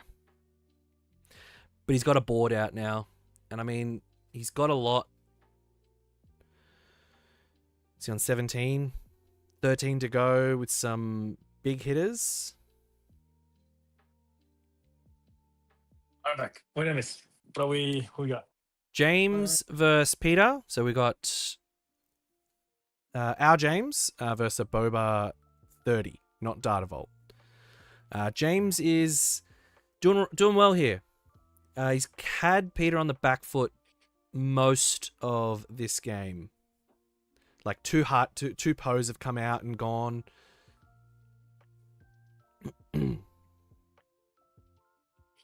Ah, so okay, so he's transferring. He's using the Maul ability to transfer the damage to another underworld unit, which is interesting. I think James needs to keep pushing damage here because he's on 17. If he swings in with Ezra, he's going to put him to 20. So you have to clear those units. You can't give him a overwhelming barrage target. So you have to clear those. The thing is, he overwhelming barraged into a Watsy earlier, onto a super laser tech. But basically James is keeping a board state where Peter's having to use all his resources to deal with the threats that he's putting out. He's really good right now because that's not going to die. That's not going to die. He's got a crate in hand. 1, 2, 3, 4, 5, 6, 7. So he can crate next turn. So Peter going to 22.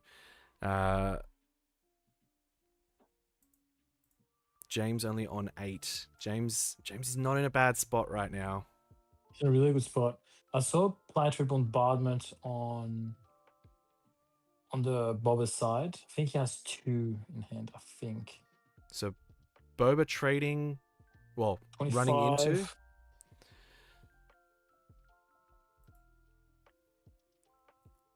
Right for Boba right now. Does he lose? Does Ezra lose the shield this turn? No. Yeah, okay, cool. I don't know that there's going to be an answer.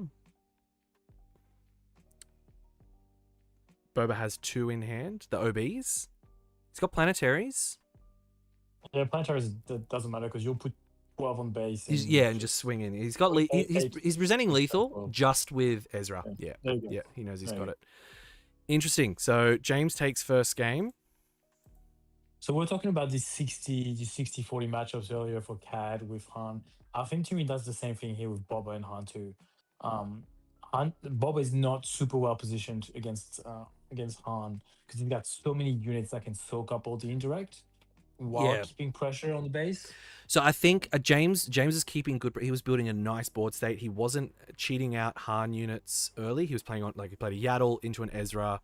Perfect. Cheated out a Poe, then played a Poe the next turn, and it kind of was forcing Peter to respond each to it. So like he ran in a Maul into it the first one, and he missed. Yes, McWithers called it out as well. He missed the turn 2 play. He didn't have a turn 2 play.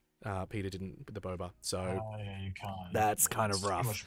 No ramp, no nothing to play on. That's not great. James has some interesting stuff in his sideboard here. I saw some Gallon Urzos.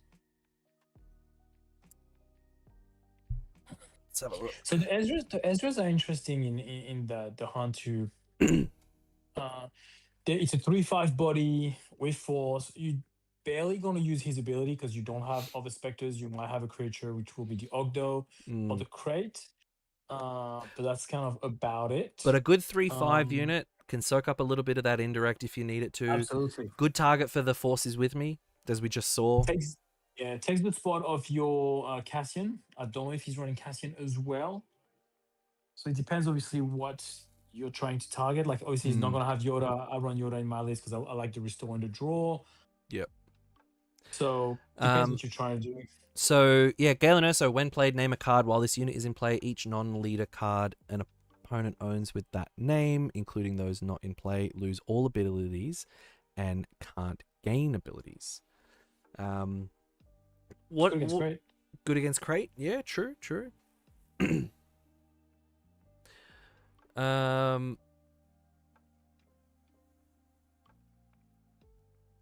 against read it to me again. It's when played. So when played, name a card each non-leader unit an opponent owns with the same name, including those not in play, loses all abilities and cannot gain abilities. So I mean, you're looking at like Super Laser Tech. It's a great card to play against a Super Laser Tech. All of a sudden, your 2/1 does fuck all. There's no ramp associated to it. Bad. Yeah, I think it's almost like a better it's a better late game. Liam's just called it out. Galen is a good way to turn off the Zuckus ambush in CAD decks as well. Yeah, absolutely. turning that off is pretty good. All right, so we are on game 2. James taking the first game. So what do you want here if you're Boba? What do you want turn 1? Probably I don't think Price. Price would be nice. I don't know if would they run Turn 1? would they run Price in this? He had a HK, which I think a HK is a good card. No, is it not Price? What's his name? Pride. Allegiant General Allegiant Pride. Pride. Yes. You want Pride turn 1 because your TIE Bomber is okay. Like we said, like if you play a Yaddle, anything like that, like the hunt you on the long run is going to win the trade. I mean, look, if Boba can go TIE Bomber into Vader Pilot, that is so hard to stop. So I wonder what list James is running exactly. I know I run a lot of Entrench in mind for the Boba matchup because you'll just basically tempo it out until they flip the pilot and you just entrench and you basically won the game from there. There's not a lot that Boba can do to that. I mean, it'll have a really nice OB target, obviously, but yeah. But you're okay because that's almost their win con. Like Boba being able to swing for 6, 7, 8. Yeah. Like on the turn is really good. Okay, what do we have James' side? We have a Luke. So Liam's saying, honestly, I think Cyril is the best turn 1 Boba 4 unit at the moment, if you have initiative at least. Not bad. I think, from memory, there's not a huge amount of because you need red, black. So you might have to disclose a lot to get to that. I don't know how much aggression cards. James selecting to be aggressive here. Resources are Luke and a Feather Dragon. I saw that he kept a Poe. I didn't see the rest. Don't know what he had in hand. I probably would have kept at least one of these two because that's your sure answer to Devastator. Yeah. The Luke and the Feather Dragon. I'm not sure what he kept. Feather Dragon not as good against Boba because they play Ruthless Raiders. Yeah, a lot of things getting under that 5 power level. Not a lot of good stuff. He's got a super laser tech here. Got a daring raid. I don't see a turn 1 play. Grogu? Yeah. A daring raid. If that's Grogu's okay. If that's all he's got, that's That is all he's got. That doesn't feel good. Oh, he went 2 into. I don't like that. Going 2 to base is not good here. Oh, I would have gone 2 into the. I don't know. I don't know. 2 into Grogu kind of felt better, but maybe he was hoping to draw an open fire. He can't heal himself right now. Does he just hit for 1 and turn the force on? Yeah. Which is okay. You're pretty happy with this. Super laser tech. He's got the OB there. But not a lot of units there to play it off. I think he kept them all. Yeah, he did. And I think he has the Boba's Fire Spray, the 4 cost one. You claim here, see what happens. Not the best. Be real. No. The open fire comes in, so that's good. Oh, okay, he resources it. Did he just resource it? What's he got? Oh, he's gonna play the fire spray. He does need to play the fire spray. He didn't see a lot of space units last game, and I think that kind of set him back. But also not seeing them this turn doesn't feel great either. And that mulligan, not super fun. So he does put 2 damage here into Grogu.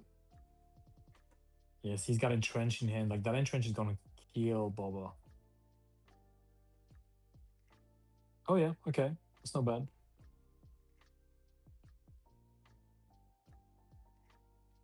So we're just going to see 2 indirect from that. If you want everything to base, just 1, right? Yeah, well, 1 and 1. Yeah. I think what's he tapping here? He's going Poe. Oh, that's just a menace. He's got the OB, so yeah, but he's gonna heal that. So with the OB, he can only clear the Poe. Yeah, which he's got to do, right? You have to, otherwise you can't get over. Yeah.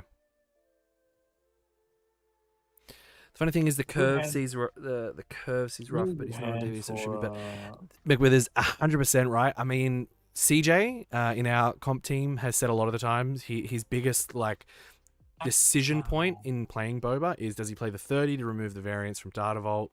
But it's looking like it's not paying off this time for Peter, unfortunately. Just not seeing, what's that, a topple? Yeah, topple. So he does the damage plus the topple, so he's going to clean his board.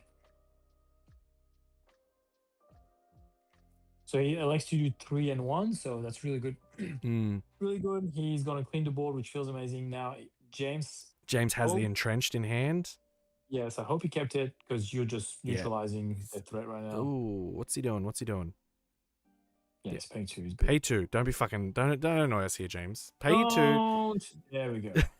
Entrench the Boba. Stop fucking about. Is there a judge at the main table? I saw like I'm not sure. Out of I think there's a judge sitting at the main table. This is not main table, so I'm not sure. Oh, at the stream table at least, sorry.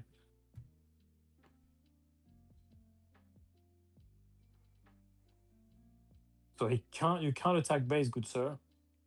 So he claims. Says yes. Secret tag from his teammate. 6 to base. Yeah, it's a good point. There should be 3 more damage on that Boba. What from? Oh no, he did take it then. He did take it. No, because yeah. 2 from the Watsy, the Grogu, and the 3 now. That's correct, right? Should be 5. Mm-hmm. They're saying in chat there should be 3 more damage on Boba. Seems good. A bit of a weird spot here if you're Boba. That's the thing. Like, you're so neutralized with that entrenched. You are, and like he's gonna OB here, but like,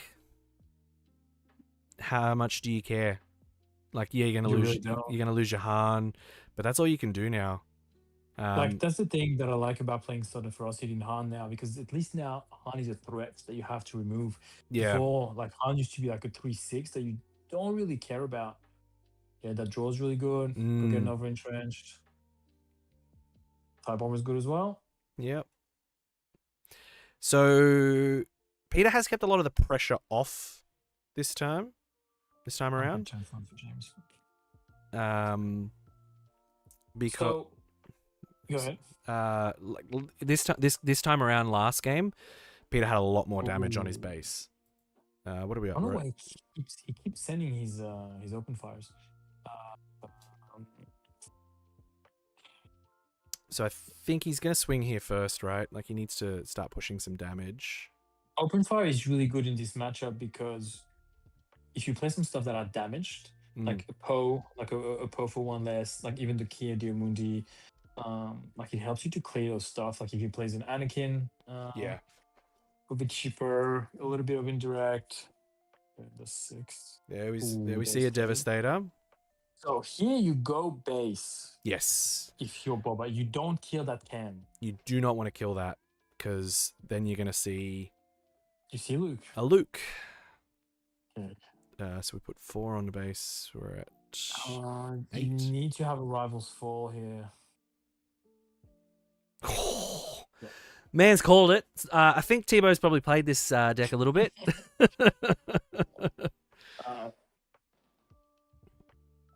Does he have a 2 cost that he can bring out early?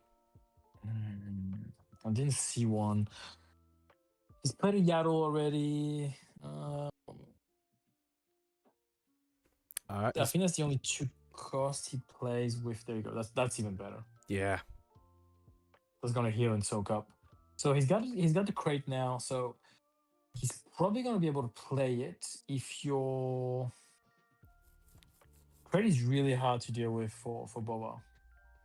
So Mitch has dropped. Okay. Mitch has dropped from the event. He said he's been hurt enough. So we are going to see some pictures of James's ears incoming into the group chat. Everybody. Oh, here we go. We're tapping a lot. Yep. We've got a maul here. What does he kill? You kill... Oh, that is so terrible. Doesn't feel good, does it?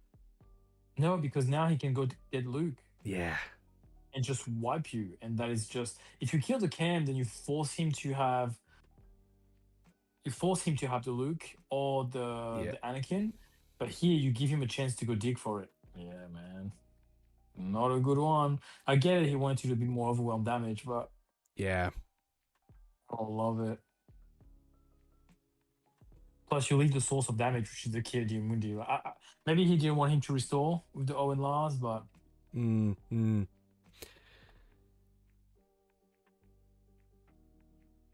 don't know. Yeah, it doesn't feel good either way, really. But I mean, you've definitely just given him the ability to go get that Anakin, and now he's gonna the Luke. He's gonna play the Luke. Yeah. He's gonna It get feels amazing. Yeah. Such a clean kill. yeah, and you're gonna get rid of that Maul, Yeah. and that's such a So threat to you. Because it's a 6/7 with restore 3. Restore 3. It's huge. In this matchup, it's mental. Put it on the cam. Put it on the cam. Yeah, I know. You're tad low on health. Probably. What's he going on to? 18. He's on 18.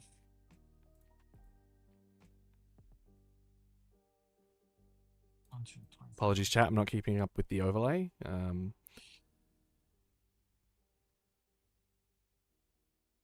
Look, it's what we've been saying about this Han to blue deck. It's still got legs, man. Like Force Throw made it slightly more fairer, but it still fucking does shit. It's still a good deck. He's got a Planetary in hand.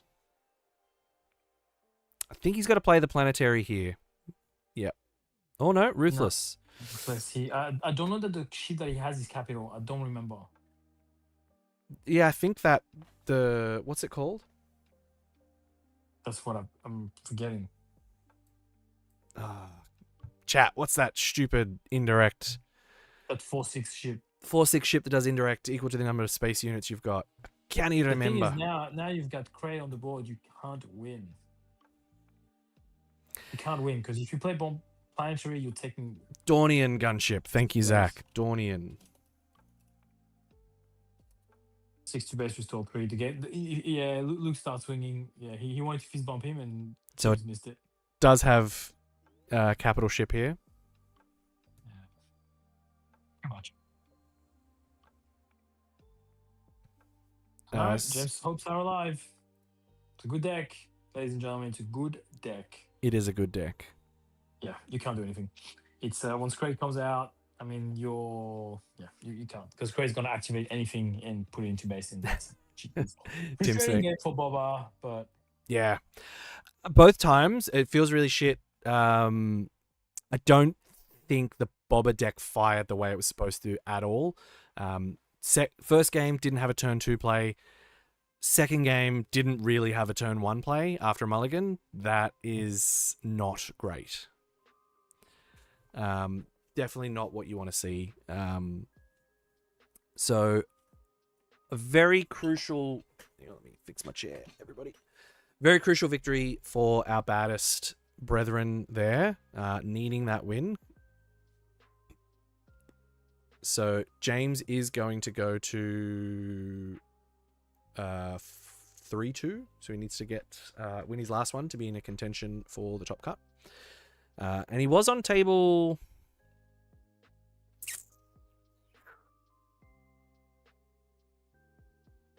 What table was he? My wife is back. I will be back. No problem. Thank you for joining us.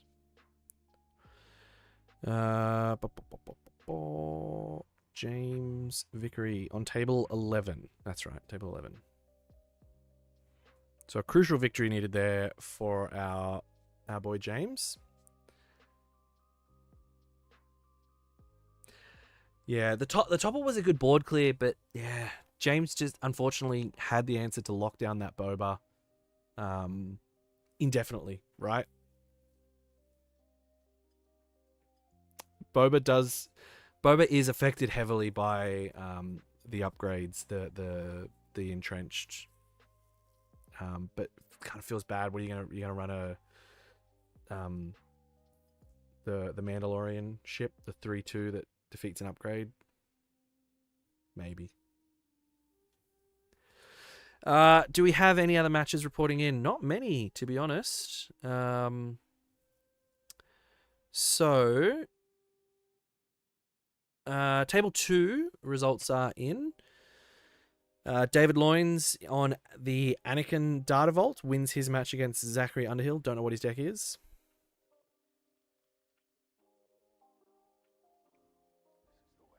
Yeah, Tim, correct. We can look at the standings, though, and look at some of their breakers. James has quite a high breaker going into this, a 70% first tiebreaker. So if he can go to 3-2, 4-2, he's in with a shot to be one of those lower 4-2s to get into top cut. He needs to win his next one, and could be in a decent shot. We'll just have a look at his matchups. He's got Rourke, who's doing really well. Scott, he lost to as well. So his first round breakers are quite good. He's currently at 15 going into this round, so he's going to jump up in the standings a little bit there. Our very own Clint Riley is on 21, 50% first round breaker. Not bad, but probably not where you want to be. You want to sit at that 60%. Mitch, James's high breakers because he broke my heart. I mean, he didn't play you today. Did he play you today? No, he hasn't played you yet. Mitch, you dropped. Tell us what happened. You can jump in Discord if you want to. Talk to us a little bit.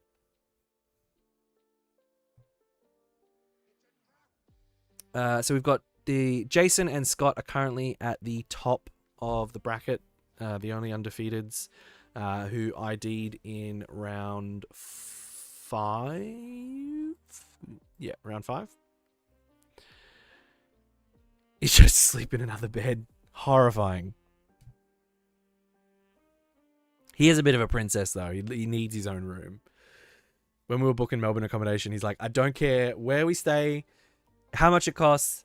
My only requirement is I have my own room. And if I can't have my own room, he goes, just tell me because I'll sort out my own. Fuck. All right, mate. You're fine. We'll get you one. You're good. You're good.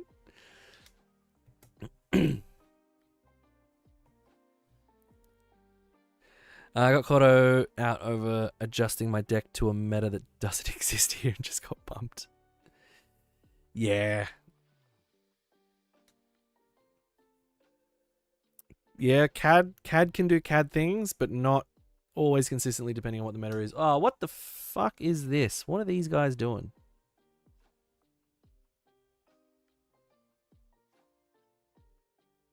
Mitch, tell me what the fuck they're doing here. What is this game?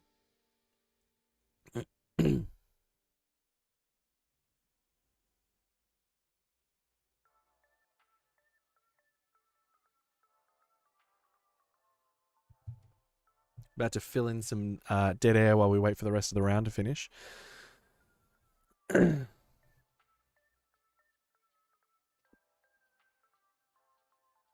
mean, tell us what this is. Don't just show it off to us. I can't fucking see it.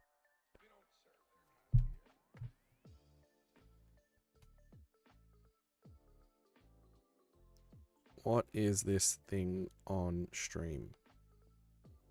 Chucking in the group chat. These fuckers aren't answering me. Mitch, what are they doing on stream? All right, well, what else were we looking at? We were looking at breakers.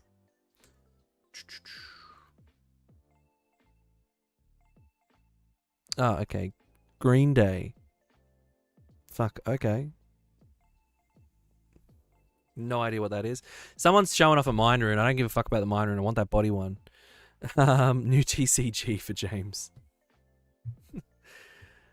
He's got enough. As a Hantu player, I'm rooting for non-Tarkin Town decks to win. No, we love Tarkin Town. We hate ECL. No, guys, ECL's fucked. Both of them are fucked. What are we? You know, let's not split hairs. They're both shit. They're both fucked. So is Data Vault. Ban all rare bases except the shit ones. 11 matches still to go, so this one went a bit quick.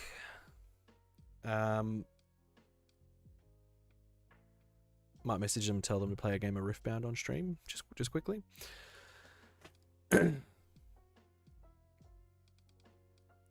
Looks like Cabbage Patch Kids themed as Green Day. No. We don't hate TV. I hate TV. I don't hate TV actually. I don't really have a problem. I hate ECL. I hate Poe and Wrecker ECL. Just keep ECL, fuck Poe and Wrecker off. Or fuck one of them off. You just shouldn't have both. Wrecker should cost 7, Poe should cost 6. We'll leave it there. Sing us a song? I don't even know a song. You put me on a spot like that, I do not know what I would even do. But look, the meta feels really open in Brisbane today. The most broken rare base must be Jeddah City. It's pretty fucking cooked. Vader, the 6-cost Vader. The thing is, Vader is a great card, but it is only good with ECL. Poe is still good without ECL. Wrecker can still be good without ECL.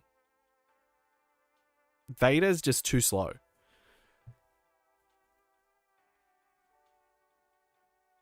All right. Let me get you. Where are you, brother?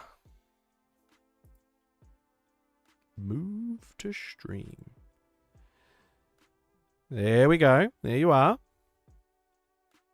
You there, Mitch? Hey, mate, what's going on? Oh, fuck. You are too fucking loud. Oh, sorry. Terribly sorry. I'll stop yelling at you. Yeah, good. Hang on. Fucking deafened me. Talk again? Hello? Oh. So, talk to us. What happened? You got jabbered. Hey. Yeah, dude, that was dangerous. I couldn't get rid of Jabba, and I got double faded. Oof.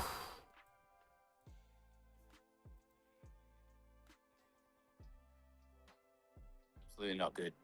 Other matchups, I played a Gar ECL, which I managed to get the win against, and that was my only win for the day.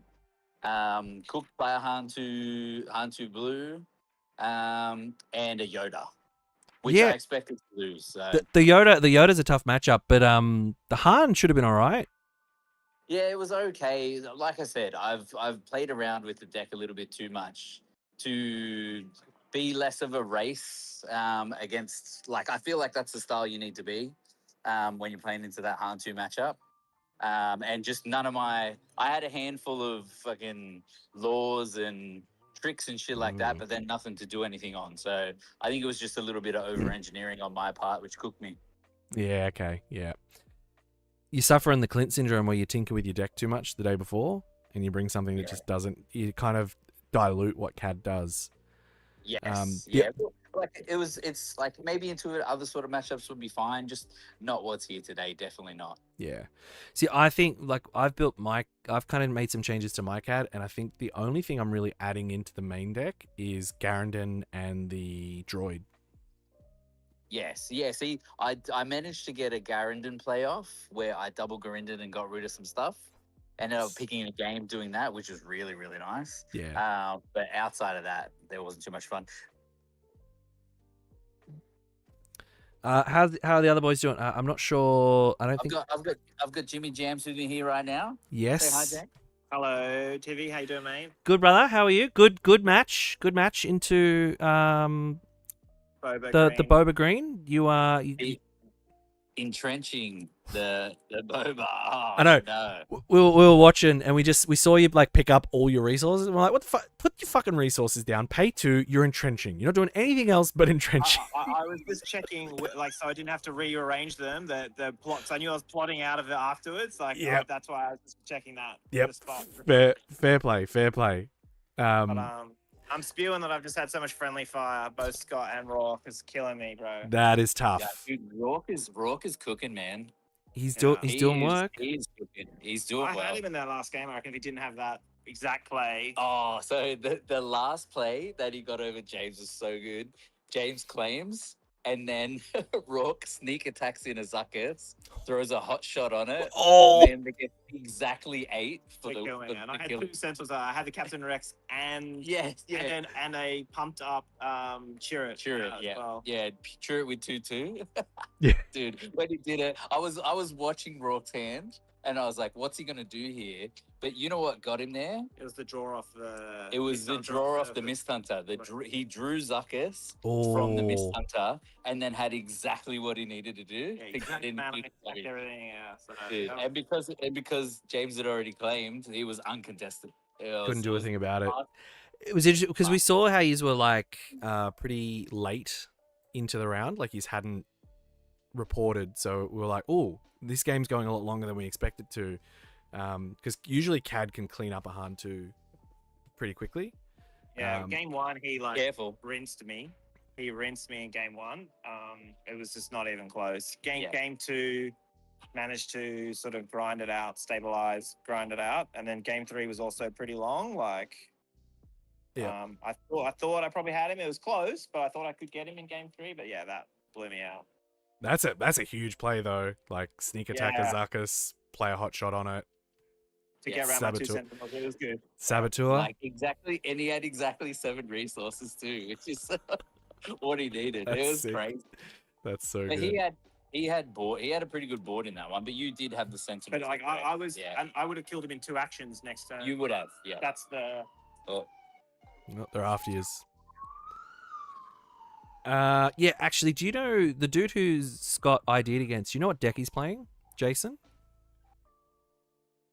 Oh yeah, Jason is playing Hantu ECL. Okay, Hantu ECL. So him and Scott are the only undefeateds at the moment who are likely going to be IDing into the top cut. Hey, well, a draw isn't a win, so undefeated. Is there a chance for me at 4-2, do you reckon, TV? Yes. Yeah. And your breakers, we were just talking about it before you jumped on. Your breakers are really high. Like you went into this round with a 70% first breaker. That's fucking huge. That is a good spot to be in. So at worst, because your next opponent, it is technically going to go down because you've won the next one. But it looks like your opponents are doing pretty well after you. So your breakers are really good. Like if it came down to, if both you and Clint right now were on last round and only 1-4-2 would get in, you'd get in over Clint because his first breaker is a lot lower than yours. He's at like 50% on first breakers, right? 50% on first breakers going into this round, whereas James is on 70, so you're not going to drop significantly into that. Plus, you've got Rourke and Scott just dragging you up. Yeah, I win my next one. Yeah, you have to win the next one. The IDs actually don't help you because it's not a win for them. So I have to play as well. You have to play to get in, and you kind of are hoping that Scott draws someone who has to play also, so he has to play the game and win it.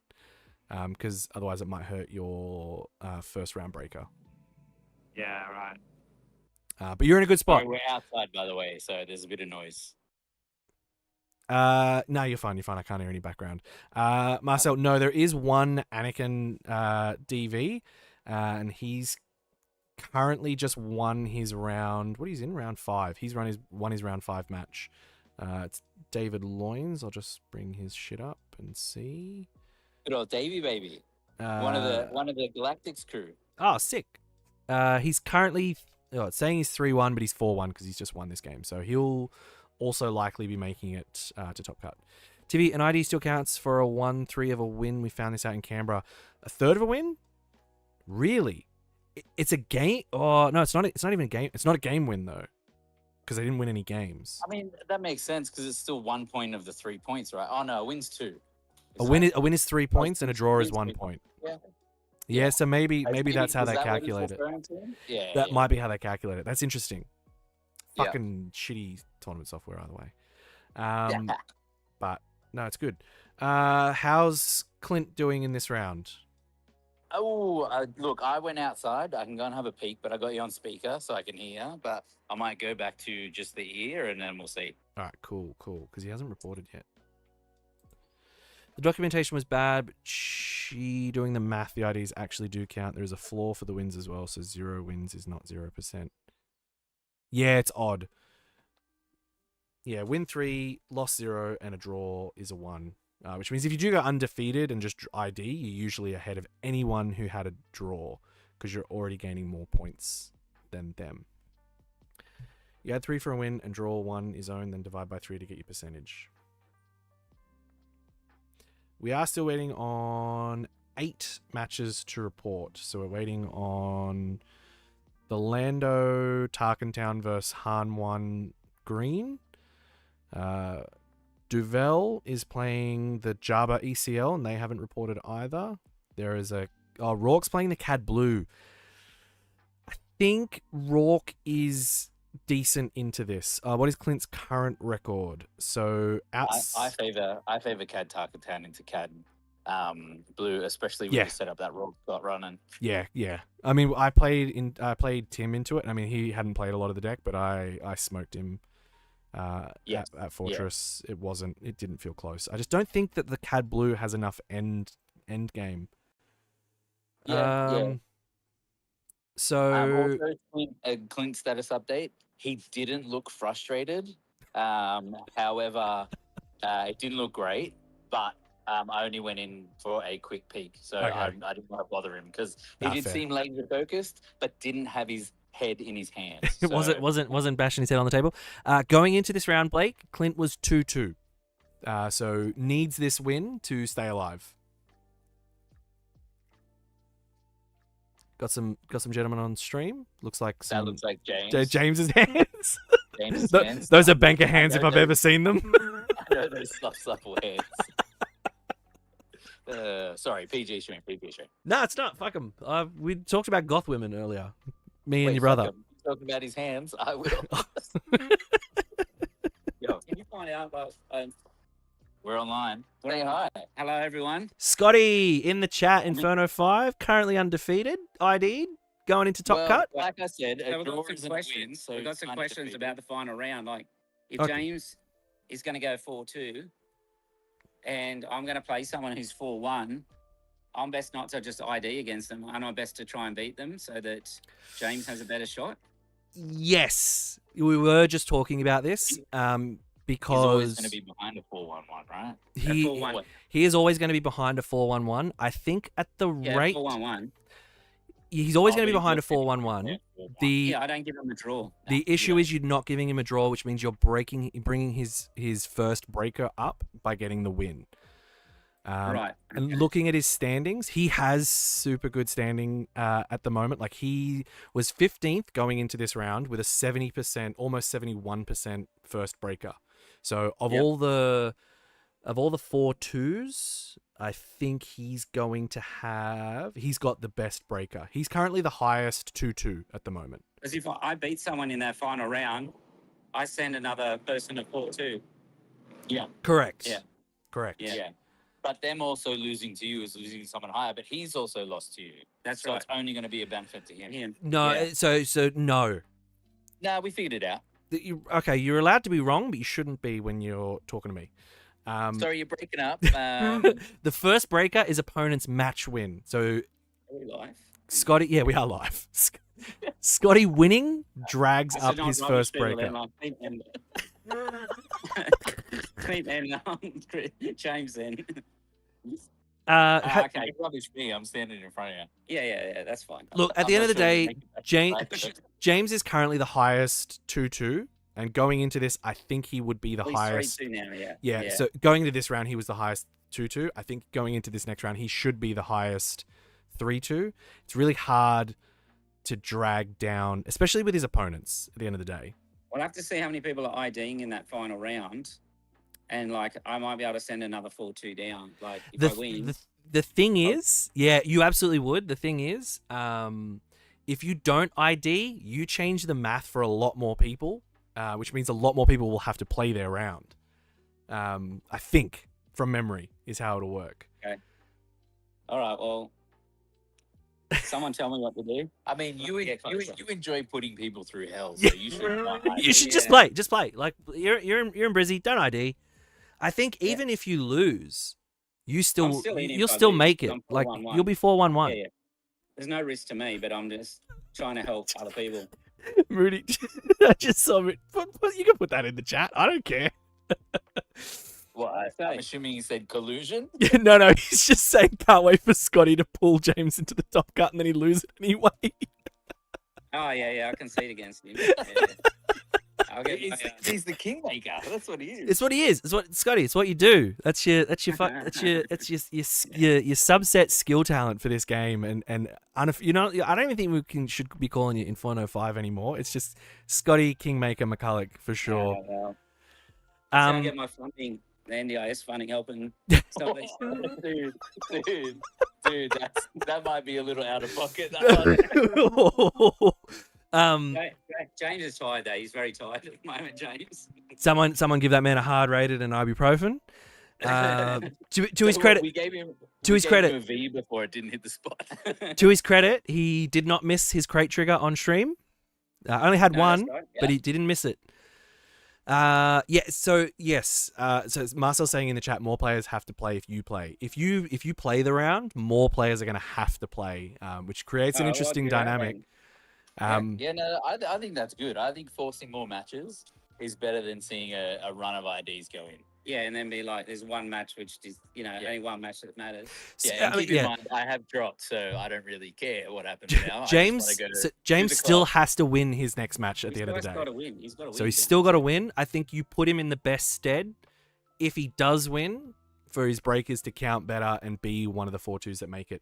But looking at it, I think there's actually going to be quite a few. There's not a lot of people who have draws, and they're all in the middle. So like 11th, 12th, 13th, 14th are all people who have draws currently. So there's that's people going into round 2. We don't have enough stats to know what's going on after round. We need to see what's happened after round 5. All right. But when it ticks over, someone send me a message. All right. Essentially, you playing means that most of the people in the top bracket are going to have to play, because they'll be playing for the spots. Okay. Yep. The Blake's saying, no, if Scotty bashes last round, he might send someone home and James might not even win his round. And then he said, the person that Scotty sends home will just have a vendetta against the baddest crew. All right. Well, Rocky here as well. We got Rocky with us here now. Let's Rocky? get a feel for what it is on the ground. What's going on, man? Hello. I'm feeling very good. Feeling very confident. I'm 4-1. Feeling happy. Good times. And you're in Cad Bane cosplay. I am in Cad Blade cosplay. Dude, he looks superb. You gotta run it. You know what I mean? Gotta run it. Hell yeah, dude. Hell yeah. I may have to hit him with an unrefusable offer myself. Oh! And trust me, it is going to involve arrest a bit later. Jesus fucking Christ. This is what you can expect on a Baddest Batch stream, is bad puns involving cards and sexual innuendo for the boys. It's the baddest, mate. That's what it is. That's what we have to do. The baddest boys. It's BDST with a little bit of BDSM, but only a tiny bit. Yeah. With only the first couple of letters. Only. 75% of it. Wait, what's the M stand for? Masochism. Oh, okay. Luckily you dropped that. We'll drop that one. We're not a fan of that. Rock, how have the games been? We saw one on stream where you played into... Shit, what did you play into on stream? Slime or Data Vaults. That first game didn't stand a chance. You cooked. That was like bread and butter Cad Bane's, kind of what I want to put it as. 100%. You cadded hard. Everything that Cad could do, did it. It was hectic. It was fantastic. The second game, he was able to keep shit to stick on the board, but I think you still just kept enough pressure. Yeah, it was. Say I'm not on mute. No, he's telling Rourke he's not going to ID. Second game was a little rough. Having to get through the units more. He had a turn 1 play that game, which makes it obviously harder. Yeah. But the other 2 of them for Cad on turn 5 was obviously brutal as well. Dude, I love that when that happens. Hard to get through that, right? What are you going to do? Just scoop all the cards up. His ability for his leader can't do anything. I mean, you can just keep pushing through. Yeah, because he's green. You don't have a Vanquish. You don't have anything to play around. You played, though, what was your loss? So my loss was to the only other undefeated, Jason. He's on Han 2 ECL. Yeah, that's a tough one. That's a tough one for Cad. Yeah, took him 3 games for that one. Really close games. But I still pretty happy Han 2 ECL. I have trouble with Han 2 Blue. ECL, I've won most of my games against. It's interesting. You shouldn't. It should be the exact opposite. You should have a but I think decent that's- time I into the think- blue. You shouldn't. Yeah. The green is tough because of the ambush and because it just goes wide, and you just can't handle it. The go wide decks as CAD. Yeah. I think it was more my construction plays well into that Yeah. okay. versus what was here today, and that's why I won't say that's why Rorke's doing so well. He is a great player, but between you and me, it's exactly why. It's the only. It's the only reason. yeah, no. But like just watching Rourke play is a masterclass. I will say, just what he did to James was similar to. No, I'll stop. I was. It was an R-rated game. It That's was a brutal. play, right? That's a play. That is a play. That like swing. Oh, you've got exactly 8 health left. I'll have exactly enough damage to kill you. And enough, after you've and played. exactly enough resources to pay for what I need Oh, to dude. do the 8 damage to you. And drawing it off Mist Hunter. Like that's what blew my mind. Like you play that scenario back 3,000 times, that might happen maybe 2 times in that whole. Oh, for fucking sure, thing. for sure. Yeah. I actually am interested because we were just talking about the because you played CAD Blue. Yeah, I just supposed to blue that round. And So you're friends with the guy. Yeah, right? yeah, he's one of my local guys. We He's- we talk about the list a lot. Yeah. we were saying, Mitch and I were saying, I think CAD Tarkentown is more favored into that blue deck. But you did lose 1. What happened in that 1? I think it's actually favored the other way. I think he has more. You're removal allowed to be options. wrong, but that's okay. Oh goodness! All right, that'd be first. He just has more removal options. There's just more things he can do to remove our like bigger units, like our CADs, our Ruthless, etc. With the no glories, the Fell, Rivals, Pod. But not. I think the issue with CAD Blue, I think, is not a lot of. I don't know what the end game is for it. You know, like the bomb. It's The got bombs the aren't 3 there. times Snoke. It's got Snoke. It's got the 3 times CADs. Yeah, Snoke's the big one. Snoke absolutely is. But I mean, on Avenger the as well. Yeah. on the stream, I don't know if he's running Avenger. I think he's got 1 of it in the deck. We were looking at it last night, making some tweaks. Okay. I think he has 1 of it in the deck. But I think doesn't your Thrawn answer a lot of his big stuff though? Well, Thrawn got me the win in the last game. He had only his CAD leader out. I slammed down the Thrawn, sided it in, comes in ready. He goes, "What the fuck is this card? Never seen it before." And I hit him for 8 straight away. And then I hit him again next turn for 8 again. And he goes, So "What can I do?" we're talking Secrets of Power, the new Thrawn, the 7 cost, Yeah. 8/7. When played, an That's the opponent one. may choose a non-leader unit they control. If they do, this unit captures that unit. If they don't, ready this unit. That's the one. Hectic. So if they don't have something for you to capture, Just comes in ready. just comes in ready for 8. That's a big. Yeah, that's an that's a 8/7. big boy. 7 drop yeah, 8/7. or alternatively, you capture anything on the board. And it's got a death trigger as well. And when defeated, a friendly unit captures an enemy non-leader unit in the same arena. So I mean, you could potentially they'll free the unit, and then you can potentially just capture it again anyway. So good. That's It's not the CAD drop 7 drop, but it's a pretty good second for the sideboard. It's a bit spicy. So it's in your sideboard. How many you got in the side? 2 in the side. That's Love it. spicy. I love this card. That's You some drop it off an spice. SLB, you just hit him for 8, and you keep pushing. Yeah, I like that. I like it. It's got good recovery. You don't have to waste sneak attack on something that's going to disappear at the end of the turn. He has board presence. I wasn't necessarily a fan. I didn't think he fit in with my play style, but it's got go. It's got go in the right matchups. The non-conditional when defeated capture is really cool too, right? Like with CAD's conditional capture, you got to only up to 8. So if there's something that's 10 health, you just can't capture it. Whereas that is just a free capture. Just on scoop anything. it, yeah. Obviously, you've got to have a unit on board, but when you're playing CAD, most of the time you do. So I'm just catching I up on think the you chat. might get into trouble post Super Laser Blast. Like they drop Super Laser Blast, you play that, it's out on the board. You get to do the swing in that turn, but then their first move can just be a power as a removal. Still hitting for 8, though. You're still hitting for 8, yeah. Yeah. No, Seven you're still costs getting a for lot in 8, there. I'll take it. 100% every day of the week. Always 8. It's almost a third of most bases. So it's a good time. That's interesting. All right, boys. I don't know how much longer in the round is there. Can you? I don't know. I tell haven't been that? inside. They've got to be close. Like 15 minutes probably or so. All right, there's 2 left to report. So I just heard that Clint is now out. Yep. Just saw that refresh. So Clint moves to 2-3. So he lost to the Sly Moore Data Vault. 2-1. All right.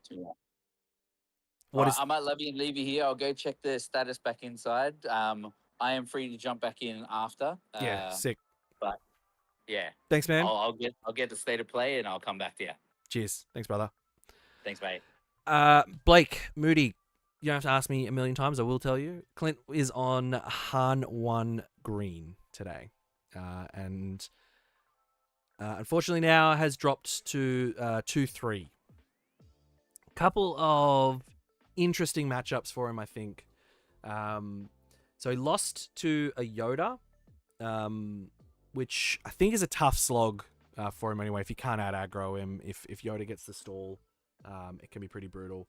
But also lost to the Anakin Data Vault, which is out there, which I think can be a thing. It's a different question. There was news in between. What is Clint playing? Oh, sorry, I didn't even see that. My brain just it was what is Clint playing? What was Clint playing? Fuck. Yeah, so Clint now pretty safely out of contention with 3 losses, unfortunately. We still have Rourke, Scotty, and James repping the baddest tag. So we will see what happens moving into this top cut situation. Will 3 of them get there? Floppo, thank you. I will answer you because you're not Blake Moody, although my heart will always have this specialist place for Blake Moody, 2-time National Destiny champion, former member of the KTOD Destiny competitive team, currently number 4 on the SWU Oz ladder in Australia, fastest gun of the West, just really all-round good guy. But Clint was playing Han 1 Echo Base, to get it even more specific. And if you don't know what the Echo Base is, go have a look. So we're waiting on 2 matches. Looks like there's a few minutes left in the round. We might take a quick break there. So go hydrate, have a little snack, maybe get yourselves a sweet treat. And we will be back here for round 6, and we will see what the situation is. Hyperloops then, not KTOD. Yeah, I wasn't sure. I didn't play Destiny.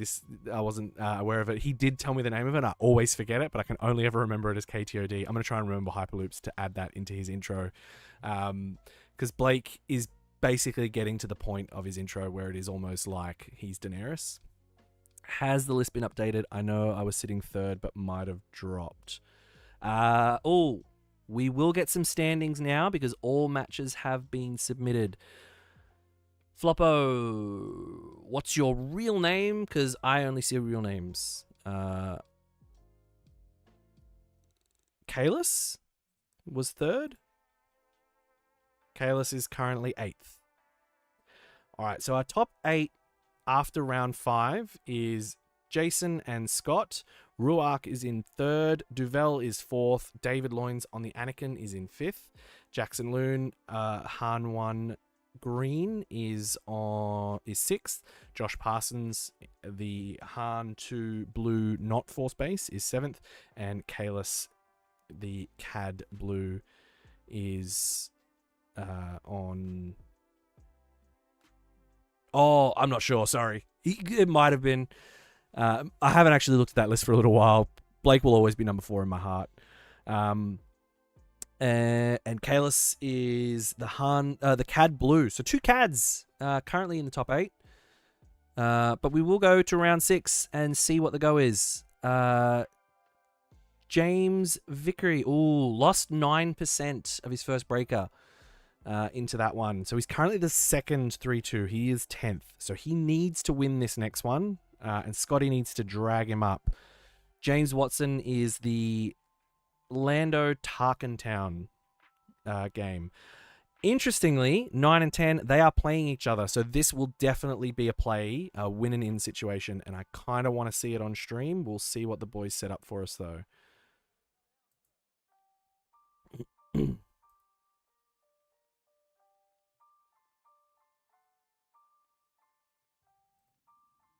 All right.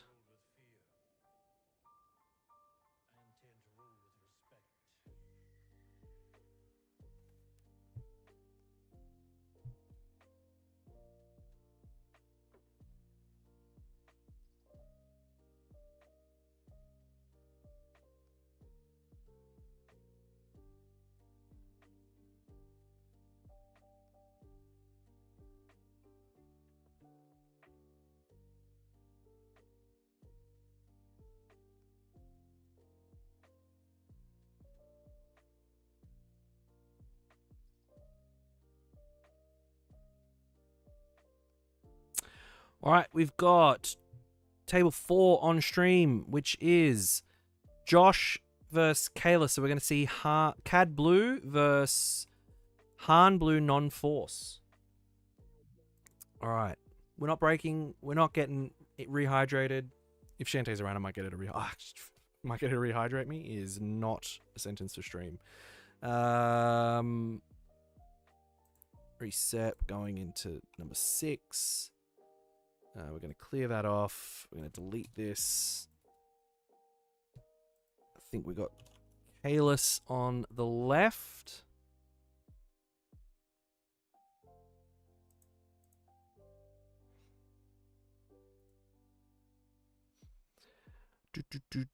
And Josh on the right.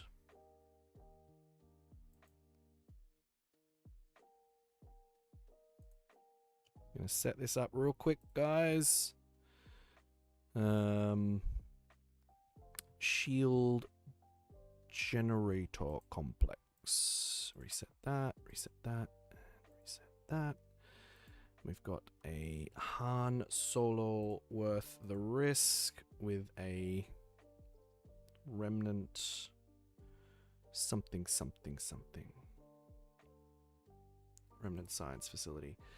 And it is not Peter, it is Josh. So we'll get those up, and I will get their wins, losses, and draws.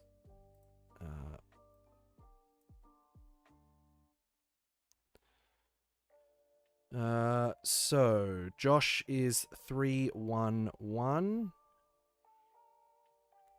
Kalis is 3-2.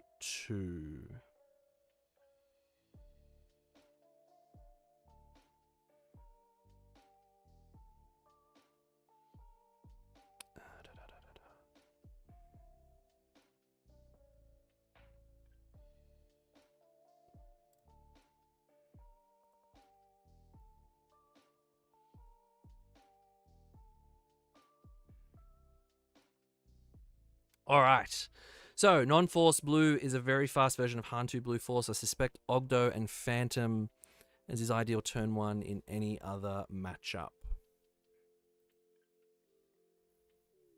Yeah, look, Han 2 Blue, I love playing Han 2 Blue.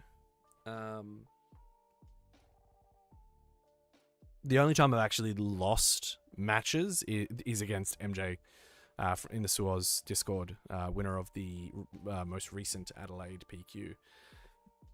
Most of the time, it's fairly cut and dry. I mean, it's not an auto win, but you know, being more favored.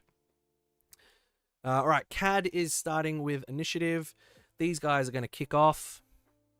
We got 2 win and in situations here. So James is on another table in a win and in situation, and these guys here need to win and in. The top. Let's go back to it here. The 1, 2, 3 tables. Tables 1 to 3 have all ID'd. So Rourke paired Scott. So IDing was a much safer bet, even after all that we talked about, because he is a teammate. The only way to help James would be to win it, and Rourke would need to win. So Scotty, being the kingmaker that he is, IDs allowing Rourke to go 4-1-1, which is pretty safe bet to get in. Scott is a 4-0-2. He's getting in. Duvel and Jason also IDing. And Jackson and David also IDing, which means they will move to 4-1-1, 4-1-1.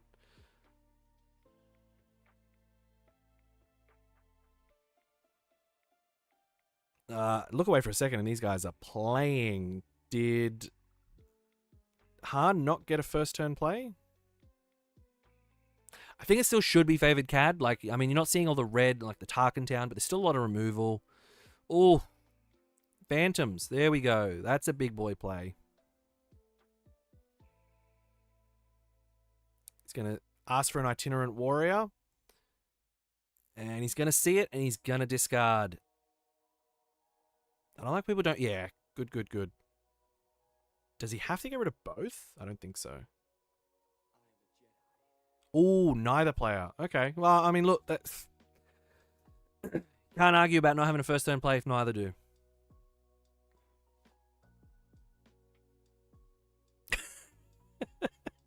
Stream is too positive. I mean, I wasn't. I'm pretty fucking annoyed at Brisbane not having fucking deck lists. I'll tell you that much. Like, 6 players not having deck lists is unacceptable. I'm sorry. I'm gonna be an ass about it, but it is unacceptable. Yeah, we're not allowed to have a negative opinion on the baddest, even though I think whatever. Make sure we hydrate. Oh god, the card overlap again.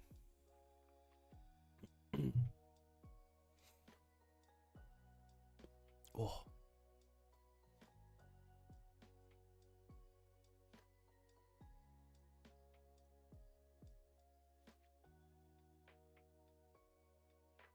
Interesting. Cam needs a lot less positivity in his life.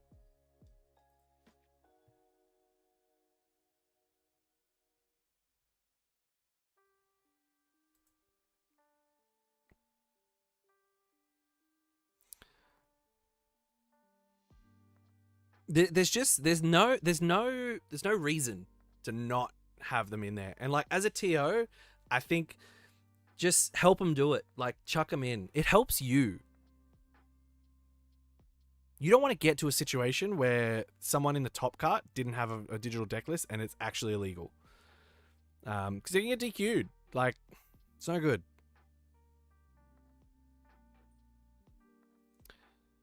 That was some plays there. I don't think that the CAD mines too much. I can't see how many resources he's got. 1, 2, 3, yeah, 6. So we're on a CAD flip here. 4. Yeah, so he's going to make him ping first. So he's either going to ping the itinerant and get rid of the shield and then probably trade into it. Yeah. I think that's a better play, though. I would probably swing into that. 2 crates and a pillage in Han's hand, I think. Oh, I didn't see that. I saw blue. I thought there was a rivals.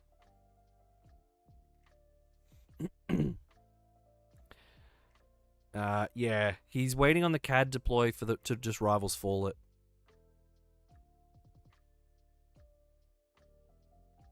It's definitely a crate. You can see a hyperspace crate. I think it's another itinerant.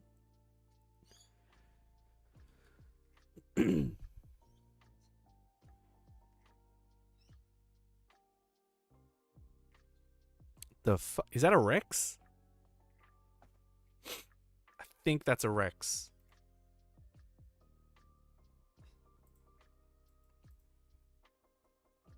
Rexy. Captain Rex into the firefight. Yeah. So 7/7 when played, and when this unit completes an attack, give this unit and an enemy unit Sentinel.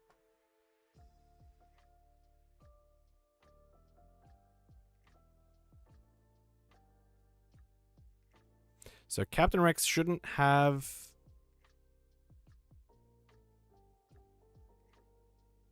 And he's going to give... Yep. There we go.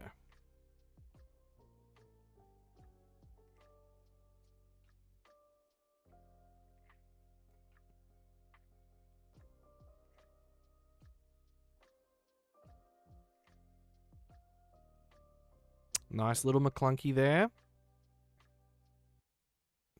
CAD's going to go bye-bye.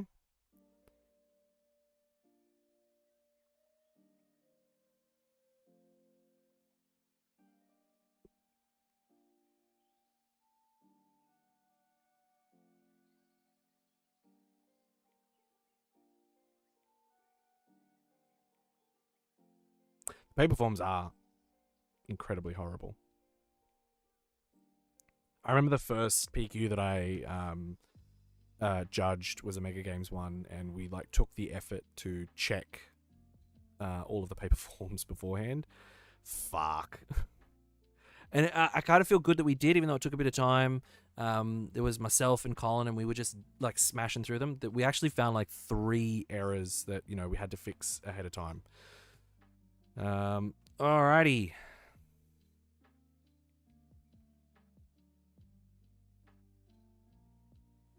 Azuckus.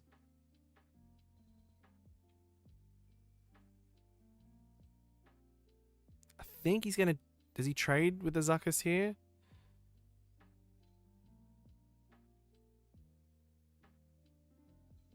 Yeah, Cad falling a little bit behind here, I think. A crate is never a good time. Nope. You want to see like a... Yeah.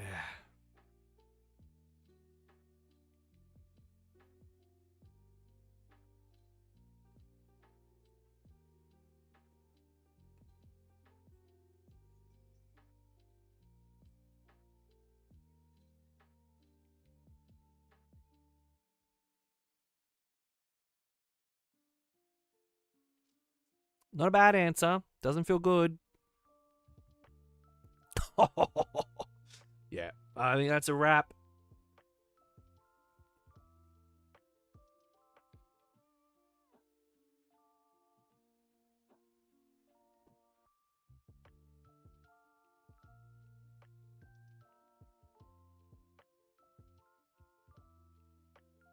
I don't know that Cad's going to have the answers for this, unfortunately. You'd much rather have Tarkentown sitting here. Crateception, yeah. 2 crates? Not a good time for you.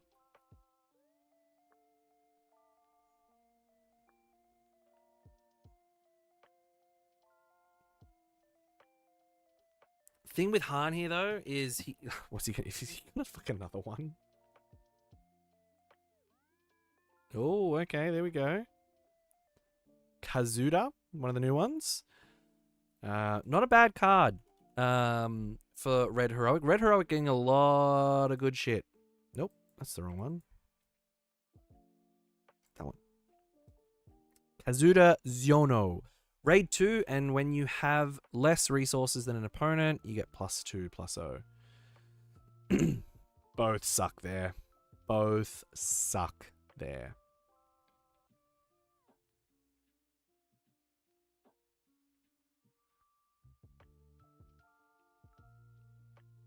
If you just don't have the answer, and I don't think he's got the answer.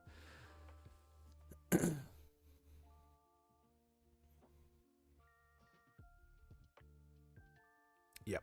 All right, so we've scooped here. Han taking that game out. See, I just think the top end for Han is just a lot better than Cad Blue. Yeah, Rex came in, Arya, and bashed. 2 hits from the Rex as well, from memory. So 14 damage. When you're playing blue, I think Tebow said it earlier. When you're playing blue and you don't have a restore engine, it's a rough stabilize. Even just a little bit of heal somewhere, like vigilance. Vigilance is still a great card on 6. Healing for 5, sometimes removing, milling. That's exactly it, man. We're in the last match, so we're in the last round. So I can talk a little bit about decks now, because after this we're going to move into Top Cut, which is open deck list anyway. But this guy, the only top end that he's got there is Snoke. Like, there's no Avengers in here. Just doesn't feel great, I don't think.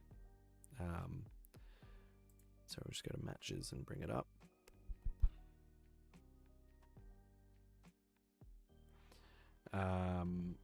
So lots of removal for sure, like McClunky's Power of the Dark Side, No Glories, Fells. The Anakins are there because you've got Bamboozles, so you can trigger the Anakin. But only 1 Snoke as your most expensive card. I don't know. Oh, and the Cad Bane 7 unit, 7 costs capture. 8 base damage and a Zuckus was about as good as Cad could have managed. Yeah. Yep. I think Cad is just stronger in Tarkin Town. Like, there's probably a meta where this Cad Blue would have a good time in a really heavy mid-range deck, but I just think it runs out of gas too quickly. And like going into these long matches, like what do you have? Like you need Avengers in here. You need more than one Snoke, that's for sure. The hand disrupt is good, but it's not enough. I think hand disrupt in yellow-white is just better. Yeah, I think you can and you should, but like there's just so much other good bombs in blue-white. Like, you know, now we've got Bo-Katan, you've got the Rex, you've got Luke's. Like this, cool. Get rid of a crate. That'll hurt. There's other stuff there. Snoke makes sense to control spy tokens. Oh, for sure. But I don't know that the meta is there for Snoke to have as much impact. Not a bad play. Not a bad play.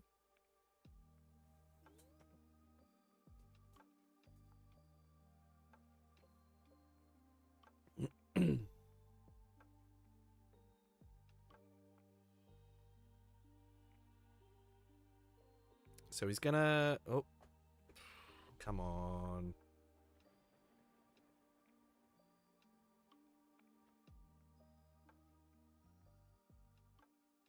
Oh, and he missed the call.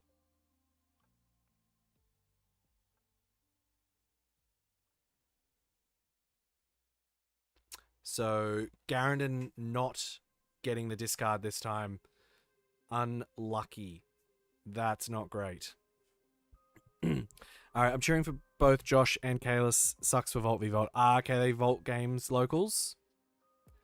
One of them's getting to the top 8. One of them is getting in there.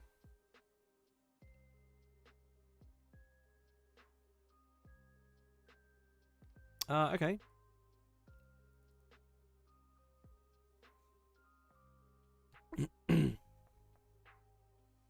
Absolutely. One of these guys is getting into the top 8, unless they somehow go to time and draw, in which case neither of them will, and that'll be a bad time.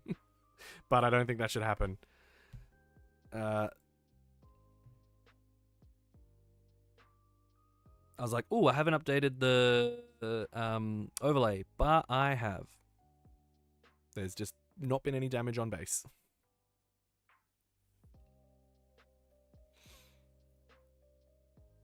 So the interesting thing is, Kalis is not a guaranteed winning in at 4-2. He still does need to have good breakers and for there to be a 4-2, although I think he should be a winning in.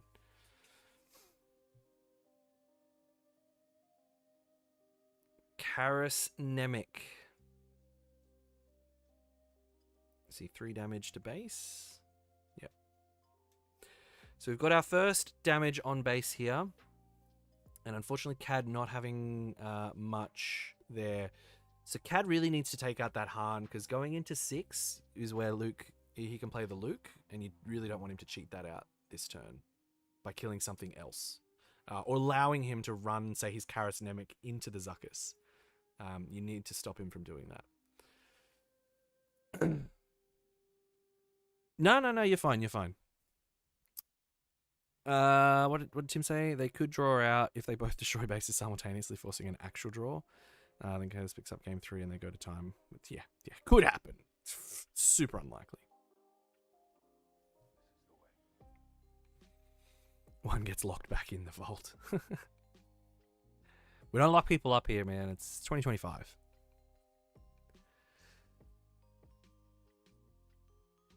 So he called Rex and got a discard off that one, which is definitely something you want to do. You don't want him to have another Rex. We'll bring that card back up because it is a gas card in this. 7/7 for 6 with Conditional Sentinel is not awful.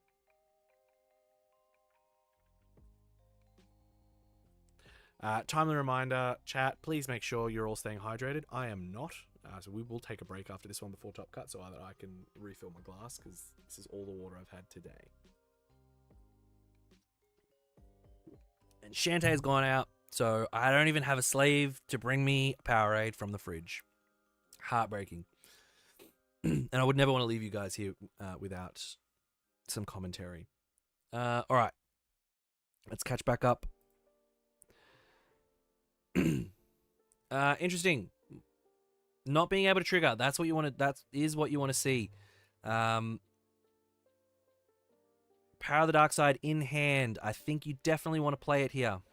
Oh no! I get it, but no. I think you want to kill and just go wide here. I get getting rid of it.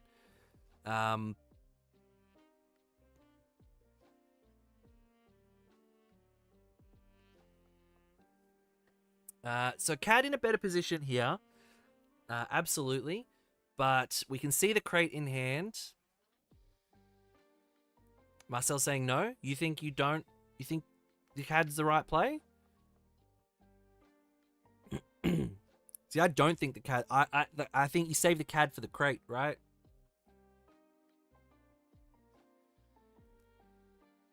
Oh, I suppose Power of the Dark Side for the crate costs 3. Maybe you're right. Maybe you're right. So hit for 7. Does he rescue his Luke? He does, giving him 2. Cad Bane unit plays. Yeah, I think so too. So what are we on? We're on 15.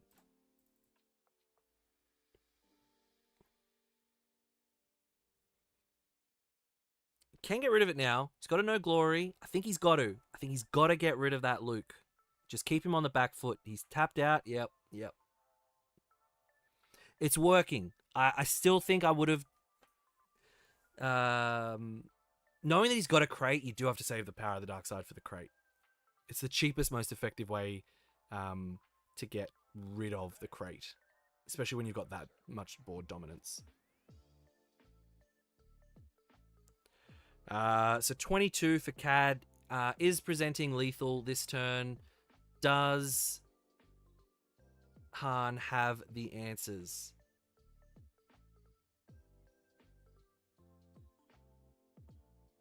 Interesting. Just going to go to 325. Is there a hot shot in the row?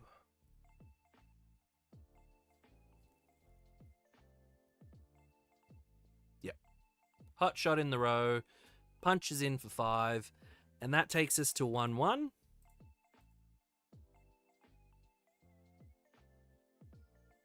Yeah, oddball. I think, yeah, yeah, I kind of forgot about crate when I said I think it was a bad play because I think you just want to get rid of it. Because it would feel bad if, like, you just get felled and then the Luke just goes back there, but you know you've got the thing, so if he did fell it, you'd just Power the Dark Side it to keep it away. Power the Dark Side, I think, is the best way to deal with a crate, though, because if he could have captured the crate because of the 2 ping and then having 8 damage, but then you just deal 7 damage to the Cad and you get rid of the Cad. And you still have your crate at full health. So, I don't know. I think there's a lot of time left. These guys have been going really quick. I did not start a timer. And I don't think they're running a melee timer, which is upsetting. Although we can message Mitchy Boy.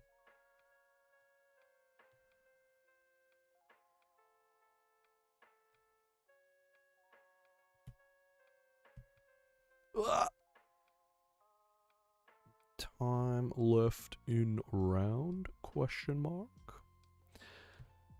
All right. We're getting later in the evening for our overseas viewers, or early in Europe. Americans, we still here? Still about? Marcel, I forgot where you said you're from. I think you did tell us.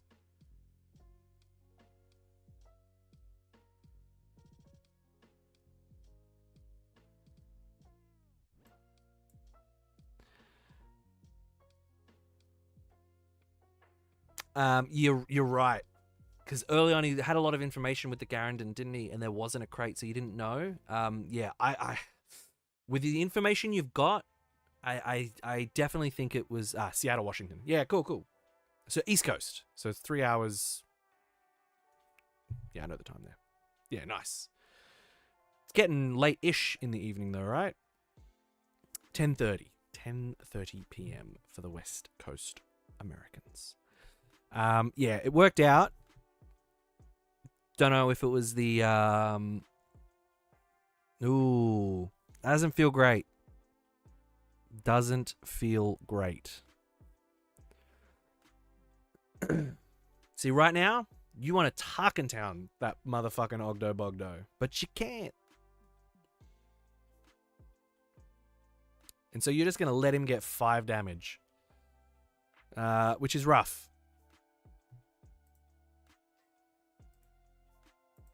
But certainly setting up to be a spicy win and in for these players.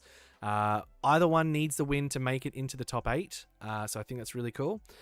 Liam, I'm deeply looking forward to listening to the death rattle of Power of the Dark Side. Make it be stuck from the history books.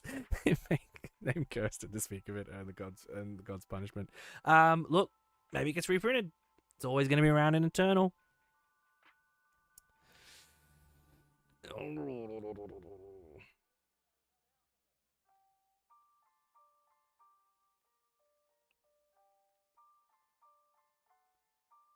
The reading before resourcing? What do you mean? Reading your cards?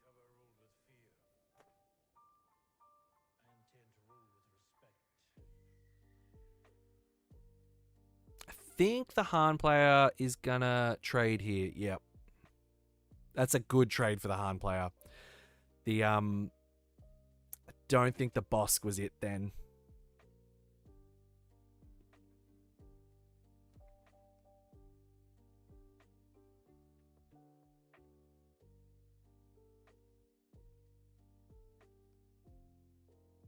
I'm not sure if Clint dropped or he's already out, but it looks like he's lost round 6. Is this round 6? Yep. Cam, I gotta go parent and do life stuff. Sucks. I am lurking. Bye. Bye, Cam. Love you. Moving cards from exhaustion to ready. Yeah.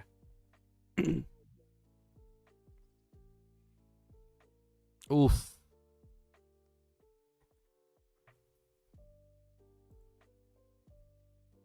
Oh, readying. Yes.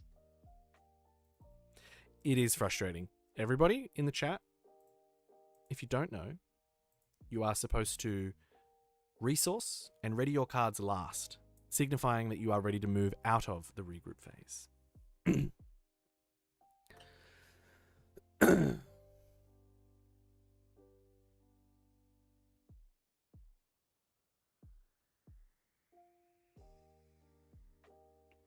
Yes. Draw, resource, ready. Correct. Oh, but you do all the other, abilities that might be around. It's always frightful deploying blind into a blue-black deck alone.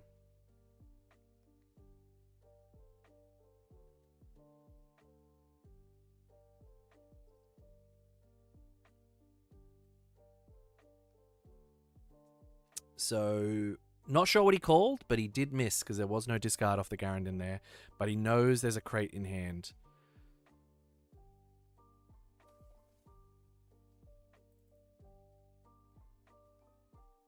Charismatic.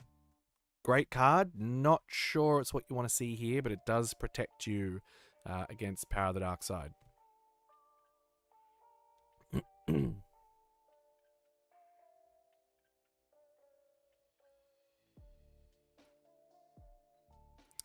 So he's going to want to swing in because it is pingable now. So Han's going to want to swing in straight away to make sure that they get that 3 damage, because otherwise it's going to be pinged off the board.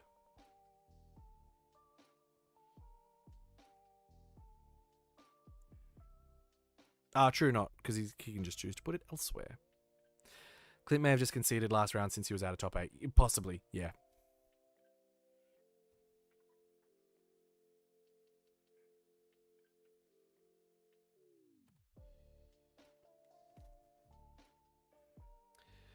Right.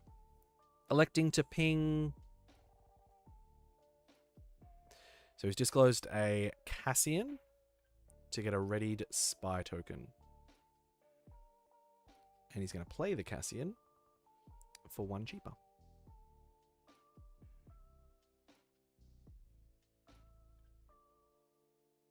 Ooh, 2 into CAD. Interesting.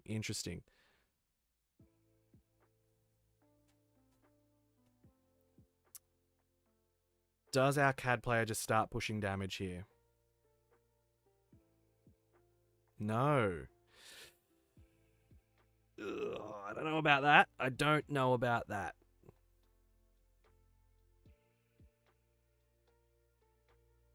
Oh, another one. Huge.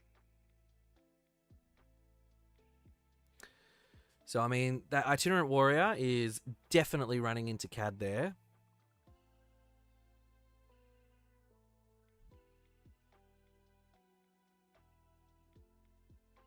We're going to see a dead CAD first action in this round. Yep.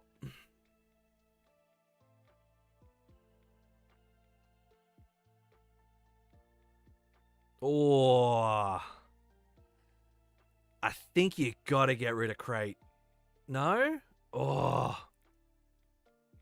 Oh, mate, better have a Garandon in his hand.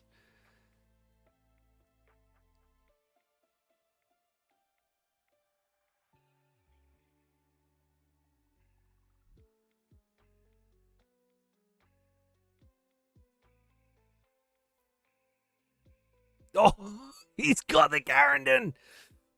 Woo! Bye-bye, Crate. And drew into the bow. That's brutal. Like, forcing your... Like, yeah. That's going to be a big board clear.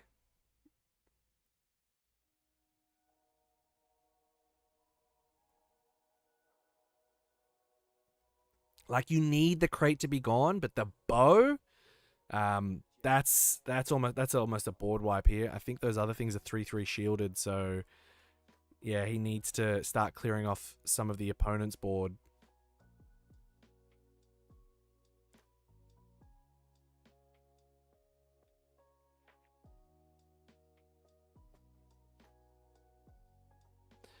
All right, so we're going to 13. Plays 5 still. No, he's slamming that bow down like it's nobody's business. Yeah, he knew. And that is a big Cassian and a big bow. Oh.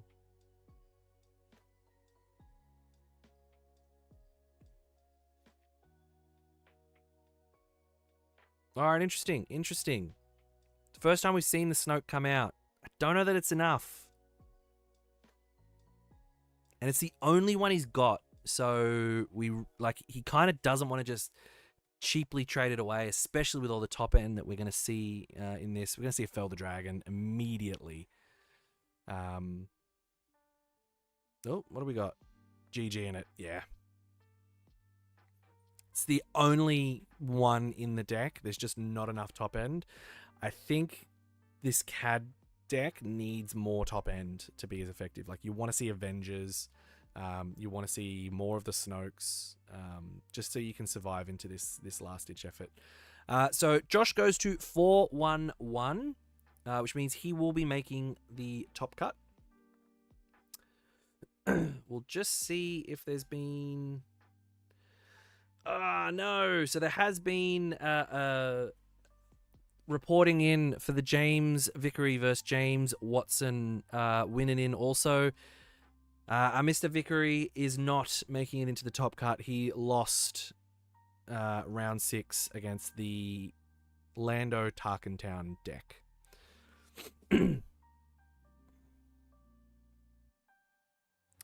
That's it, Liam. Like,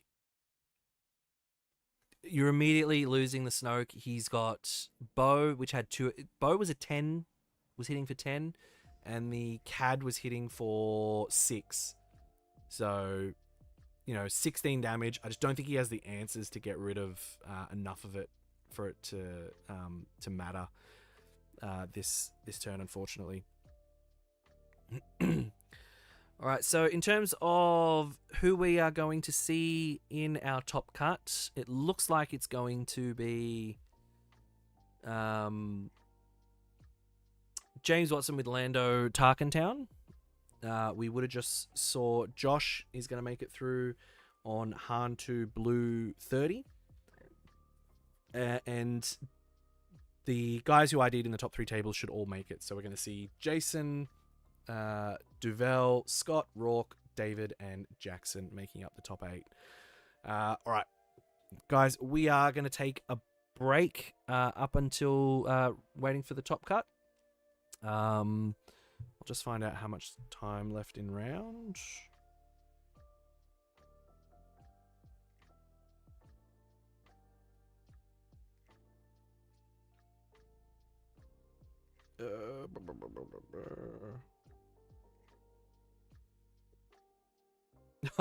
Tim, if you're still in the chat, you know how earlier how I said Devin Neal's status went from questionable to healthy?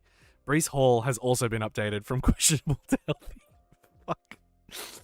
Fuck. I don't know who I'm gonna pick. I don't know. I feel like I'm just gonna flip a coin at 4:50 in the morning on Monday to work out who I'm actually gonna play in my starting lineup for this playoff week 1. Good man. 20 minutes left in round. So we are going to take a break. I will come back here at 6 p.m. my time. So in 20 minutes. Stick around. Come back. There will be more SWU action as we move into the top cut of our Brisbane Planetary Qualifier hosted by Mint Collectables. Come back. Join in for more shit talking.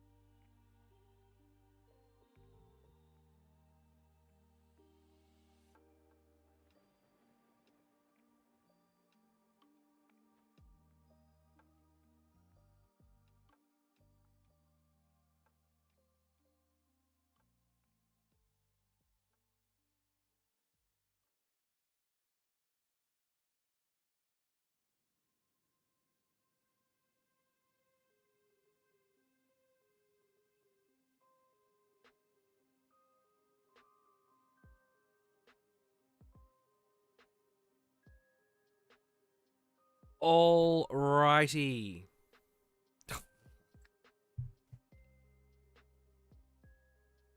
Without.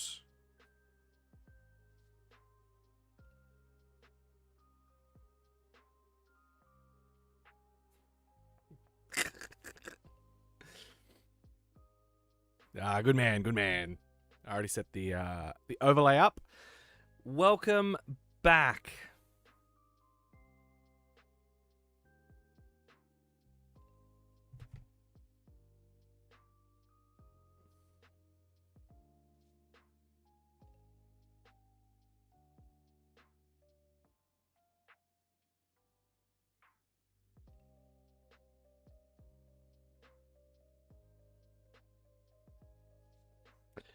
All right, welcome back, everybody, to the quarterfinals of the Brisbane Planetary Qualifier, hosted by Mint Collectables. We have a baddest matchup ready to go. BDST, not DST. We are not at daylight savings time. Well, I am, but they are not. So we've got... On Melee, Josh has it as security complex on stream. It was playing blue 30. That will be a game loss. Brutal. But you know what? Be accurate. I reckon. So we've got Rourke versus Jackson for this stream of a top 8 or quarterfinals. So it's going to be Cad Bane Tarkentown versus Han 1 Green. As we go into this, they've just finished up deck checks, so we should be all good to go. Just waiting on them to start. There's only one. He would have a deck list. It's just not a digital deck list.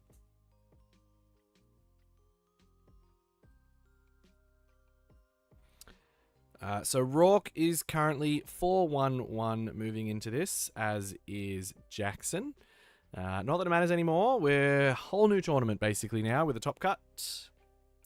Can you deck check no deck list? You can, because they would have a physical paper deck list. So you can't check a digital, but you can check a paper version, which they would have. So the other top cut matches are Sam and Jason. Sam is on Luke Pilot ECL, and Jason is on Han 2 ECL, which I think is not a great matchup for the Luke. So we're probably I'm expecting Han 1 to take that one out.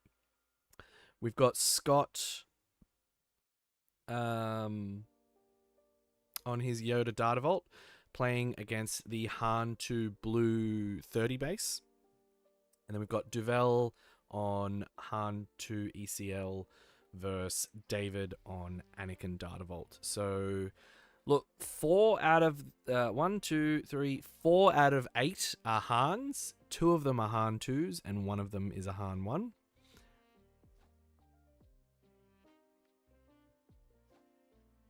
Interestingly enough, let's just go to standings real quick at 6. So the Lando was on the bubble. That's rough. That is rough. There was literally, what's that? So Sam McBride, who is the Luke for ECL, got into it by 0.92. No, not even. Yeah, 0.92%. So Sam McBride's breaker was 57.4 and Lando's was 56.4.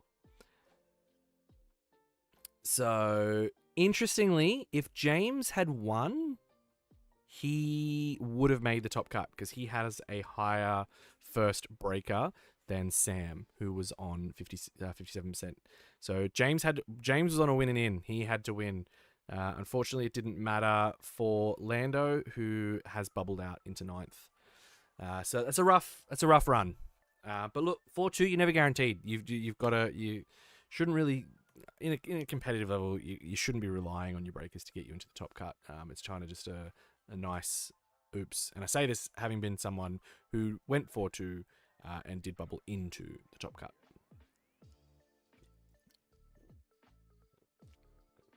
Alrighty. We are getting started here. I fucking cannot see those stupid base clickers. Gently ask Han to use the tokens. No, I didn't see what he just said then. Did anyone see that? I fucking didn't see that. Or fight him.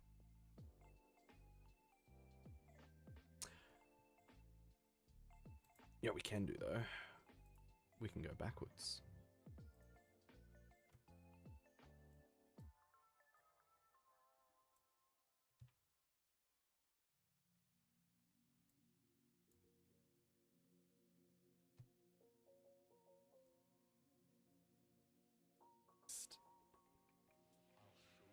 So you can't check a digital, but you can check a 2%. So Sam McBride's breaker was 57.4 and Lando's was 56.4.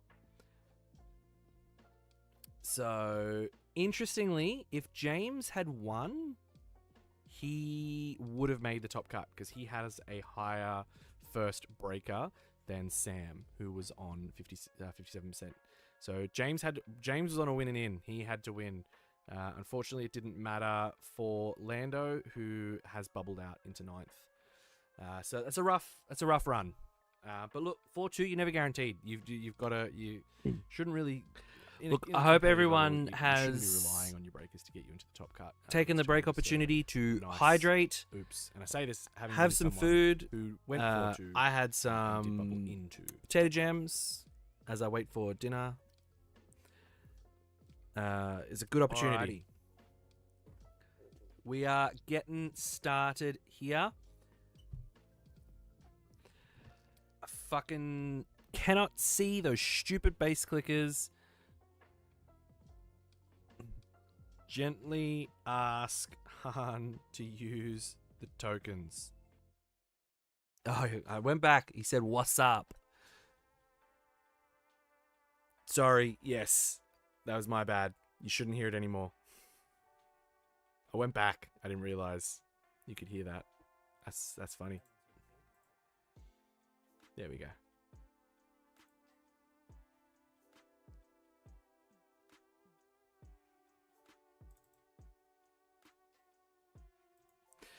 All right, they're away. They're away. Good matchup. I'm excited for this. This is one of those could go either way. Cad's got the tools, but does he draw the tools? Han gets out of hand. It can get to 25 a lot quicker than most of these decks can get to 30. Episode recap overdub. Yeah, it was just me playing back the stream because I wanted to see what Jackson wrote on his notepad.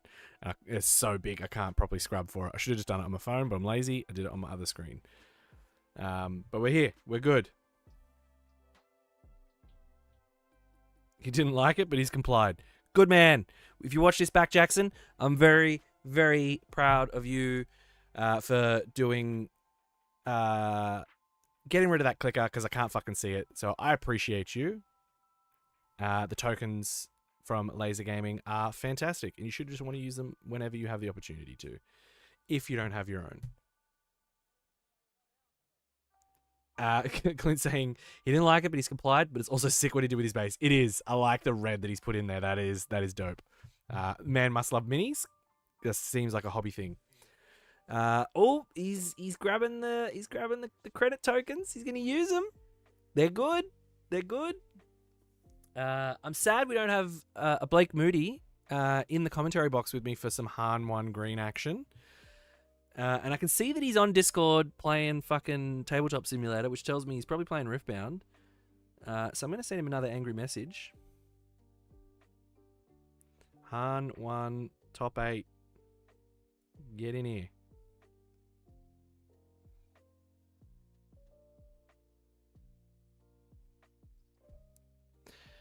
All right.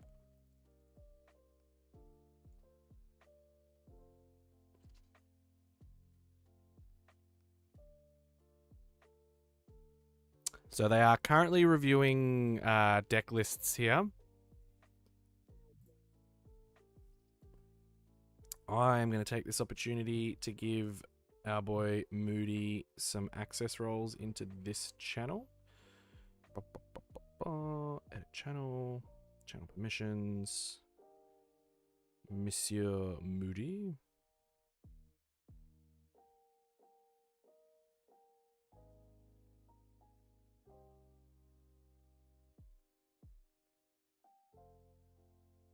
Did that work?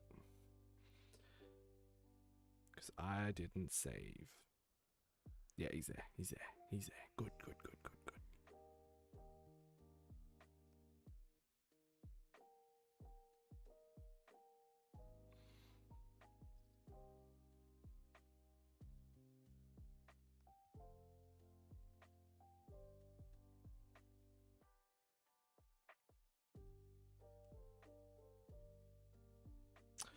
All right. Who's our favorite? Talk to me, chat. Who do we want to see this? Who do we want to see take this out? I'm biased, so you know my answer is going to be Rourke. 1, he's a baddest boy. 2, he's playing my deck. We love that. Do we have some love in the chat for our boy Jackson? Some locals in the chat having a little look.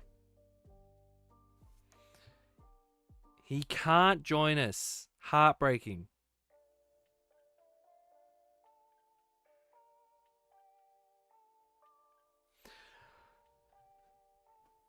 Piper's saying Rourke is our favorite. Yeah, we want Rourke. We love Jackson, though, because he complied by getting rid of that stupid base ticker that I can't fucking see when we're on stream. And he's going to tokens. He's a good egg. We like a Han 1 green. So, if you don't know, in the top cut, goes to 75 minutes, and the first 3 minutes before the 75 minutes starts is 3 minutes to look through each other's deck lists. There's open deck lists. There's not going to be surprises in here. You're going to know what you're going into. Now, that's not allowed. You are not allowed to make notes during this time. I don't know how strict the judge is going to be there.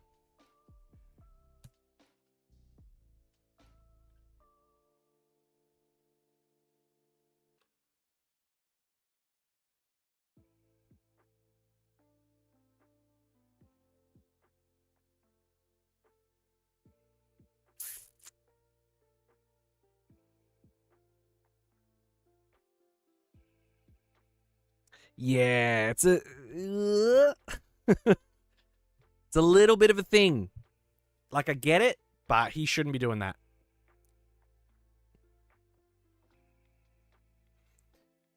Note taking is fine. You remember not to take notes. Look, you can get through it. Note taking is fine. You can't do it before the round starts.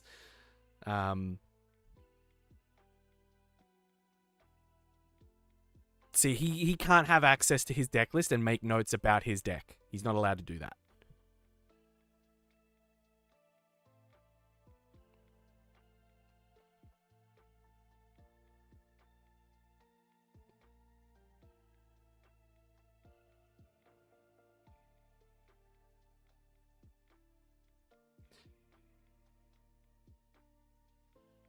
Ooh.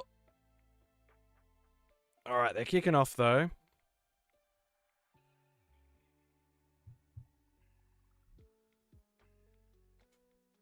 Yeah, I don't know where the judges are here. Yeah, Piper, it is 100% a no-no. He should not have done that.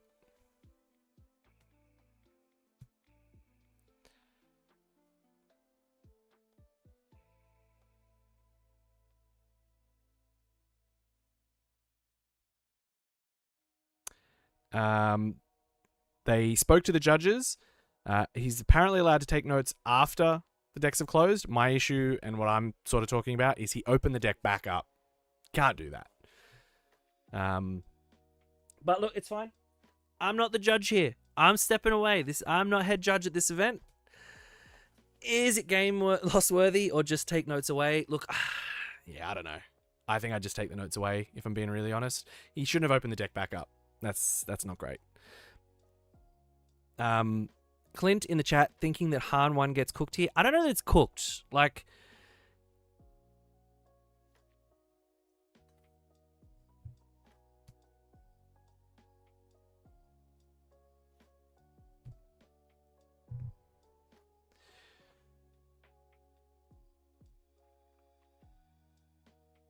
no, Liam, there's not. But you're also in the round. Like, I think the issue that you're seeing here now is that you're basically making notes outside of round time.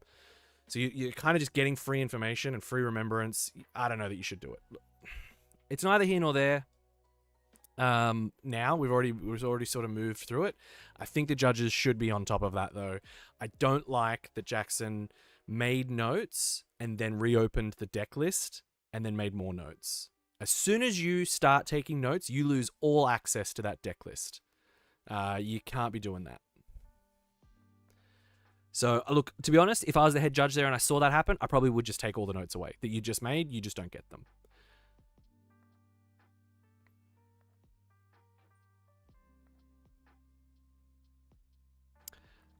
Strong starts, though. We are going to contest the ground in Han here, which I don't know that Rourke minds, to be honest.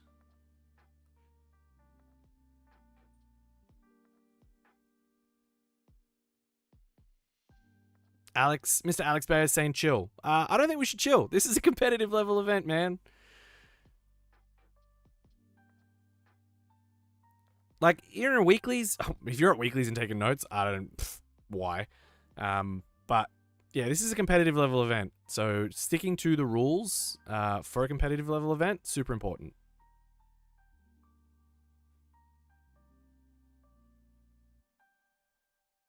So got rid of the Typho, which is not bad.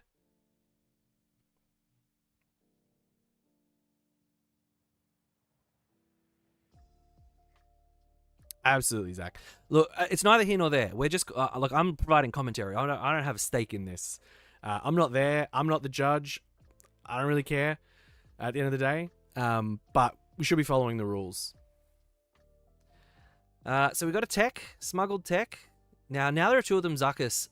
That's a thing. Han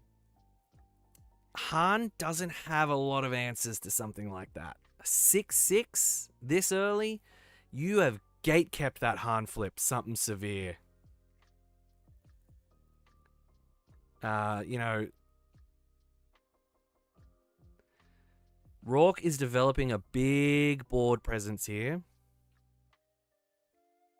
And I don't know what answers Han has for this Zuckus here. That is just going to hold up anything that he can do.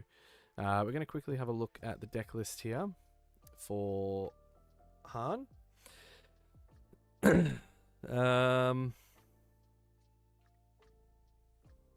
Yeah, not a lot. Not a lot. It's 2 waylays, but a waylay you can just bring it back out now. And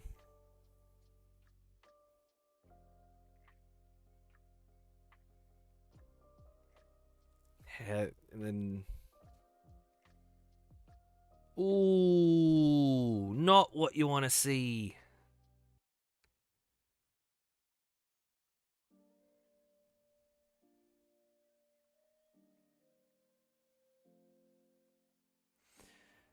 Can invalidate the entire event if rules aren't followed. Yeah, look, for sure. It's more about the integrity and consistency. I've had judged 3 different PQs, and it's more important to make sure that all the rules are enforced, even if the advantage is negligible. 100%, Piper. 100%. I myself have been head judge at several PQs. Far too many, one might say. But you're absolutely right. Like, it is about the integrity of the event. Like, especially in a top cut, especially at a planetary qualifier. You know, there's points on the line. People want to qualify for Worlds. You want to do it in the right way.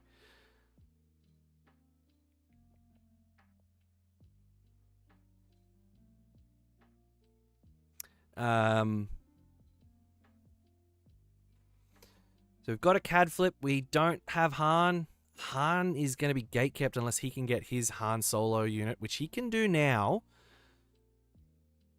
But I think we are going to see a Bazine smuggled out. He is going to show him that Han, and he is going to say, go away to the Han for sure. He might draw another one, but he's also got the U-Wing, so chances are he's going to get the Han. See, now there are two of them.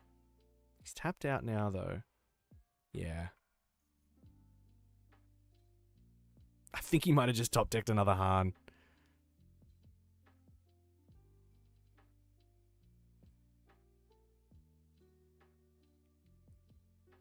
Oh, safe trips to Scotland, David. That sounds like fun. What are you doing over there? Does he see the Han? Thought I saw a Kelleran.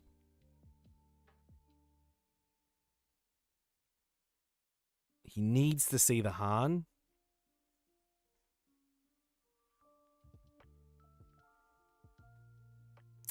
I don't think he's seen the Han there. Because he would have auto-slammed it down. Could be the pilot Han. I'm just not seeing the ambush 6/6 Han. That's what he wants to see. He needs to get rid of that Zuckuss. Doesn't look like it was a good hit. Yeah, see.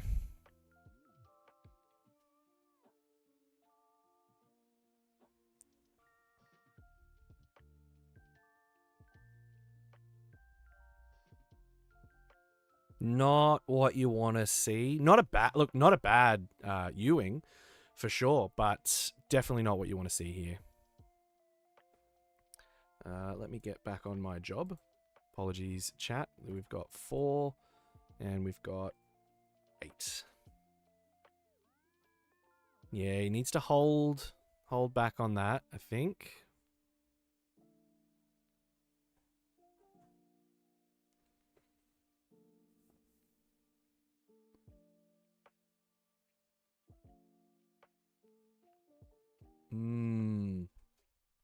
What do you do here? To be honest, I think you'll run into the Typho. Oh, I don't love that. I don't love that. Look, 6 on base is never a bad time, but now he gets to flip Han.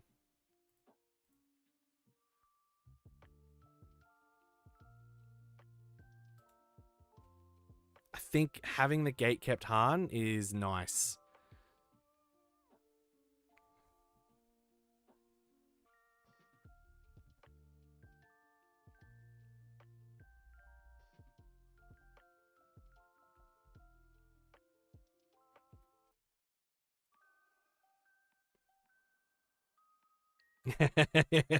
Rourke has pimped his... It's so funny seeing, like, Prestige Foil Garandons and the Sector Aura Sings, but then he's just got a regular Bazine and a regular Zuckuss. Like, what? Come on. Consistency, bro. Get some hyperspaces in there.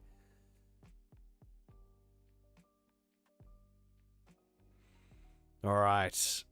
Are we going to see a CAD? He's gone to 7, so I think we might see a CAD here.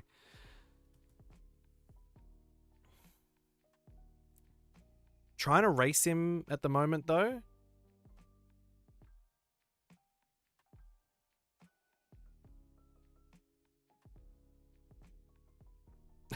What's Mitch saying calm down about?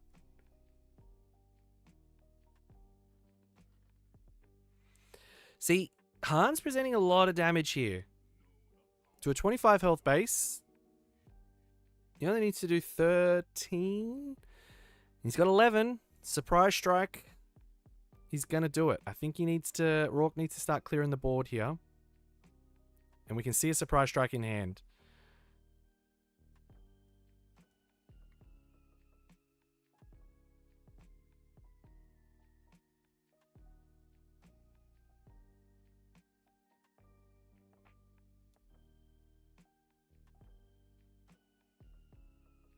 All right, yep. We're going into Han here. So a big piece off the board. Hot shot. Ooh, nice. So we're going to go 6 onto base here. And we've got a surprise strike. Do we have the Han pilot?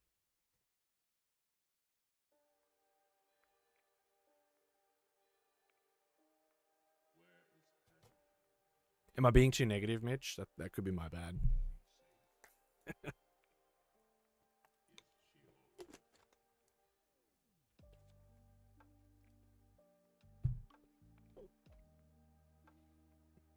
Ooh, alrighty. So CAD unit.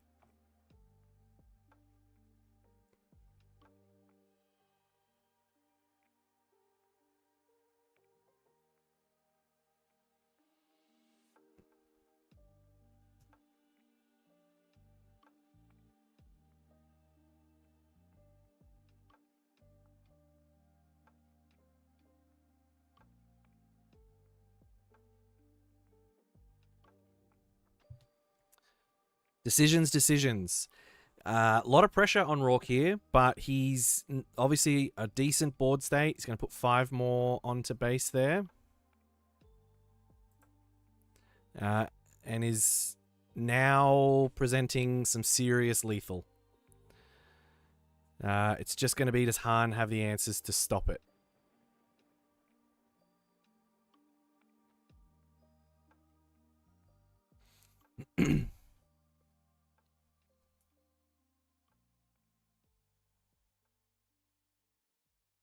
That CAD unit can be such a big swing, just capping out 2 units.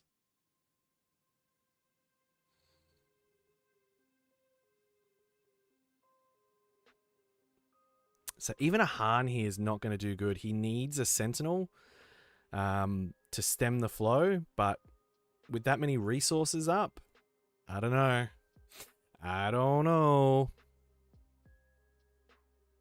We got a Ewing, we got a Kelleran. He's needing an Obi here. He's got a Typho. Typho's not bad. What does our boy Rourke have in his hand, though? He's got 8 resources up. He needs to push 11 damage. We're in Devastator territory. He's used 1 waylay. Oh, here we go. We're moving shuffling over some resources. What do we got?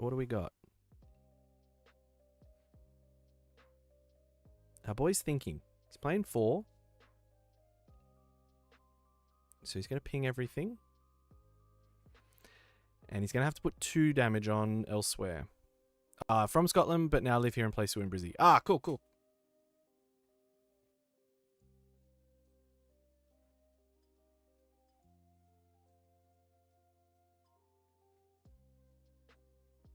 So he's going to do that. He's going to obviously heal 1. And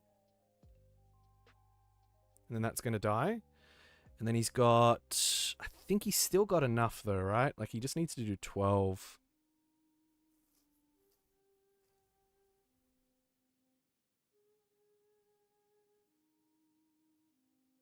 Yeah.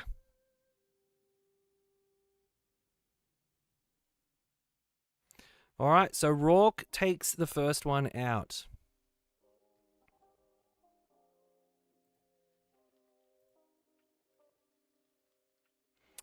A really crucial Bazine there kept our boy Rourke alive. Watching your stream to try finish my master collection. What do you mean? You buying stuff? Actually, David Mitchelson, it's just sparked on me the amount of times you've outbid me on those auctions, mate. What are you still after for your master collection? Are you doing like a master set, as in a regular, hyper foil, and a foil? So 4. It's an admirable endeavor, I'll tell you that much. Scotty was doing master sets from sets 1 to 5. He's now pivoted to play set of hypers for set 6. And Tebow has a true master set for set 1, which is 1 of each variant of the regular cards plus each showcase.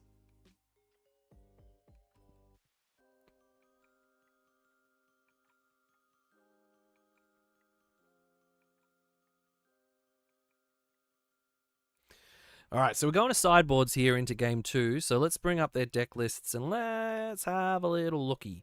So in the sideboard, our Han player has 2 Confiscates, 2 Cunnings, 2 Plo Koons, 2 Spark Rebellions, an Emphys Nest, and 1 extra Keller and Beck. I think we are going to see the Confiscates come in. The Plo Koons, I think, definitely come in. Spark, I don't know.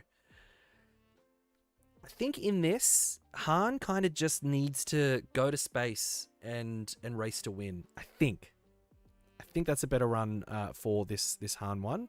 If you're a Han 1 player in the chat, tell me that I'm wrong, but I think that's a better play. If you're trying to contest CAD on the ground, I think you lose. But a single Emphys Nest to come in might help. An extra Kelleran, not a bad run. Plo Koon, if you can get the units out and get the coordinate to hit for 6, not a bad run. It's definitely something you want to consider. Cunnings are interesting. I don't know if they help you here, because like Cunning on 6, I don't know. I don't think that's where you want to be. You're right, and I'm a CAD player. Thanks, buddy. Does count unless you're getting serialized. What do you mean? Did I say something about... Oh, it doesn't count? I also collect the Prestiges, and I do a singleton set of each. So 1 normal and 1 foil. Let me just bring up Rourke's deck. See what he's going to run. So Rourke's sideboard's a little spicy. It's a little spicy. 2 Chams. We're seeing Chams come in. On 4, if your Han is going to ramp up, you're going to play a Cham, and it's going to be way better because you get a 5/4 plus permanent ramp. He's got a sneak attack. He's got 2 Grand Admiral Thrawns. So this is what we were talking about on stream earlier. That was the spicy edition. What are we doing? Thrawn. So this is the new Secrets of Power Thrawn. The Grand Schemer. I'll bring that up there. So when played, an opponent may choose... Hang on. Oh, fuck. Jesus Christ. Bring this one up. So, when played, an opponent may choose a non-leader unit they control. If they do, this unit captures that unit. If they don't, ready this unit. When defeated, a friendly unit captures an enemy non-leader unit in the same arena. So 7 cost, 8/7. If they have no units on board, this thing's coming in ready and slamming for 8. That is a good time. So I do think we're going to see this because there's not a lot that this Han deck can do against that. Not a lot of removal means your big boy units are staying around for a long time.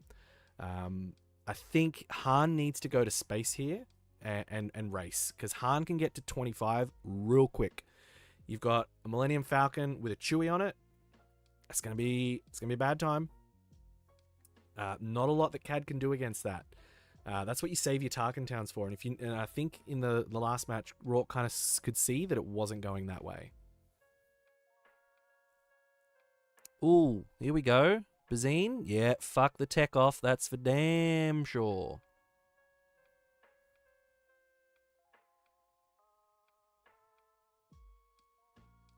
Not bad.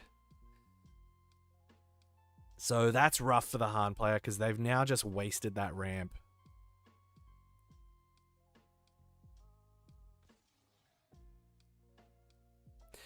Liam, it feels like that Thrawn unit doesn't get talked about as much as it should after rotation. I think it will be pretty stonks. Yeah.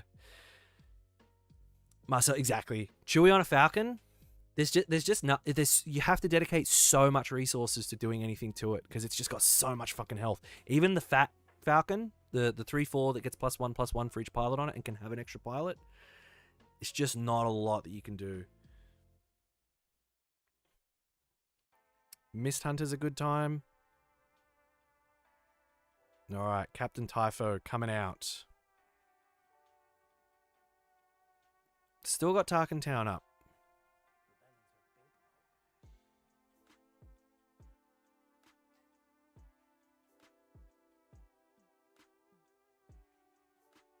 Hasn't been able to deal with his board this time around, which I think is interesting.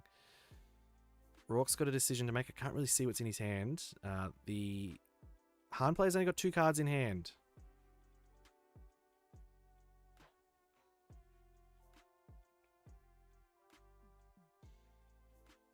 He's got the Forlom. He's going to work out what he goes into Forlom. Marcel, as a fellow CAD player, I'm thinking you run it into the L2, the L3. Ooh. Okay. Interesting. Interesting. Does he have, and now there are 2 of them, in which case, that's a good one. Rourke is my fave 03 Galactics player. I'm rooting for Rourke. We love Rourke. He's a fellow baddest comp team member. We want to see Rourke take this one out. We want to see him qualify for Worlds. Yeah, that's a good Tarkin Town. That's a good Tarkin Town.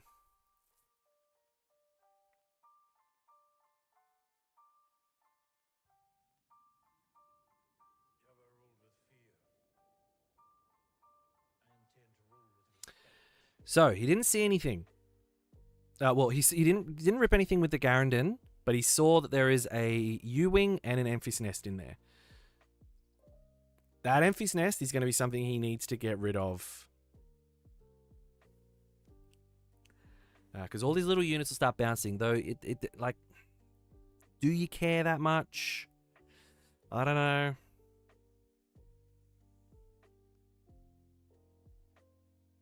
Doesn't get the draw because he hasn't played a bounty hunter. The tech is a problem, though. You do not want to leave a Han with a tech for too long. I think we just saw a hot shot in the row from the Han.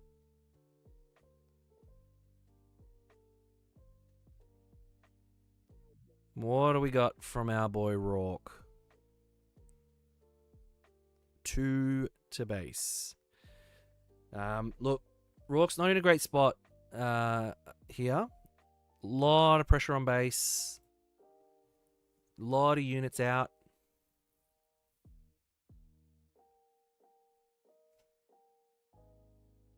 Oof. So he's going to kill that. Now, if Han doesn't play something... Ooh, interesting.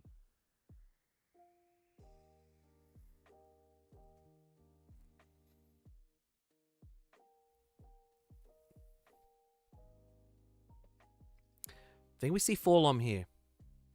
Yep. Unfortunately, doesn't need to ping.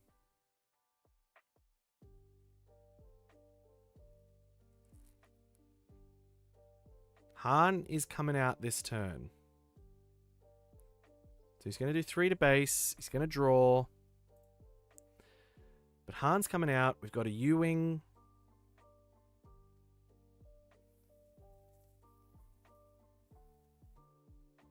Oh, okay, okay.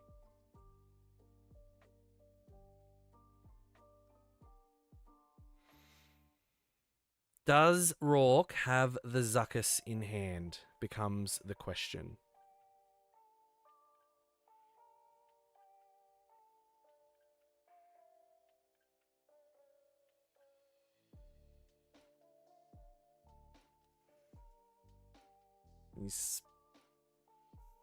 Dave Mitchell, I can share my list, show what I'm missing, let me know best place to send it. You chuck it in our Discord, man. Do you need a Bail Organa showcase? Because I got one spare. But yeah, join our Discord. The link should be in the description for this stream. And you can chuck it in there.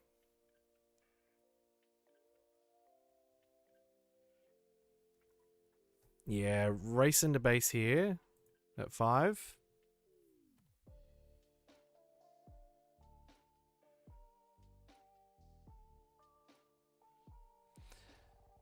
Unfortunately, not a lot that Rourke can do against that. Especially if we're going to see another unit go down.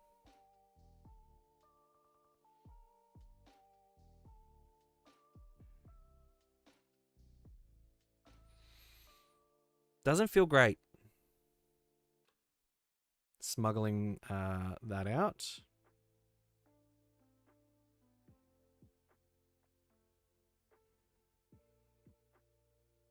But Jackson has been able to put on a lot of pressure onto base here.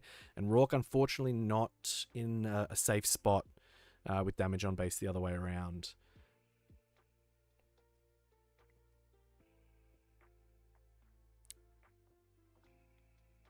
Ooh. That's not awful. That's a bit of a swing. So we're going 7 onto base here, so should be at 14.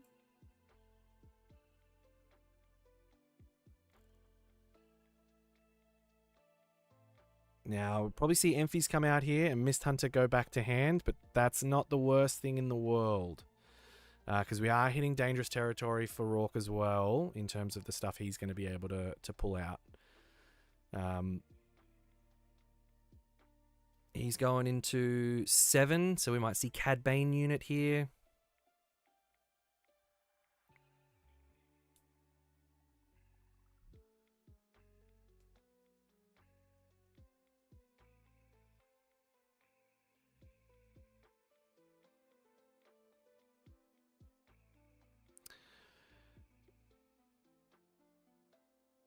Looking at a big resource pile here. Oh, this is off the U-Wing. All right, yeah. Kelleran back. Hoping to dig a little more. Now, I can only play something for 3. Oh, that is spicy.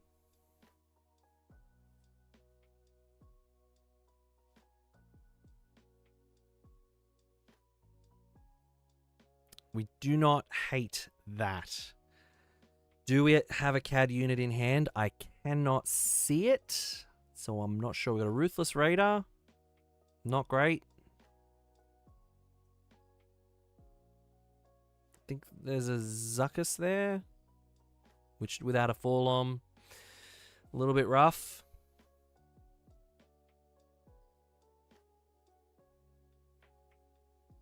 You think Han's cooked, Bradley? I don't know. I think...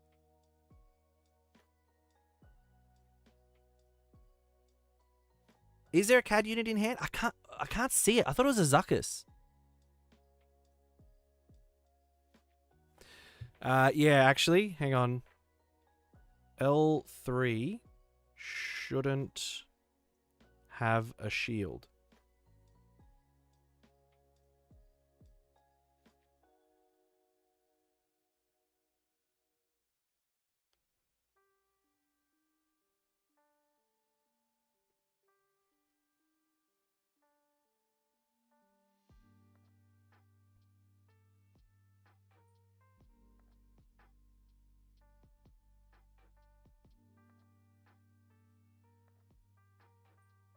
Yeah, though, I think... L3.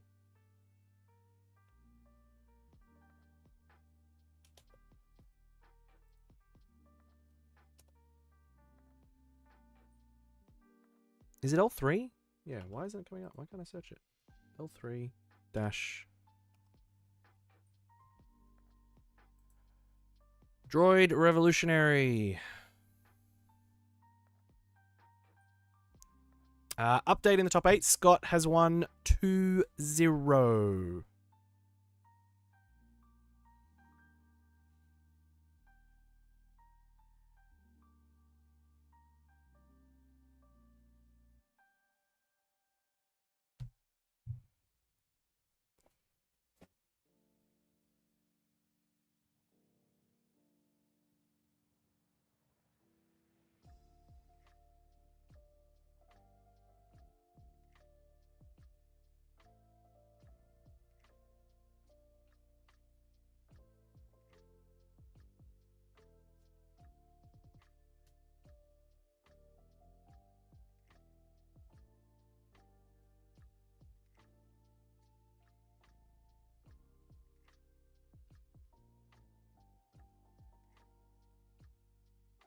Yep. Yeah. Not a great spot for Han here. Posting a list in the buy swap will get you much closer to master sets. Lots of people look to offload cards there. Absolutely. So, SWU Oz Discord as well as the Baddest Discord. If you want to join those and chuck what you're after, we've got buy swap swells in both. Pardon. So if you want to get rid of or look for cards, it's always a good spot. Lots of active users in both. More in SWU Oz for sure, by not even a close margin. But chuck it in both.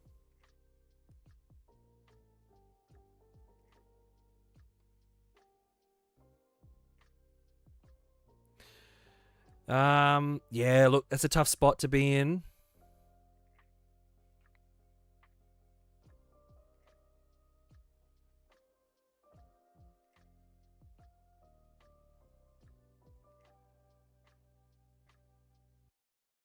Tough spot to be in. Not a lot of answers to get rid of this. What decks made the top 8? I have the answers for you, my friend. So top 8, we are looking at Han times 7, Cat times 1.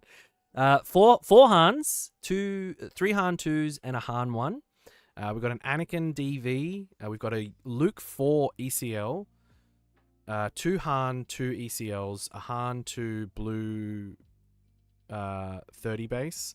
Scott on Yoda DV. Rourke on Cad Tarkentown.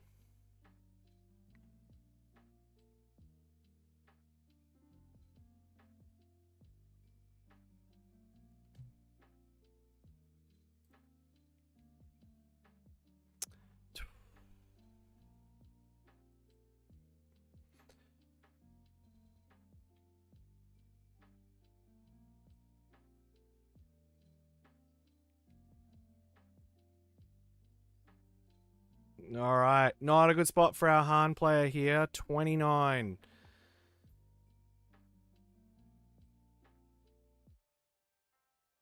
And I think Rourke takes it away.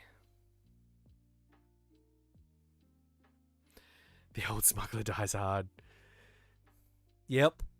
So Rourke and Scott, 2 of our baddest representatives, are moving through to the top 4, the semi-finals of this Brisbane PQ.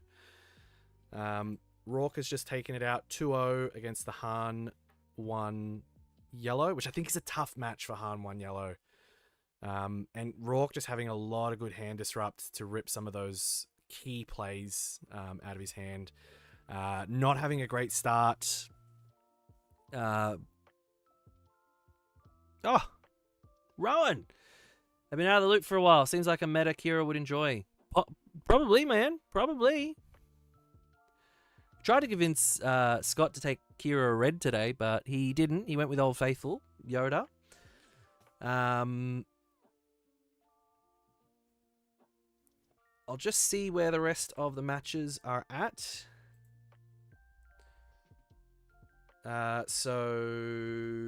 Ooh, interesting. All right. So, the other top 4 match that went on. So, Scott won 2-0 against the Han 2 blue 30 base. And then we had Anakin DV versus Han 2 ECL, and Anakin DV took that one out. 2-0. So, David Loins moves on to the top 4. And we are waiting on the results between Sam McBride, who is the Luke 4 ECL, against Jason, who is another Han 2 ECL. So 1 Han 2 ECL not making it through to the top 4, as well as a Han 1 green and a Han 2 ECL, Han 2 blue.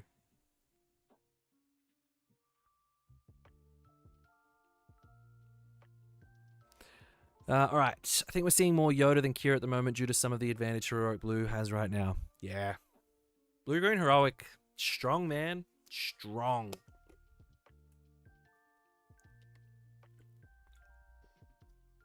Stay hydrated, guys. Commentating a PQ is a marathon. It is not a sprint. And I have not taken care of myself. Actually, that's a lie. I'm mildly hydrated. I'm doing all right. No Han Spirit in top 4. I mean, it could be. Jason could get knocked out.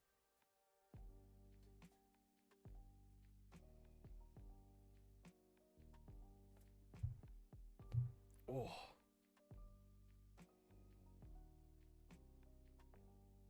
What's the...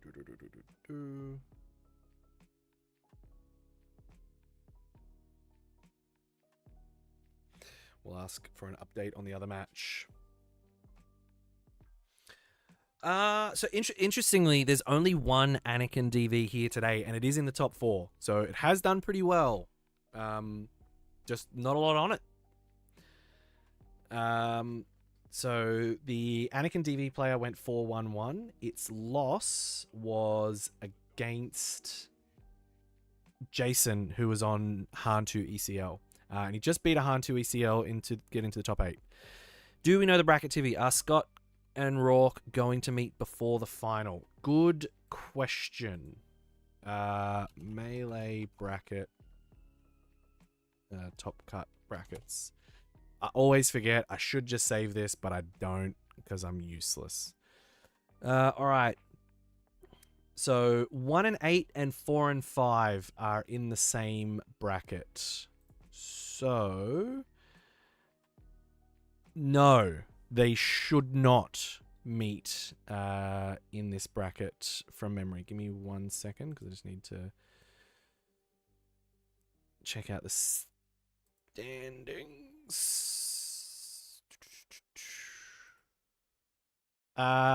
No, because Scotty is second seed, and Rourke is 4th. So Rourke will verse the winner out of Han2 ECL and Luke 4 ECL. So it can be a baddest final where we will probably see Scotty be kingmaker again and concede to Rourke in the finals to get another baddest member qualified. Rourke has not won a PQ this season. He won one before Worlds last season.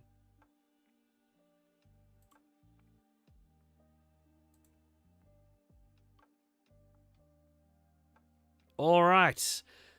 So, Rourke is going through... so it looks like Jason on Han 2 ECL won his match. So, Han 2 ECL versus CAD with Scott versus, on Yoda Data Vault versus David on Anakin Data Vault, which I think is a match we want to see.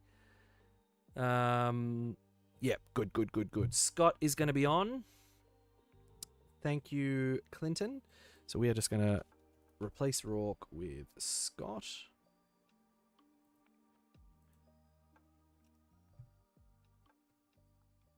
Bradley wants to see some Queen Amidala hit the tables. Well, look, this is it, right? This is the matchup.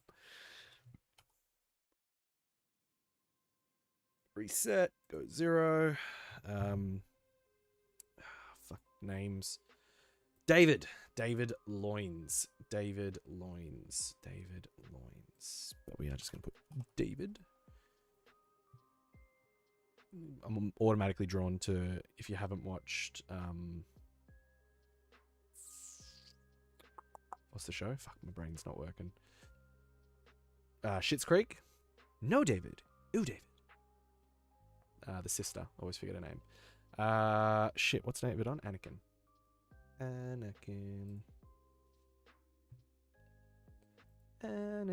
A Data Vault off. Reset. And we are back.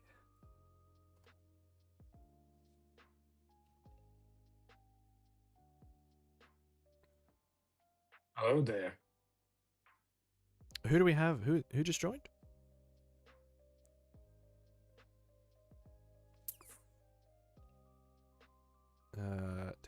Free me TV. Oh, there you are.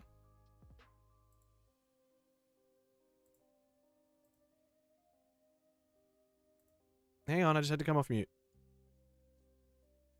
Free me from this prison. Okay, what's going on? I just came back from playing tennis with the girls. Oh, yep. It was good. It was fun. Had a good time.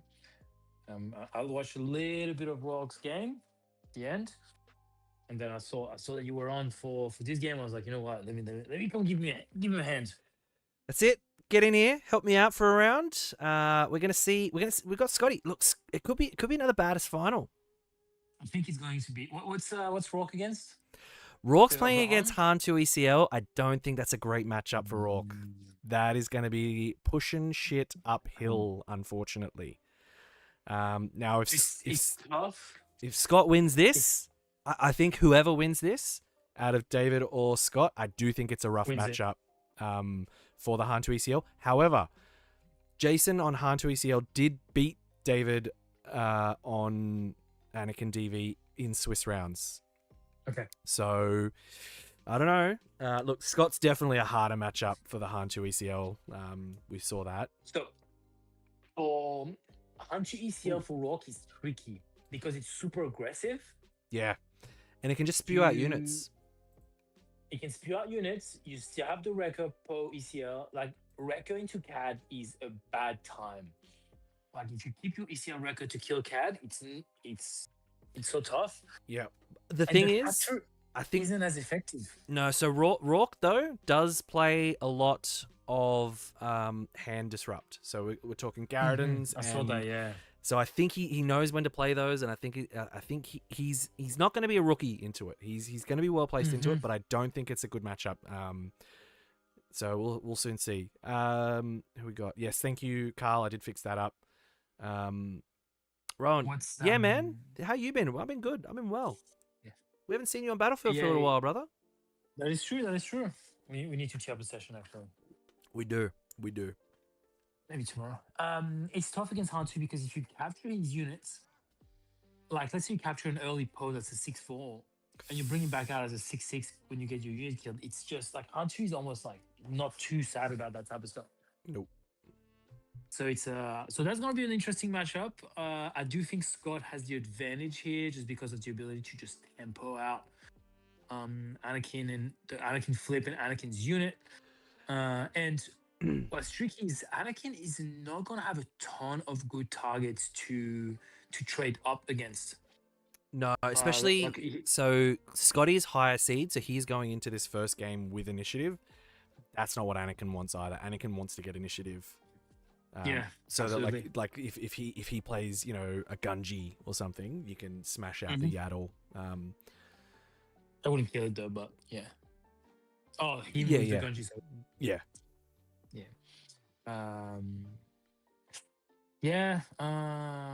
Look, Obi-Wan's gonna be tough in this matchup.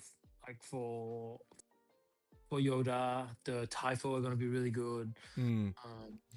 It's funny. All of the green heroic units are just going to feel better in Anakin using Anakin's ability for trade ups, but Scott's late game I think is going to punish, especially because I think we'll see what answers. My concern is also Anakin. How does Anakin kill Yoda? That's the thing, right? Like I don't know. Like a rival's fall is really all you've got, and that doesn't feel great. But he doesn't have it because he's red or green. That's what I mean. Like I thought you said, what does Yoda have to deal with Anakin? No, like I think Yoda can kill Anakin because obviously he's got the rival's fall, and he's gonna have some big units. But by the time Yoda flips, Anakin's probably dead. Like Scott would have dealt with it most likely.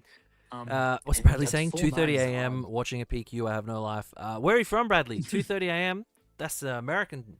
Are you in East Coast? Yeah. East Coast of America? That's 2:30ish. Would be, yeah. Oh, actually, no, would be West Coast, actually. I don't think. No, West Coast No, I wouldn't be. think so. Wouldn't be. Not yet. Midnightish. Miami is 3:30 right now. Oh yeah, Los Angeles is 12:30. So yeah, so 2:30. Midwest. Midwest, somewhere in the middle. Midwest, as we call it. Somewhere in the middle. Is it they call it like mountain time or some shit? That's the thing in Colorado.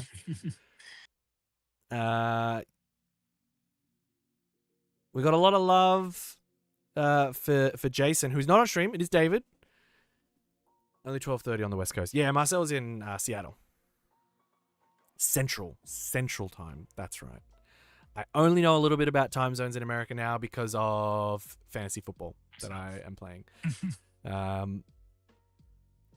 Gonk. Ooh. Ooh. Oh, that doesn't feel good. Wow. Oh. Wow. Uphill battle. Big Yeah, time that uphill is battle for Anakin. that is not going to be a good time. I don't love that. He's gonna go 1 to base. He's gonna take his time. He's just gonna play Typho. The fact that they're Yep. playing the ground units in the space arena is upsetting me. That's just. I'll tell you that right now for free. It shouldn't. They're lucky I'm not the judge. I would just. That'd be an instant warning. Instant warning. So look, all in all, Anakin is not in the worst spot. You're gonna trade up. You're gonna kill the Typho. Oh, hang on, I've just lost my other screen. Someone else, like he said, can't believe it's been 8 rounds with no Jason on stream. Well, look, this is the punishment you get for not putting a digital deck list. Lachlan, tell your buddy Jason, it should not be that difficult to submit a digital deck list. There's no excuse. I've been on it all day, and I understand, and I shouldn't be this negative, but I am.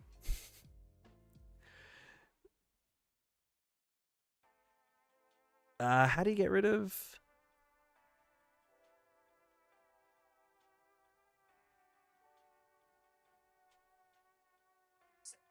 Oof. Oh, you're fine. Ooh. Deciding not to ambush.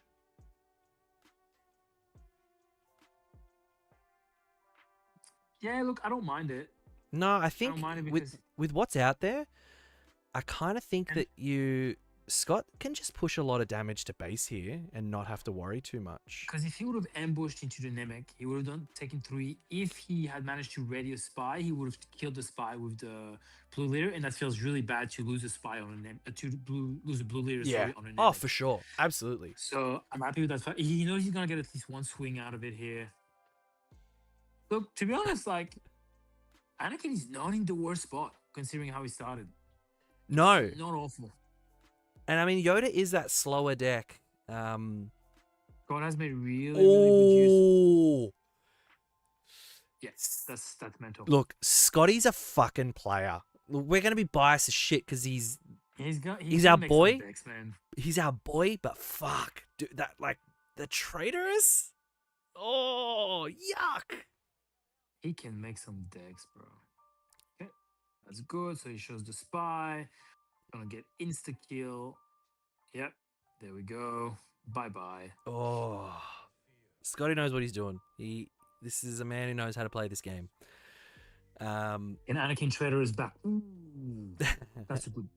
That's really good. So, if you have to claim if you Scotty have here. to claim here. He's got to get rid of that. Scotty's probably got to fell the dragon because he's always got it when I play. So That's not bad here. the question is, does he want to run it? Because I don't think it's the worst thing in the world to just run that Cobb Vanth into the what's he? If you have the rivals fall, I would probably send it. 5. Vanquish. Interesting. Those sleeves are crazy green. I need to know the brand. They are very lime. Look. Apple. I was gonna say apple green, but yes, lime green is not bad either, actually. Yeah. Neon green, maybe. Okay. Okay. Yeah, showing my depth of colorimetry knowledge. Yeah. The man paints minis and he knows what a color wheel does. That's what we love. Every time I make the thumbnails, I got the color wheel out. So sending Amina Bonteri to the discard pile.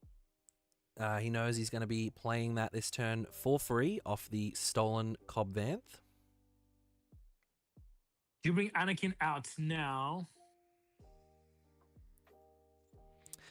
So Anakin's a 5/7 at this point. It's not great. It's not, is you it? have to kill the Mina Bonteri, otherwise she's gonna trade your blue leader. If I'm Scotty here, I feel pretty good. Like I'm using Yoda's ability. Unless he's got a unit for 2. You also have to kill that Gonk. You have to kill that Gonk because he's been putting in some work. Gonk is a fucking menace. 1, 2, 3, 4, 5, 6. It's -1, right? Yeah. So he's got 1 up, so he can play something for 2.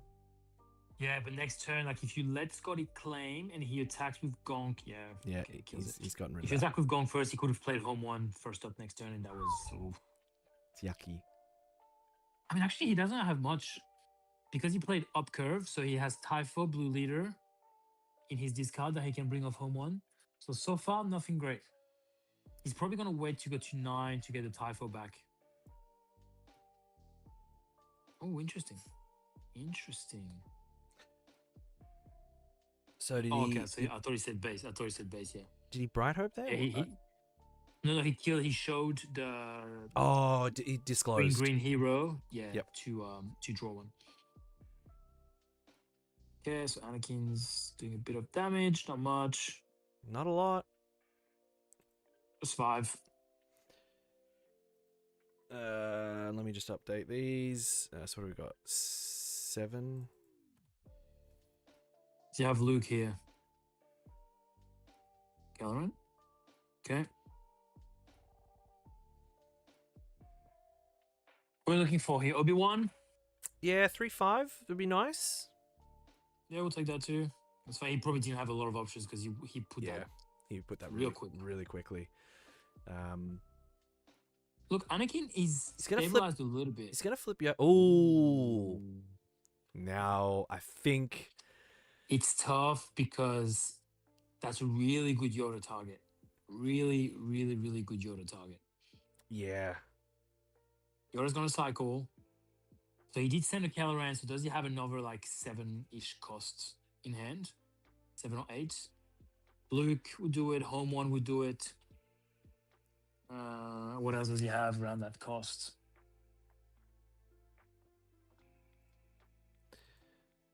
Ewing reinforcement. On 7, yeah. So these are, I'm thinking of the cards that he can send on top of his deck to flip Yoda and kill Caloran. oh, Ooh, Hu Yang I don't like that at all. doesn't feel great, does it? Because that You have to do that on Caloran. no, because the Caloran will just die. It'll be defeated. Is it? It's based on damage cost. Or it's just defeat. It's based on cost. Yep. It is cost. So it's dead anyway. But the thing is, I don't think it matters. I think it's just a bad pull because the Hu Yang's only got 4 damage, so Scott will just swing in and kill the Hu Yang. I don't think Scott has the. Yep, Scott didn't have the unit to kill the Caloran, so I think he's going to tempo out. 5, 6 rivals for the Anakin. Okay. It's not bad. It's not bad. And now that's what we're talking about. Like he's going, like Anakin's going to have to deal with Yoda one way or another, and that's not going to be an easy task. He's just going to punch the base, I think, here, right? Which it doesn't feel great. I get it. You have to. But the Caloran to kill the Yuang feels so good. Because you'll do a 2-for-1. So. Those green sleeves are really, really hard to discern. Like how many resources? Yeah, yuck. Ugh. Yeah, I can't tell. Yeah, I don't think that's Palms of Gaming. Nah, Palms of Gaming would never. Palms of Gaming would never. If you're looking for sleeves, make sure you jump onto Palms Off Gaming website and use the code BADDEST10 to save 10% at checkout.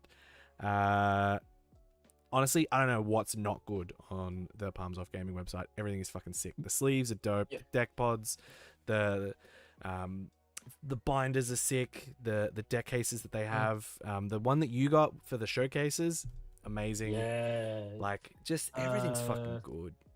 Yeah, I think they're called like graded card storage or whatever. Those are really good. Yeah. Okay. That's. Obi? Yeah. I don't know. I don't know. Okay, Yoda's flipping. What has he got on the top? He's got another Caloran, so Caloran's gone. That's not bad. We're gonna see a board clear here. Kelleran's gonna run into Obi-Wan. Yoda's gonna run into Hu Yang. Is Donski's. It's gonna be too hard to come back. Everything that you're gonna play, Yoda's gonna have the answer. Yeah. Yoda's a monster, man. When he comes out, he is a monster. A 4-9 with Restore 2 is never a bad time. And when you're running into an opponent that's not in blue, you just know he's pretty safe. Mm-hmm. Like, there's just not a lot that Anakin can do here. I don't think you care. That's... Like, it's a good play. Yeah, your Hu Yang's going to survive. And he's going to go right into it, so they both take 6. It's interesting. At least you're kind of soaking up some damage.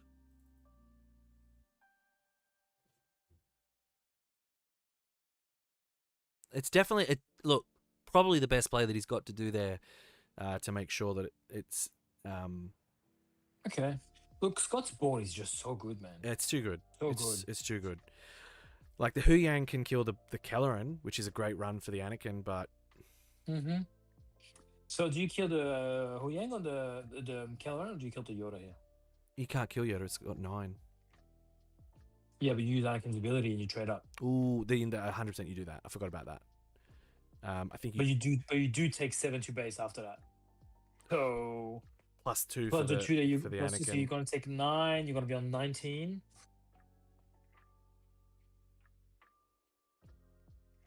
Yeah, I don't know, man. I think I killed the Kelleran. Oh, okay, he's going to kill Yoda. He's going to kill the Yoda. Yeah, I don't know. The Kelleran's going to... You're going to suffer, man. So he's on... He was on 10, so he moves to 12. Yeah, he'll just... Yeah, that just feels so good. That just feels so good. You're just going to go 7 to base and putting him on 19. Yeah, I think Scotty's got that in the bag. It doesn't feel great. 14 to base this round seems like a lot. It does, and it feels like it is a lot, Hugh. The rough part is Anakin's already dead, so you're not benefiting from all this damage being on your base by making Anakin an absolute monster, and that's a problem. And Anakin decks don't run a ton of restore. You have the Typho, maybe you have the Mina Bonteri, but you just don't have enough restore to come back and stabilize. Like your champs in Dula here, what are you going to do? You're going to waste a 5/4 to go into the Kelleran, which has 1 HP. Oh no. Yeah. That doesn't feel great. I mean, no when Scotty's fully open in terms of resources. You've got so much time ahead of you. Yeah. Scott's in a very good position right here. This doesn't feel very, very commanding. Oh. Get out of here. It's just, you're not coming back from this. That's like we're in the spot now, resource wise, where Scotty's got all the answers. Scotty has access to everything in his deck. He can play some big bombs. He can go wide and rebuild his board. It's not great here. And he has the luxury of being reactive because he has like 3 activations. There we go. Like you have 3 units, so you have 3 activations before Anakin has done anything, or like you have some restore, you have some damage, you've stabilized completely. So let's see what Scotty's sideboarding here if we can have a quick. So I'll bring it up. Hugh's asked in the chat, would Anakin run anything to pull things back, or are they just delaying the inevitable?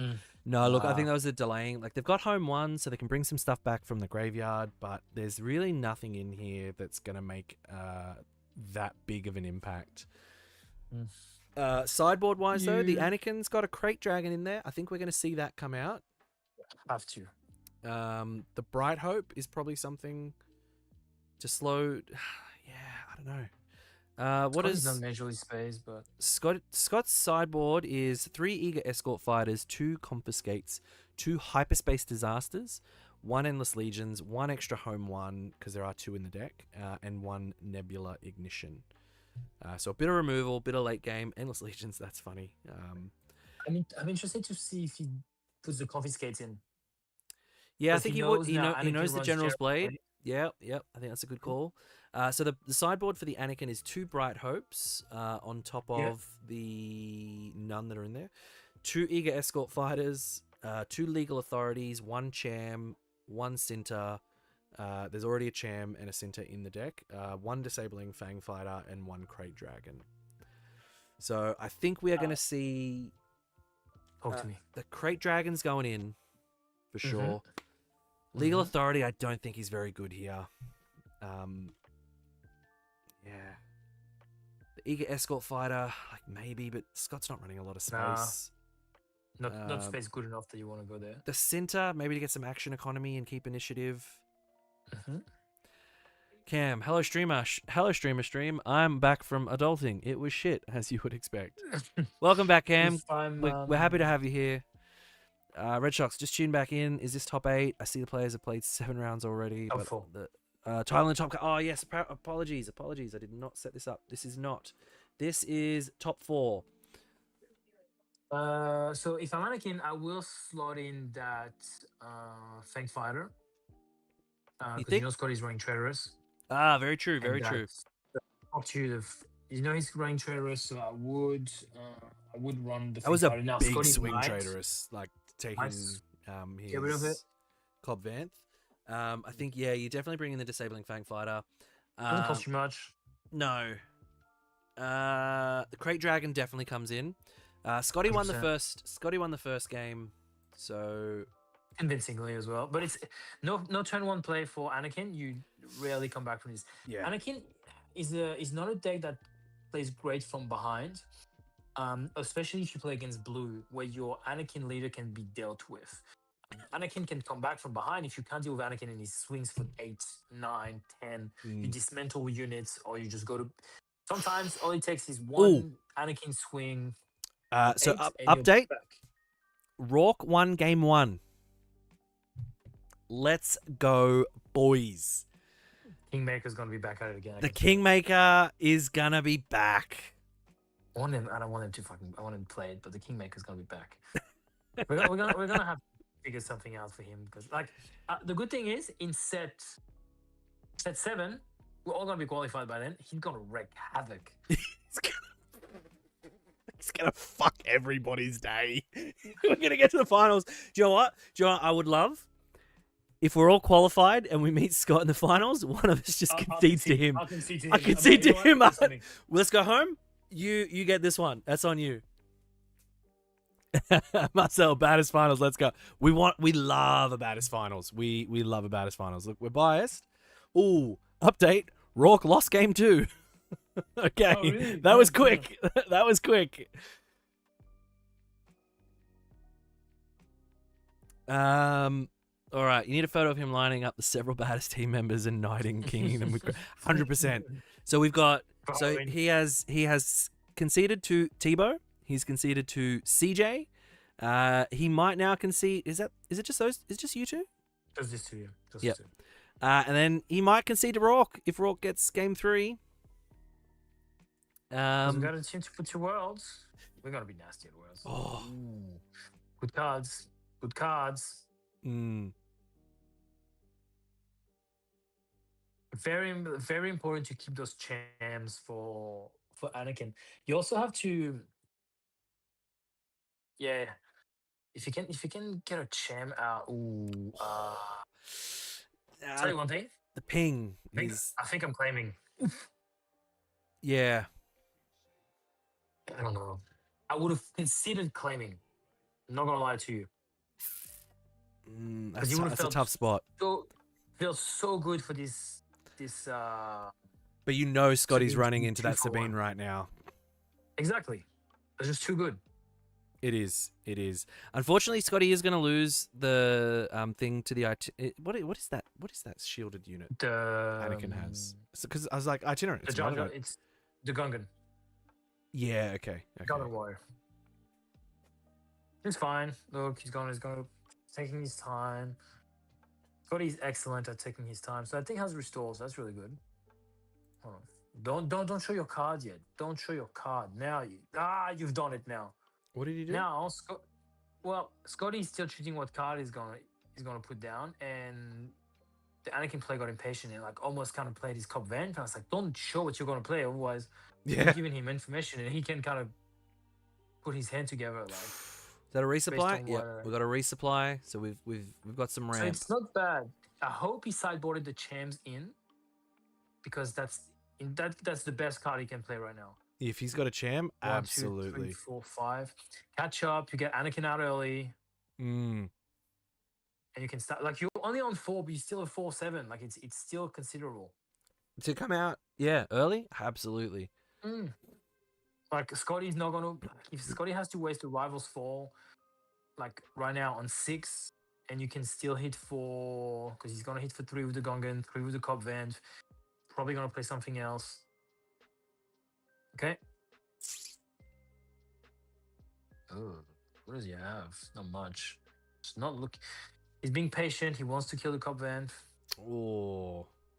I dislike that. I don't know that I would have bothered doing that. How much does Anakin... Hell no, I'm putting that on the ground. Yeah. It's a 5/5 on the ground. Deal with it. Like, you want it to hit you for 3. Yeah, like you've just ambushed a 3 cost into a 2 cost, so it doesn't feel like a very good trade, I don't think. He's putting some damage on his own base. Nothing phenomenal so far. Oof. Why did he put damage on? Oh, he's just doing it because he wants damage on the to base. beef himself up. So Yoda's gonna flip now. Pretty much kill everything.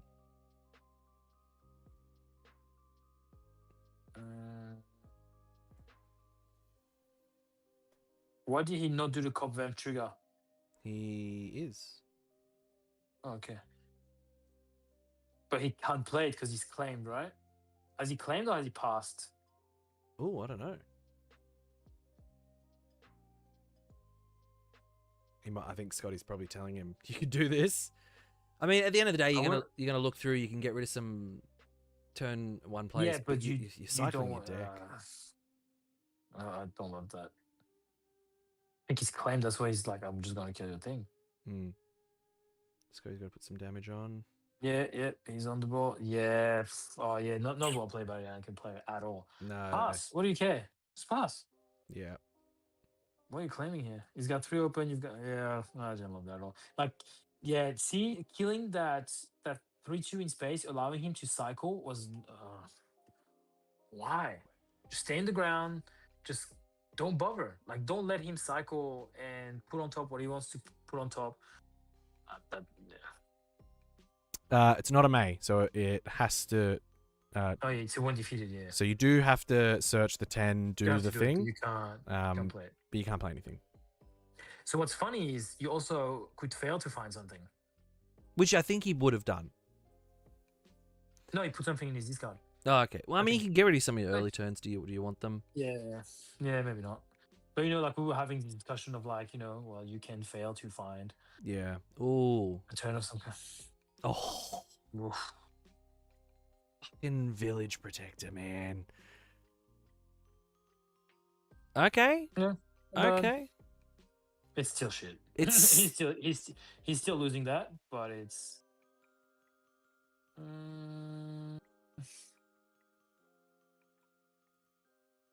It's interesting here because there is a world where you claim. There is a world where you claim so you can maximize using the lightsaber's ability. Yeah, because you're just gonna lose. Anakin's dead now.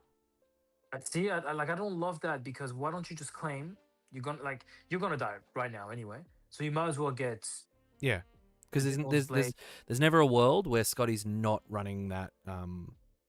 Yeah, like he might have some takedowns. Like he might I don't have the list on it. No, I don't think he runs takedowns. It's like you're killing this Anakin and you feel so good about it. Oh, he does run takedowns. There you go. But yeah, you run the thing. I think you're right. It's interesting because it's the same result, but now you don't have something for cheap. Yeah. Yeah, I think I think you're right because it's the same result, except now you don't have the trigger of the General's Blade. Look, the General Blade trigger. I know, long day and all that. Oh, for sure. I'm not right about everything. Like I make misplays just like anybody else. But right now, Just- he just could have my played 2 a cents. Kellerin for 4. Because For oh, 4. is it 2? Which gives you Is General's Blade 2 cheaper or 3 cheaper? 2, so 5. But Which gives you then a little bit more leeway in terms of what you can What get you out can of play. Kellerin, because instead of playing something for -3, well, for 3 you can play for 5. you can Imagine play for the 5. bombs you can get for 5. You're essentially having a 10 resource turn. Right now, the Typho, then he could have done potentially like a blue leader, put it on the ground with the extra 2 and kill the Typho, and you would have had a Kellerin plus a 5/1. Yeah. Like, And look, you're right. completely different ballgame. It's a long day. These guys are 7 rounds deep right now. And we know the fatigue that sets in. Like we've felt it. So it can go either way. Magic hand Scott. Yeah.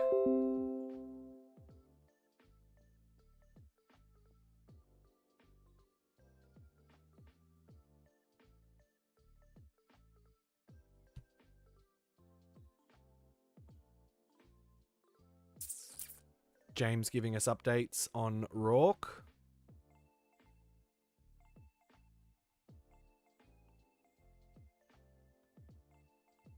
There you go. No. So Rourke's 1-1. They're playing their 3rd game now. Again, Anakin just he's not coming back from that. Like, you got a Typho, you got spies, you got God can be reactive. Yoda's still not dead. And I mean, he's got the, yeah. He's like, hey, look at this meetup on Terry. Let me heal 1. Yep. Gonna run 2 spies into it. Oh yeah, fair enough. I don't know if I would have done that. I probably would have probably would have taken my time, gone to base a little bit. You have 1,000 resources.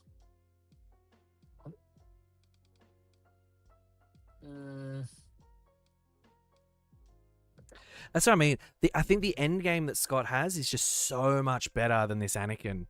Like, I'm looking at the Anakin, what it's got in the board. It's got some pose. It's got nothing in that late game other than home 1s. Home 1 is the most expensive. You got 2 home 1s at 8. Where's Kellerin? Where'd he go? I haven't seen Timely's yet. I don't know if he runs any, but without Timely, he's not Doesn't. coming back. The only 3 events that Anakin runs is 3 copies of Open Fire in main, and no events in the side. So I don't know. Like, his ability to catch up on board is just non-existent, man. Even he, like, you killed the Yoda,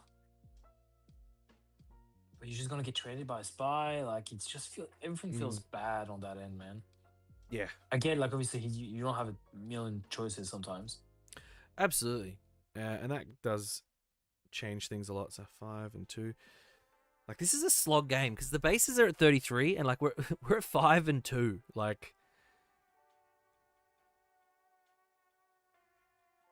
what? Oh, he's showed the showing home heal 1 to heal. Yep. I'll be honest with you. I'll take the damage there and not show the home 1. Not and show the see home what's 1. got Yeah, you don't care about 1 health there. But the thing is, And Scott can just drag him out anyway, so he's going to see it. Like, the 3 units on base, on board, Scott can just keep playing. yeah. Oh god. Battlefield Marine. Oh, thank you, my love. Oh, No worries. Shantae's just bought me some McDonald's. Oh, and a frozen Coke. Hi, Shans. I can't see her. You both said hello. Okay. Kelleran. He's got 2 spares, so he can get maybe a Typho. What's Zach saying? He threw his endgame away with Flip. He's just got more of it, though. That's the problem. Like, at 7, the things that Scott has is 7 and above is so much more. Like, we've got 2 Kellerans. Hold on. Surely he can find something for 5. 3 Lukes, 2 home Yeah, you got ones. a Poe, my friend. Put a Poe down.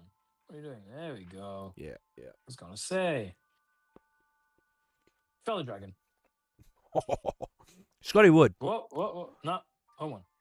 Luke. Oh, fuck. Interestingly enough, I would have killed the Kelleran. I would have killed the Kelleran. You're probably right. I would have -6'd it, run into it with Mino Bonteri. You just take one back.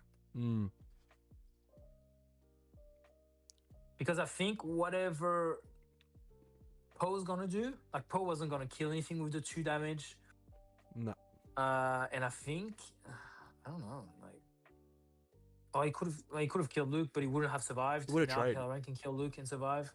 It's a bit, you know what I mean? I don't know.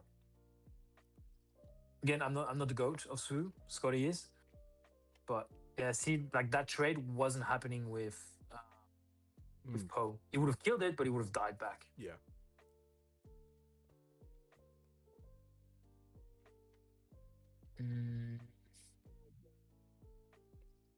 Scotty's got useful commentator. I don't know why Scott isn't just pushing damage here right now. Like he's presenting so much damage. Force the Anakin to just deal with it. It's not his game. He's already ahead in damages, 12-4.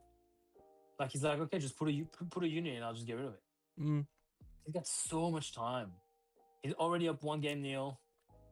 He can hit for 4 in space every time. He's got a better looking Amidala than his opponent. I got some macas and a bowl of veggies. Man, Shantae looks after me. Yeah, you need the veggies more than the macas. Yeah. But Lincoln had his last game of basketball today. He won and he scored. Let's go. Certified bucket getter. Okay, going to the bottom. We didn't like that. It's a good ball for Anakin, but 1, 2, Feels 3, a little 4, too 5, late. 6, Too little too late. 7, 8, 9. I think Scotty's got 11. He's got 16, man. Like you can't deal with that carrier in space. No. So you're gonna take 4 every time. Like, you're on 16, next turn he puts you to 20 with that carrier. If he goes to base with Amidala, you're on 21. I have a lot of wiggle room, man. 1, 2, 3, 4. Scotty doesn't have a ton of cards. Only 2 cards in hand. I think he's got a home one. Could be why he got rid of the Poe with the discard. Do you want to be discarded? So you don't want to be discarded, but I Home one. don't think you care. So that's the thing. You don't want to be discarded, but you also don't want, like, you don't care if your opponent discards himself. True. But Anakin is also low on cards. That's what I was thinking. I was like, oh, look, if he spends, because he still would have had to kill he would have had to discard himself 1 to make sure he kills the Luke, and discard himself 1 to make you discard. Like, Yeah, feels bad. it would have felt, yeah. Because Anakin is low on hand as well. He's only got 2 right now. He don't have a ton. Home 1 is going to allow him to heal. What did he pull off home 1? Blitzwings in the chat says, I have to giggle every time someone... Oh. Whoop. We lost connection momentarily. I think it would be print on his end would have lost. Yeah, he's dropped out of Discord.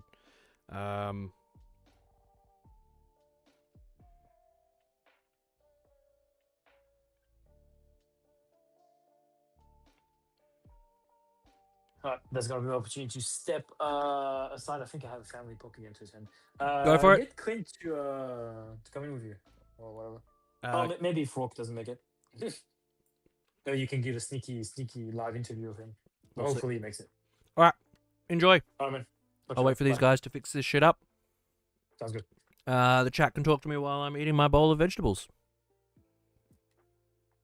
Blitzwings, absolutely. That's the thing. Scotty is the GOAT. He is, without a doubt, the best SWU player in Australia. Fight me on that if you think incorrectly. Don't get me wrong. There are a lot of good players who play SWU. Luke in WA, Ollie down in Melbourne. Tebow's a really good player as well. Like, good players. But Scotty is consistently a fucking amazing player. Picks the meta, picks his decks, and plays his decks all really well.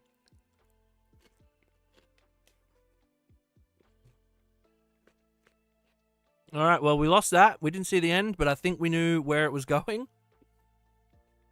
It looks like Scotty ended on 2. And that is 2-0.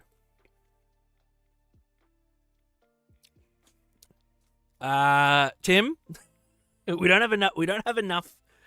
Jimbo is gone. We'll never know. We'll never know. We will never know the answer to that question.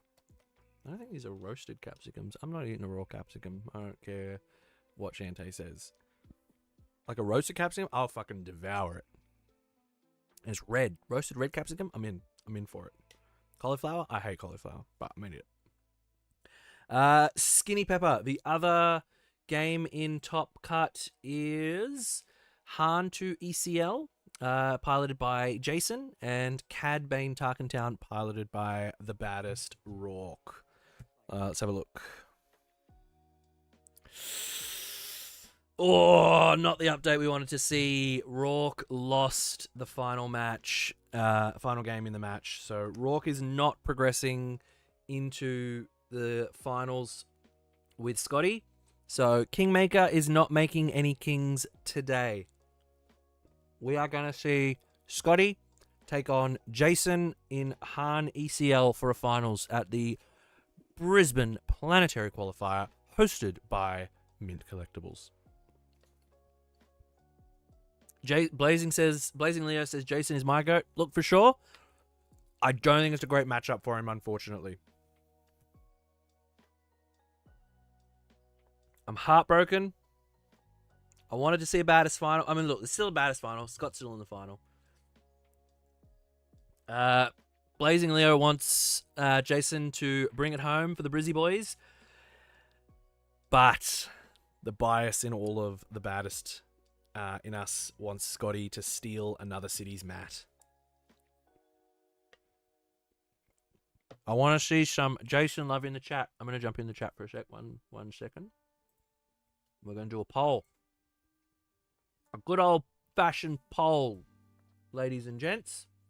How the fuck do I do it? I had it before. Whoop, cancel.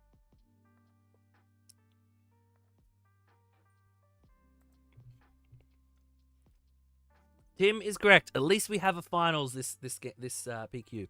You don't have to dodge camera, dear. You can say hello to the people. Hello, people. We're live. My lovely partner Shantae is tidying up my desk like an absolute gem and bringing me more food. She loves me. Taking my dirty bowls and glasses out. Thank you. It's been a day. It's been a day, my love. Plotting your demise. Plotting my demise. You would. And you wouldn't be unwarranted in doing so. We're going to start a poll. Who do we want to see win the Brizzy PQ? Scott Inferno 5. Yoda DV. And Jason on to ECL. Let's start the Yoda.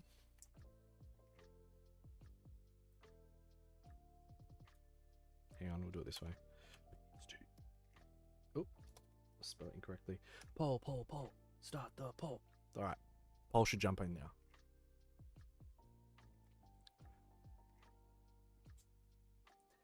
Tim, you are right. At least we get a finals this PQ, which is we don't always see in a Kingmaker Scotty finals. What do we got? Look, I'm voting for. Oh, I can't. Go away. Tools, docs. Bring the chat back, please.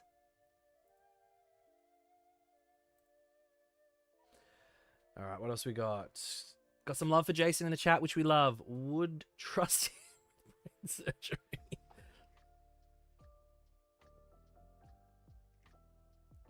Uncle Jason is my favorite JTL enthusiast. Blazing Leo saying, nah.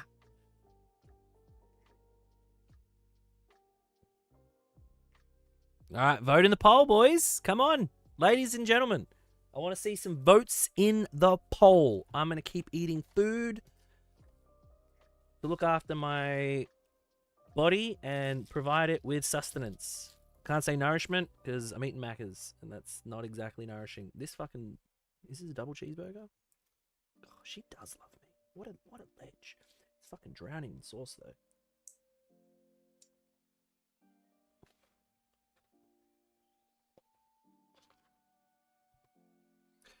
All right, peeps. Get your votes in. Scotty's at 53%. He's the home favorite. Oh, he's dropped back down to 50. I'm going to close this poll when we start the game. So get in here and vote.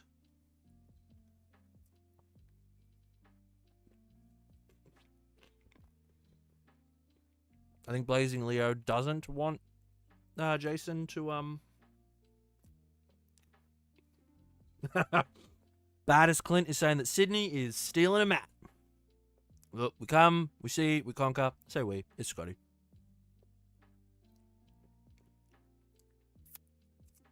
Yeah, I will update. I'm just trying to eat. Overlay. Jason is on Han something something. Worth the risk.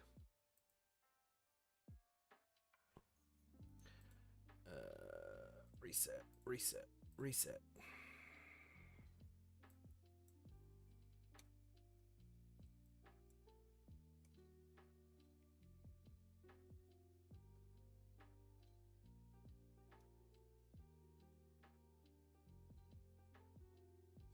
All right, both these guys undefeated today until now. One of them will take it home. Make sure you're voting in the poll.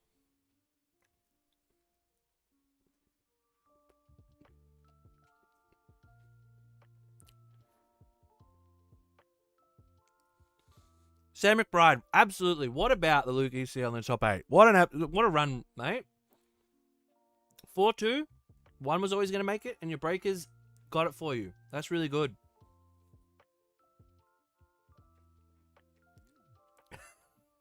Is Jason actually a doctor?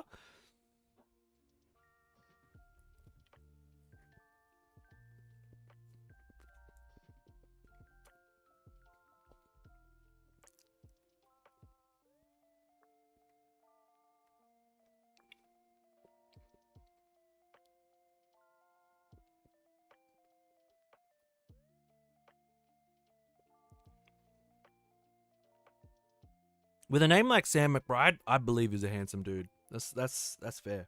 I would absolutely believe that.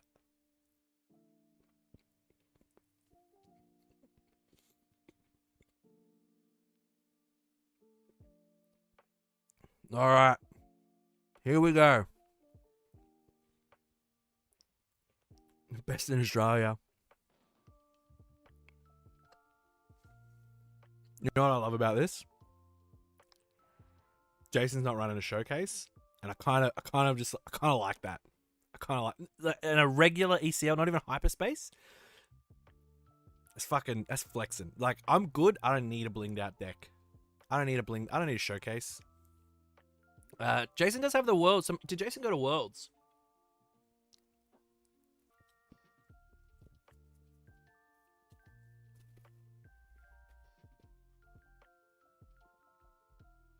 All right. Let's get into it. 31 votes. Get your votes in. I'm closing it in like a minute. Oh, shit. I have a quarter pounder as well. Fuck. This is why I'm fat. Oh.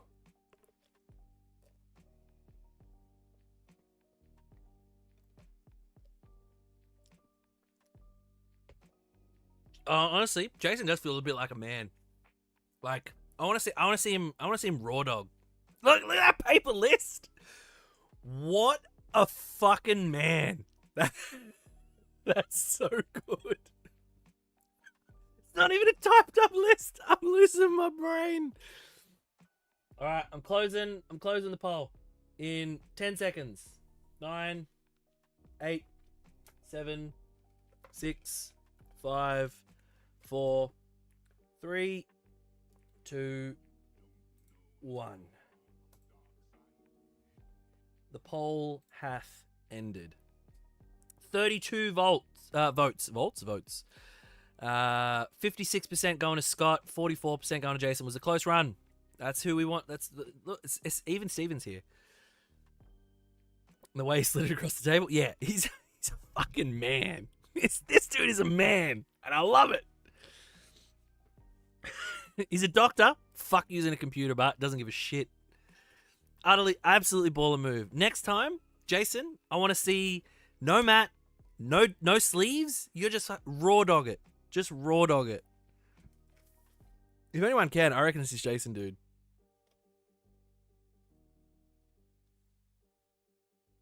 I use some really old doctor computers. Shantae, my partner who just walked in, she's a nurse.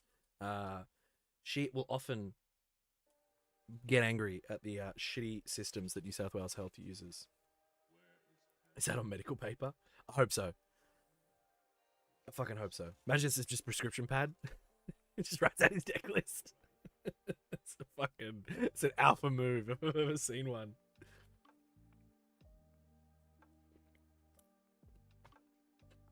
All right. We are kicking off this finals event for the Brisbane Planetary Qualifier, hosted by Mint Collectables for the sectors for the Secrets of Power set. This is the first Premier PQ of this season. It is the last Australian PQ of the year. Scotty, the kingmaker of the baddest team, McCulloch, on Yoda Data Vault with Dr. Jason, alpha male extraordinaire, who doesn't give a fuck about what you think about digital deck lists, who will casually slide a paper deck list across to you that he wrote himself on Hantu ECL. Let's get it. I'm fully admit my bias. I want Scotty to win, but fuck, I'm enjoying everything I'm learning about Jason. Sounds like an absolute goat.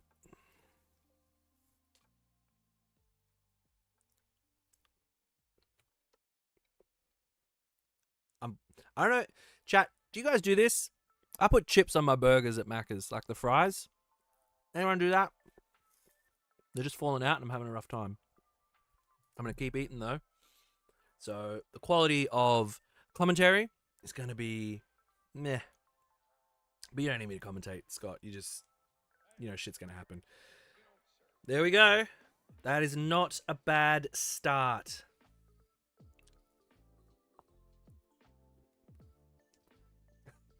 You guys keeping me fucking honest. I'm trying to eat my macas here. I should have just made it. I can make it blank. I should have just made it blank. Just fuck everybody. Back when I could eat macas. Alright, what do we got? 3 to base. 2 to base restore. So, oh no. Yeah, good trade.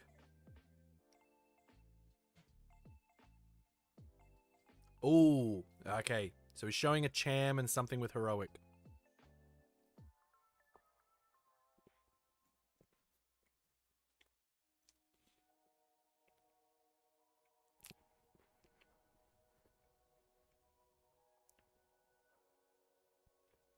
How much time you leave to get some?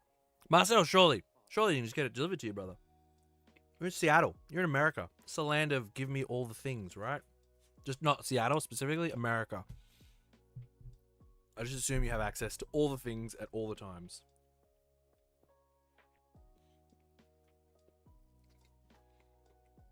Oh, I dropped the chip. And it's touching my leg and it's covered in sauce. I'm having a bad time. The sensory overwhelm that I'm currently experiencing is fucking horrendous. Oh, I got it. Alright. You would think this is the first turn, but it is not. But we are seeing a Gunji and fucking Gonk on turn 3.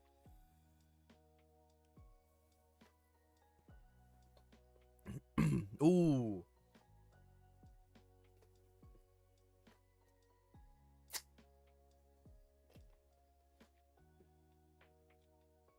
I think this is a frozen Coke, and I think it's a frozen Coke with sugar. I'm not sure. I'm not used to having with sugar soft drinks.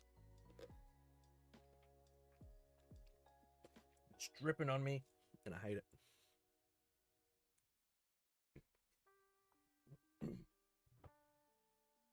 Oh, she didn't brought me nuggets. Fuck. This is why I'm fat, everybody. Baron Von Cool says chips on burger is so 100%. It's so good. Especially if they're crunchy chips. Having that crunch sensation is a good time. Okay.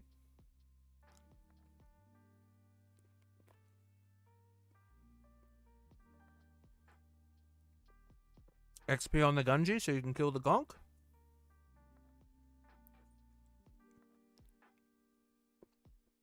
Ooh. That's an answer.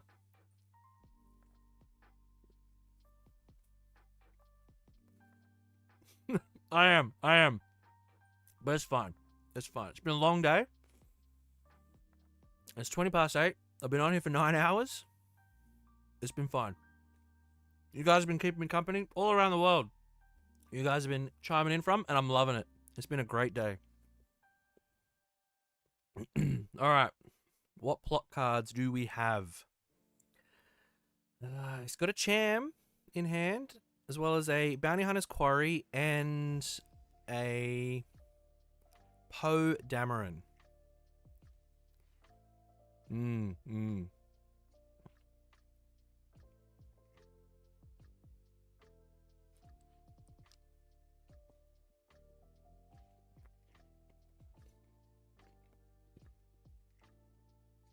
Scott. Thank you.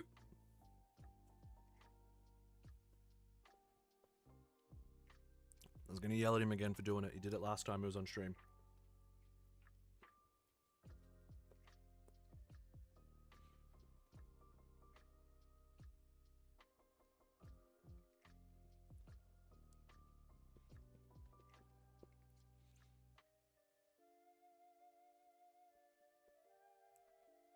So I think above there's a judge sitting there, keeping an eye on all the proceedings. We love that. When you're in the finals, that's what you need to see. I'm still eating because I am a gluttonous human being. All right. Big board presence here for Han. And I think this is a spot that Han wants to be in. Scotty not having a lot of answers for this amount of go wide. So it'd be interesting to see what Scott can pull out of the bag here.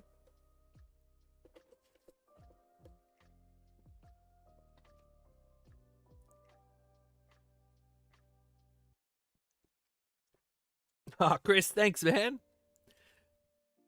Me and my buddy driving through the night to our PQ over here in the States and listening to this has made the trip.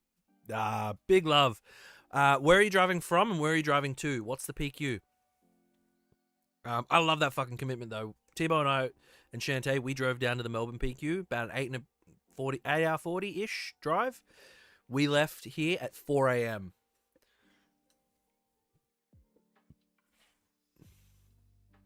A big old 5 to base from a kitted out blue leader. Ooh, resupply? Okay. So Scotty's flipping this turn.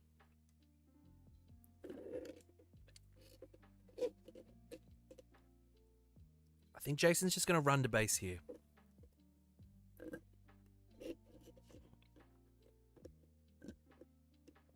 I think you're better off giving maybe the Han.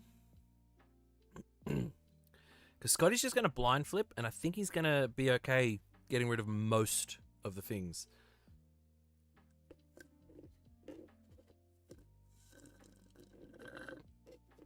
Yeah, I think the Han is the right one to go. Driving from San Francisco to Los Angeles. Nice, nice. Is that a big drive? I didn't. That. Oh, so that's Northern California, Bay Area, down to Southern California. 6 hours. Big drive. It's a big drive.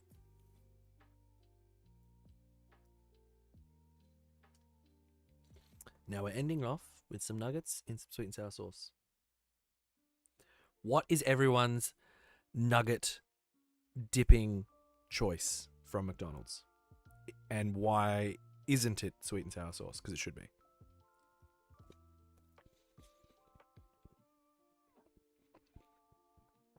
Village protectors to stem a bit of the bleeding.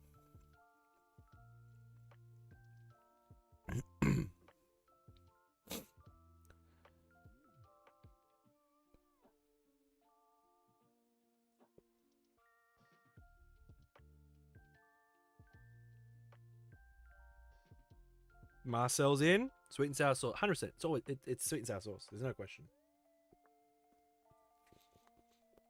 Oh, a jam. Fuck.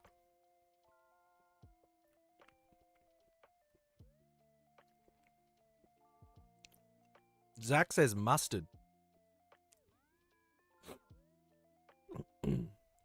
Interesting to choose the Gunji, because I think the Gunji dies when it runs into the thing, doesn't it?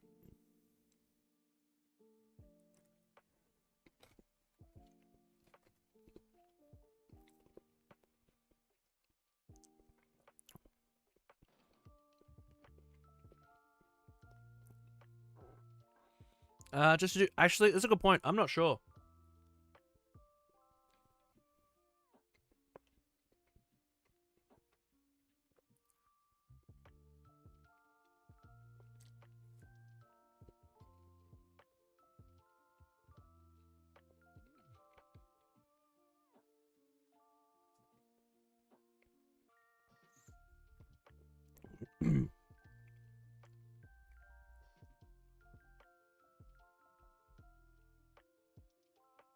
Yeah, no, nothing died. I'm gonna chuck that message.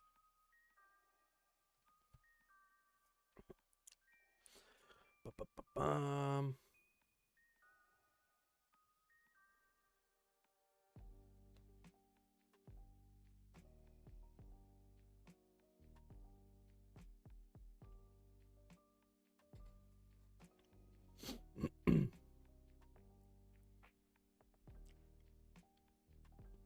Sabine?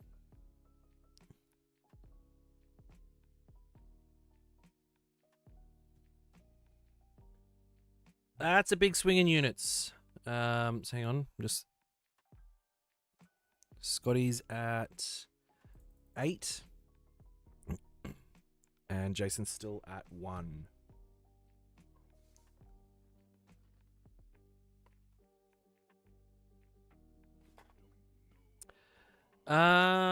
He killed the Gunji. Must be. Yeah, I would have. See, Scotty's 3 turns ahead of us all. He's traitorsing that. Now let's bring up the deck list. Oh, I can't because it's fucking handwritten. Hang on. At Clint, can you please take a photo and send the deck list to me? Fuck me dead. This. I'm not sure if Han 2 ECL runs any upgrade hate.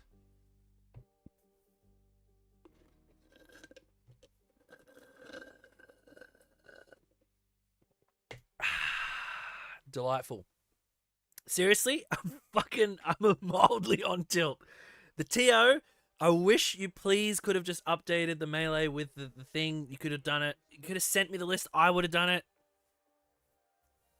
Ugh, it's heartbreaking. Look, we got our wish, guys. Amidala hitting the field, and we've got a Cobb Vanth with a fucking General's Blade. Jesus Christ.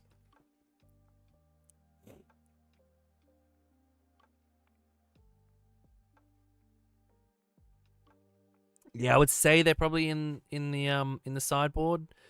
Poe is probably the one thing, right?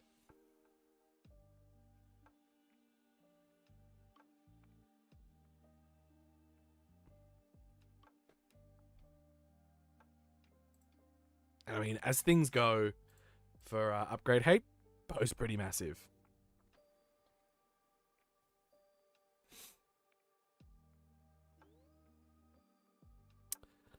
Another General's Blade. Oof.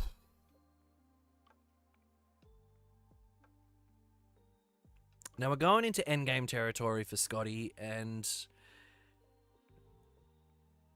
having that Sabine's masterpiece up in the sky, Outer Rim Constable and Disabling Fang Fighters are in the Han 2 ECL list. Fuck.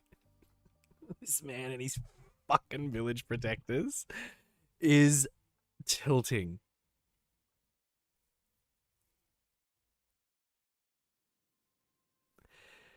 It's interesting because he either runs both of his spies into it and he loses the spies. The good thing is, I think Cobb Vanth is an official. He is. So Amidala can defeat him and then he'll get the when defeated ability. Yeah, Bo-Katan would be brutal. And I think I'm going to bring up his list. He doesn't have any in here, which I think is really interesting because he was talking up the Bo-Katan card, but he isn't running any. Oh, no, I'm a liar. Fuck, sometimes I really do hate the Melee Link ordering things. So he's got 3.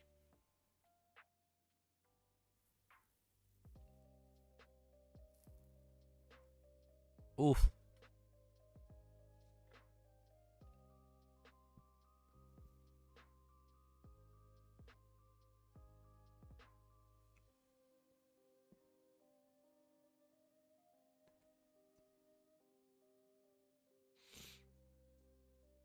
Yeah. He'd be mental not to run him. It's Scott. Yeah, the order that it's put the things in is super annoying. So it's in alphabetical. Yeah, that's not even in alphabetical order because Kelleran is before Yaddle and after Village Protectors. Sometimes I do hate how the melee separates everything out. But yeah, Kelleran then would have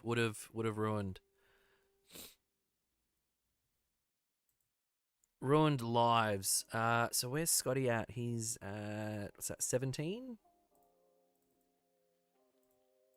Can't do maths. And Jason is at 8. 9. Fuck, I can't even count.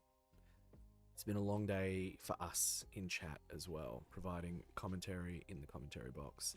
I have not been out of my pajama pants all day, and it is currently 8:30 p.m.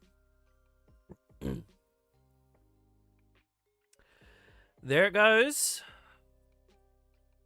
The old Bo-Katan. So that dies, and Rekka has 1 health left.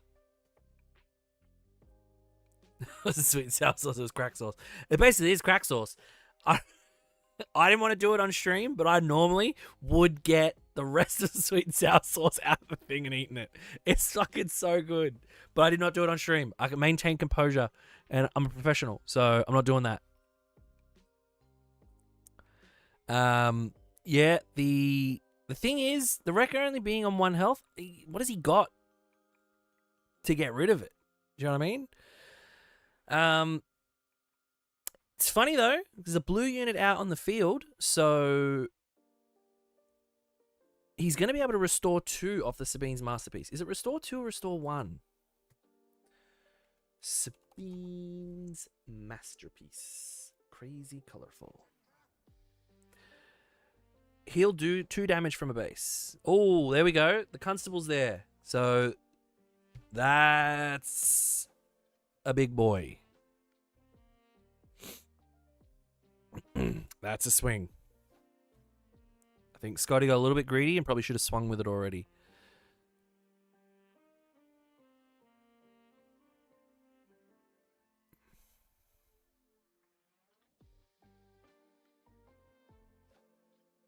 There is nothing unprofessional about our Lord and Savior, goth women in fishnets, Dale, and I'll broke no other opinion on the matter. Would have made you famous. I still got it, and there's an amount of sweet and sour sauce still in here, and I would drink it like a shot, but I'm not. Not going to do that today. Also, is this what happens in New Zealand? They don't teach you correct grammar? It would have made me famous. That is actually one of my bugbears in grammar. I don't like it when people do that. And now I know yous are all gonna fucking do it in chat. Just like next PQ, yous are all gonna submit paper deck lists for the thing I've got to commentate. I didn't contest that. Good. You shouldn't, Dale. Scotty in a bit of trouble here. 22.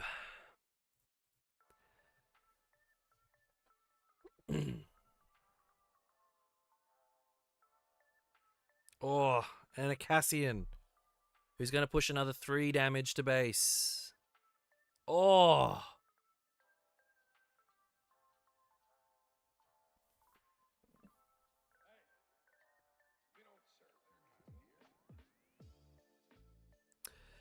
Reed, thank you very much for joining.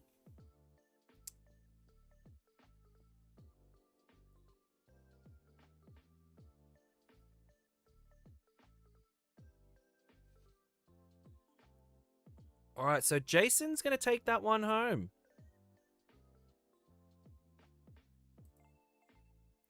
We'll reset this.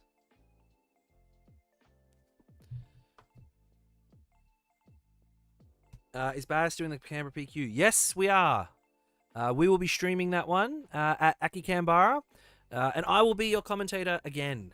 So the next Bada stream, you can expect me as your commentator one more time this set, I believe, is the way it's going to happen.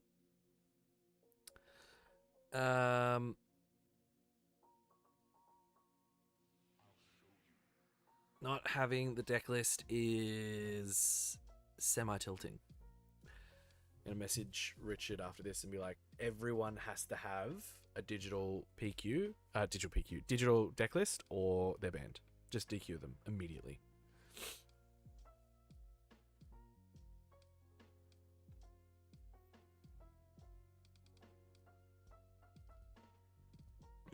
Use Zach. Fuck, I hate use too. That's a good point. I'm the problem.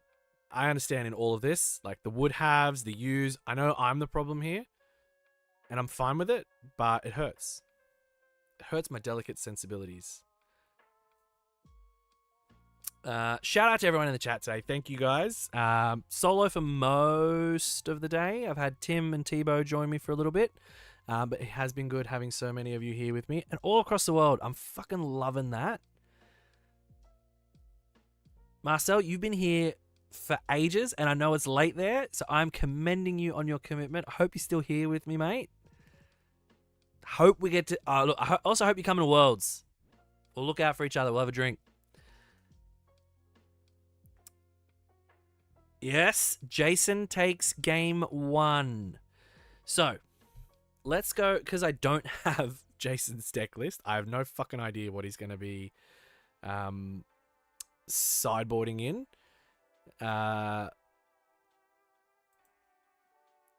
So we are going to go have a look at what Scotty's got in his sideboard. He's got 3 Eager Escort Fighters. I think that comes in. Masterpiece, immediately gone. 2 Confiscates. He's probably going to run something like that just to get rid of those... General's Sabers, a home 1, and a Nebula Ignition. Probably not as key here.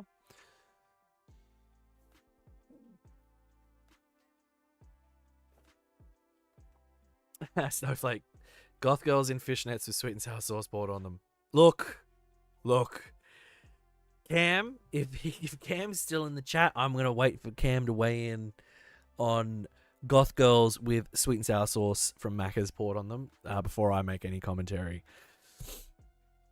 Lachlan, we're one step closer to Jason buying us our JTL boxes. What does that mean? If he wins this PQ, is he buying everybody JTL boxes? Put me on the list, because I need one for my sealed set. Yep, Jason's got one more game to take away to defeat this deck.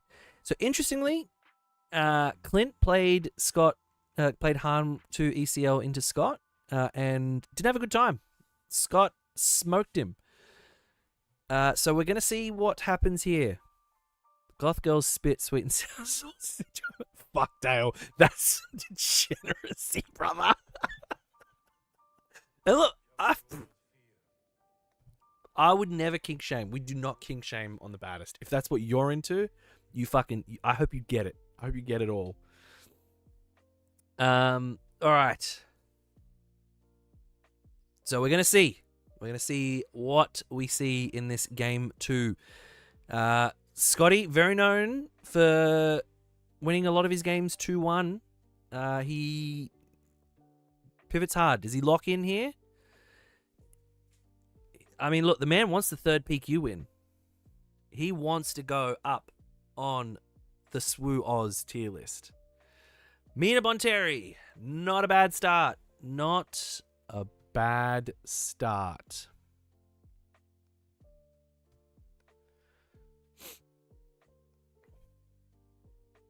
And a Grogu. Interesting.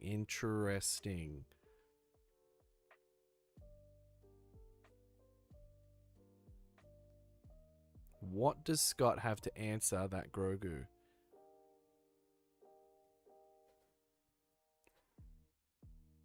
He's a JTL enthusiast, is he? Is his favorite set?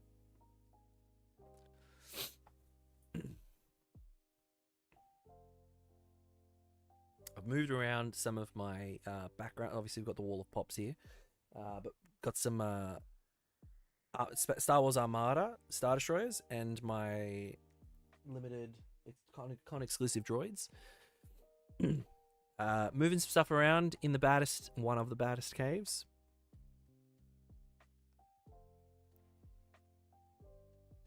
Alrighty.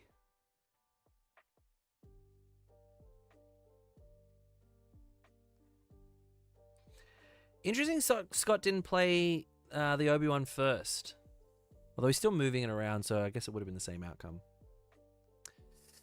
Sabine's Masterpiece. Now, we can see the Constable in the hand.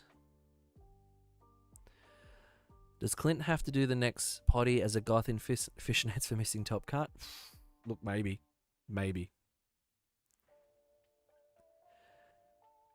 So blue leader into that. Yeah, I think that's a good play. Look, we should make some sort of punishment for Clint, but just for being Clint, not for not making the top cut.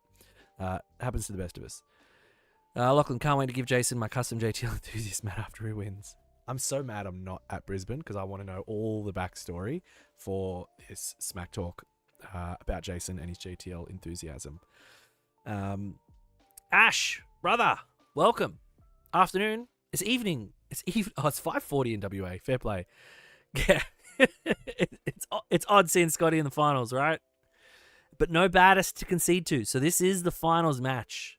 And we are on game 2. And Scott has lost the first game. So... And that's a fucking swing if I've ever seen one. When it goes wide like this, I don't know what Yoda can do. Yeah, so Grogu goes goodbye.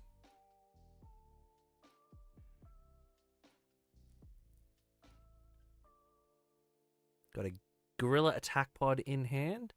I would have thought JTL was his least favorite set because that was the last set where he got to see his best buddy me, and I'm sure his heart aches. All right, Spy for an Obi. Doesn't feel bad. Dos to base. Oh, well, it would have been the Amidala into Obi sacking the Spy. And 2 to base. Yeah, both of them undefeated. I think they saw each other in round 4 and round 5 and ID'd, and then they both ID'd into round 6, making it to the top cut. So these guys have had a run to the top and are seeing each other in the finals. Could not be more poetic. Scotty loves these fucking village protectors. I'll tell you that for free.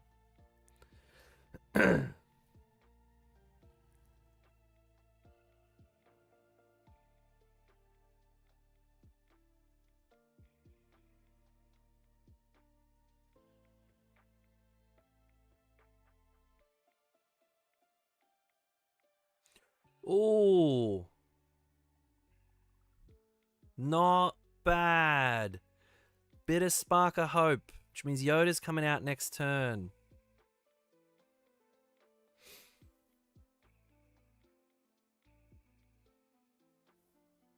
Interesting. Oh, we got a Poe.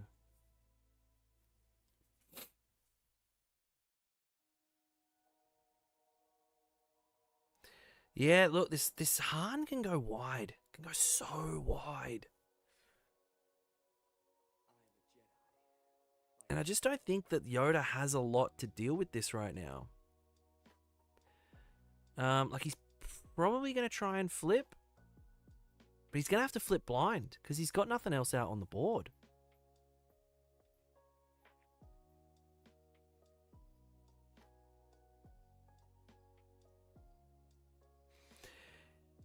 Yeah, so the Amidala gets to kill the X-Wing because the X-Wing costs nothing. And Amidala costs more than nothing.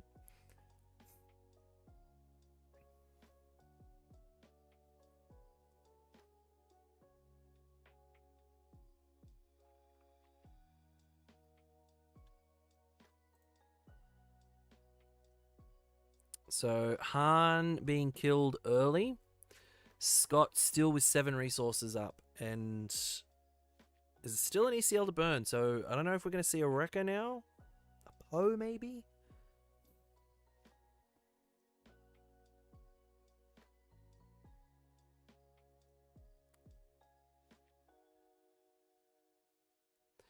With an 8 differential between bases as well, like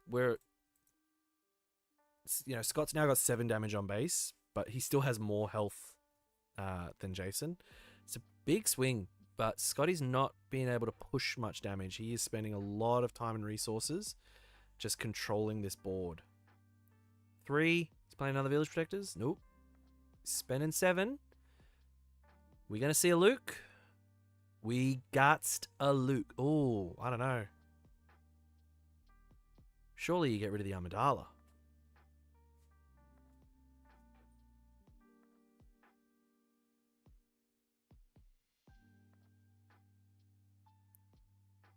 ECL Wrecker, ECL Poe. It's a Wrecker in hand. He's got a Wrecker and he's got a Gap.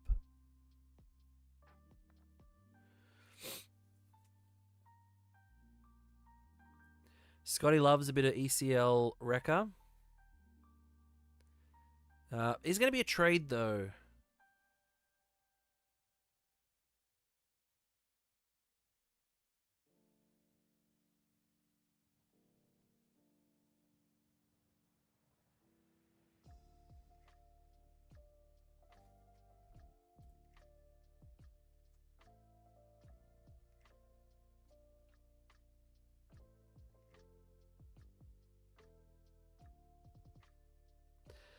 Alright, I think Scotty is probably going to run the Luke into the Wrecker here. Restore 3.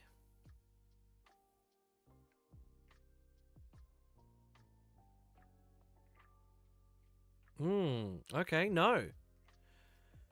It looks... We've learned here. We don't question Scott. There's a reason he's done exactly that. Probably because he doesn't want to lose. Yeah, okay. So what is it? 5 overwhelm?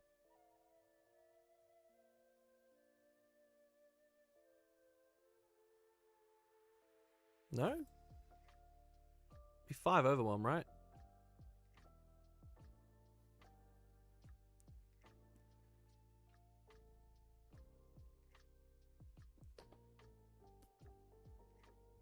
Definitely a feels bad moment to lose your Luke to the official. So it probably makes sense. But big swings from the old Amidala. And it is going to mean he can bring in that Gap readied. But it is going to mean a trade. So interesting to see what Jason does here, because I don't know that that's the most valuable. What else has he got in hand? General's Blade, a Gap, and a what? Blue leader? Obi-Wan. Okay.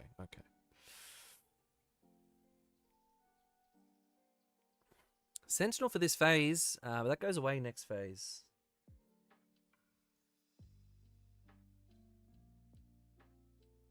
Scotty developing a bit of a board here. And he's not too far behind. Like, he's on 15, but with 33, it's almost... He's only 7 points of damage behind the 25 health base. But, I mean, this Han can just rebuild his board so well. We know he's got the Gorilla Attack Pod in hand, and we know that's coming out with damage on it, with grit. It's going to be readied at the moment. Actually, is it different? Is it 15 health left on base? Gorilla Attack Pod. No, if a base has 15 or more damage on it, ready this unit. Oh. Hardcast Eureka. It's a problem.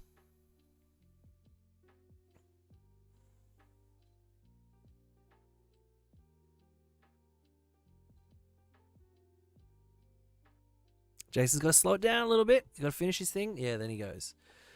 5 to base, up on 20. I don't know that what Scott's got. It's going to be able to deal with that.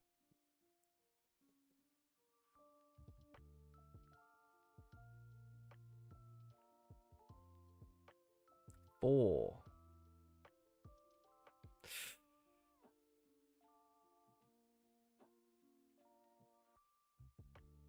I was going to say, it was a Rival's 4. We meant to do a takedown.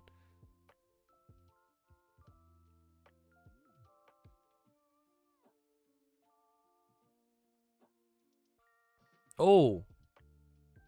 And is that it?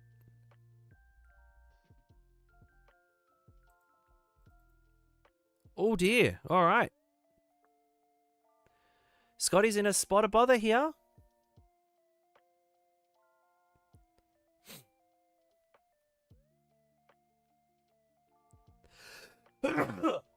Oh, bless me. All right. What's coming back out?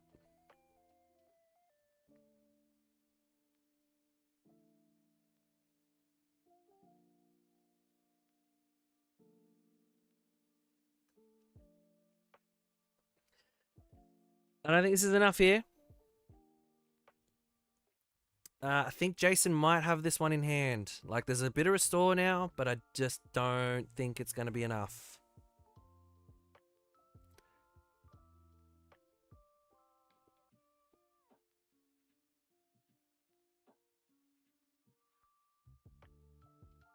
Jason has shown his mettle, and he is taking down the Kingmaker here. Last turn didn't feel great for Scott. Only spending 4 resources and still having like 5 or 6 up. If anyone can get out of this spot, it's Scott. But look, I'm not hopeful. I think Dr. Jason might be taking this one away.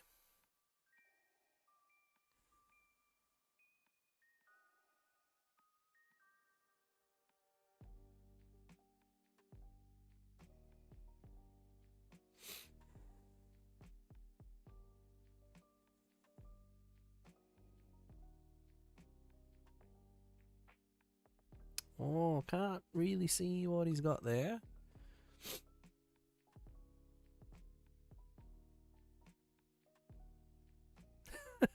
I'm loving all of the Jason banter in the chat.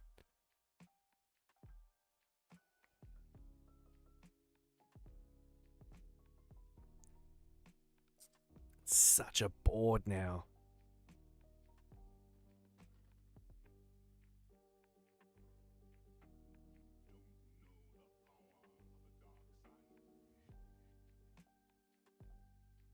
Scotty with his first damage on base, and it is only 3.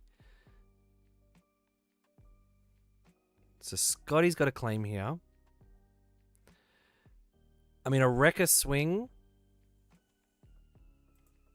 Doesn't finish it off, but then he's got enough else on board.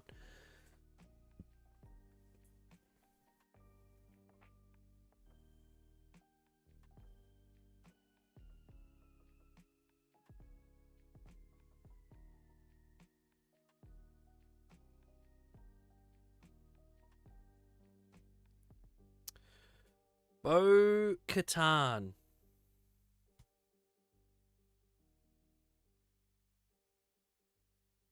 So that dies.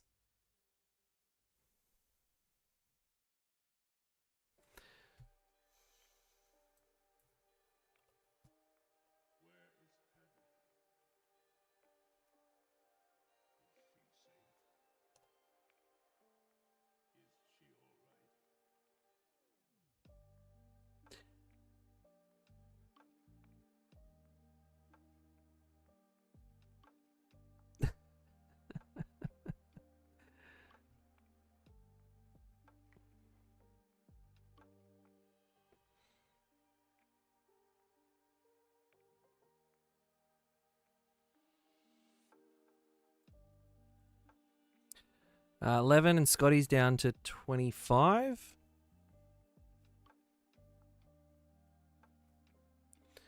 29. 29.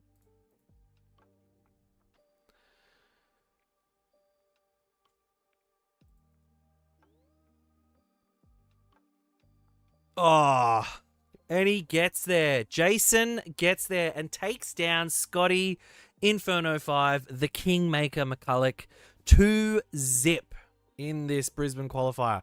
Brisbane was not letting the mat get away from their city. Dr. Jason is taking it away. If he's not a doctor and you guys have just fucking hoodwinked me, that is amazing also. But no, Jason is taking it out. He is getting 100 delicious SWU points, as well as a sexy Secrets of Power champion mat. Scotty is walking away with an extra 35 SWU points, having now accumulated... Shit, what's he got now? He's got a win and 3 finals. So that's 90, 150, 215 points. I think he's pretty up there. Dr. Jason takes it away. Marcel, thank you, my friend. Thank you, everyone, for joining in today. Very well played to all our finalists and top 8 matches. Top cut today. Really well played by Jason. Just kept the pressure up and was not letting Scott get any kind of dominance. Was flexing with the non-showcase. He was flexing with the handwritten on Dr. Paper deck list. And yeah, just fucking nailed it. Thank you everyone for joining. We will call that a wrap from Baddest, or one of Baddest headquarters today. Again, thank you everyone for joining. Thank you everyone that's been here for the hard yards. Marcel, you've been here at a crazy American time, so we appreciate you. Everyone who's joined in the chat and stayed in here all day, thank you very much. Make sure you like, subscribe, and all that cool stuff. Join the Baddest Discord. Link is in the description. Big shout out to all the players. Big shout out to the winner, Jason. The doctor is in. I really hope all you guys get a JTL box out of this. It will be well deserved for the hype that you have given Jason today.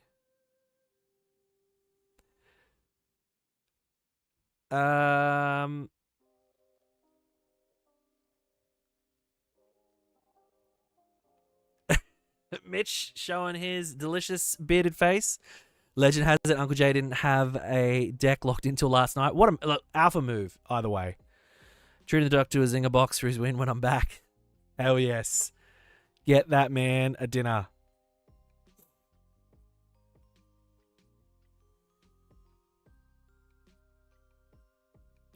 I don't think it matters, but I am curious. I brought up Bo-Katan because when Karis died, does the spy get to remain? I think it does. I was just curious. I couldn't think out the sequencing in my head because it's give each enemy unit -3/-3 for this phase. Is that persistent? Because it's a unit? I don't know. But Scotty's got some Thrawns. Scotty's got some Thrawns on the... Look at those Riftbound cards. What's this motherfucker got here? Nothing nourishes a man like a JTL box. A JTL box with a Zinger box sounds like a good plan. Look, it is 9 p.m. here at my home. It is very late for some of our viewers. It is only 8 o'clock in Brizzy. Thanks, Clint. Cut it out. Well played, everyone, today. Make sure you, as I said, like, subscribe, follow the Baddest YouTube channel. We will be back again in the new year for the Canberra PQ. Not too sure about the next Melbourne PQ. We're going to work that out. Obviously, we've got to travel down there for that if we are going to do the stream for that, but we will see. But join us for the next stream. As I said, like, subscribe, join the Discord. Don't forget the Palms Off Gaming 10% discount when you order online. Use the code BADDEST10. I don't think I've forgotten any other advertising bullshit things we've got to do when we're a YouTube streamer. Like and subscribe. But thank you, everyone, for being with me today. Really appreciate it. Hope you all have... Oh, Marcel, yes, thank you. Everyone, have a great New Year. And Merry Christmas and all the cool shit that people do over this time. Have a great time off. I know I'm taking some time off over Christmas. I hope you guys are too. We will call it there. Have a great rest of your evening. Enjoy the rest of your weekend. And remember, as always, good soldiers, follow orders.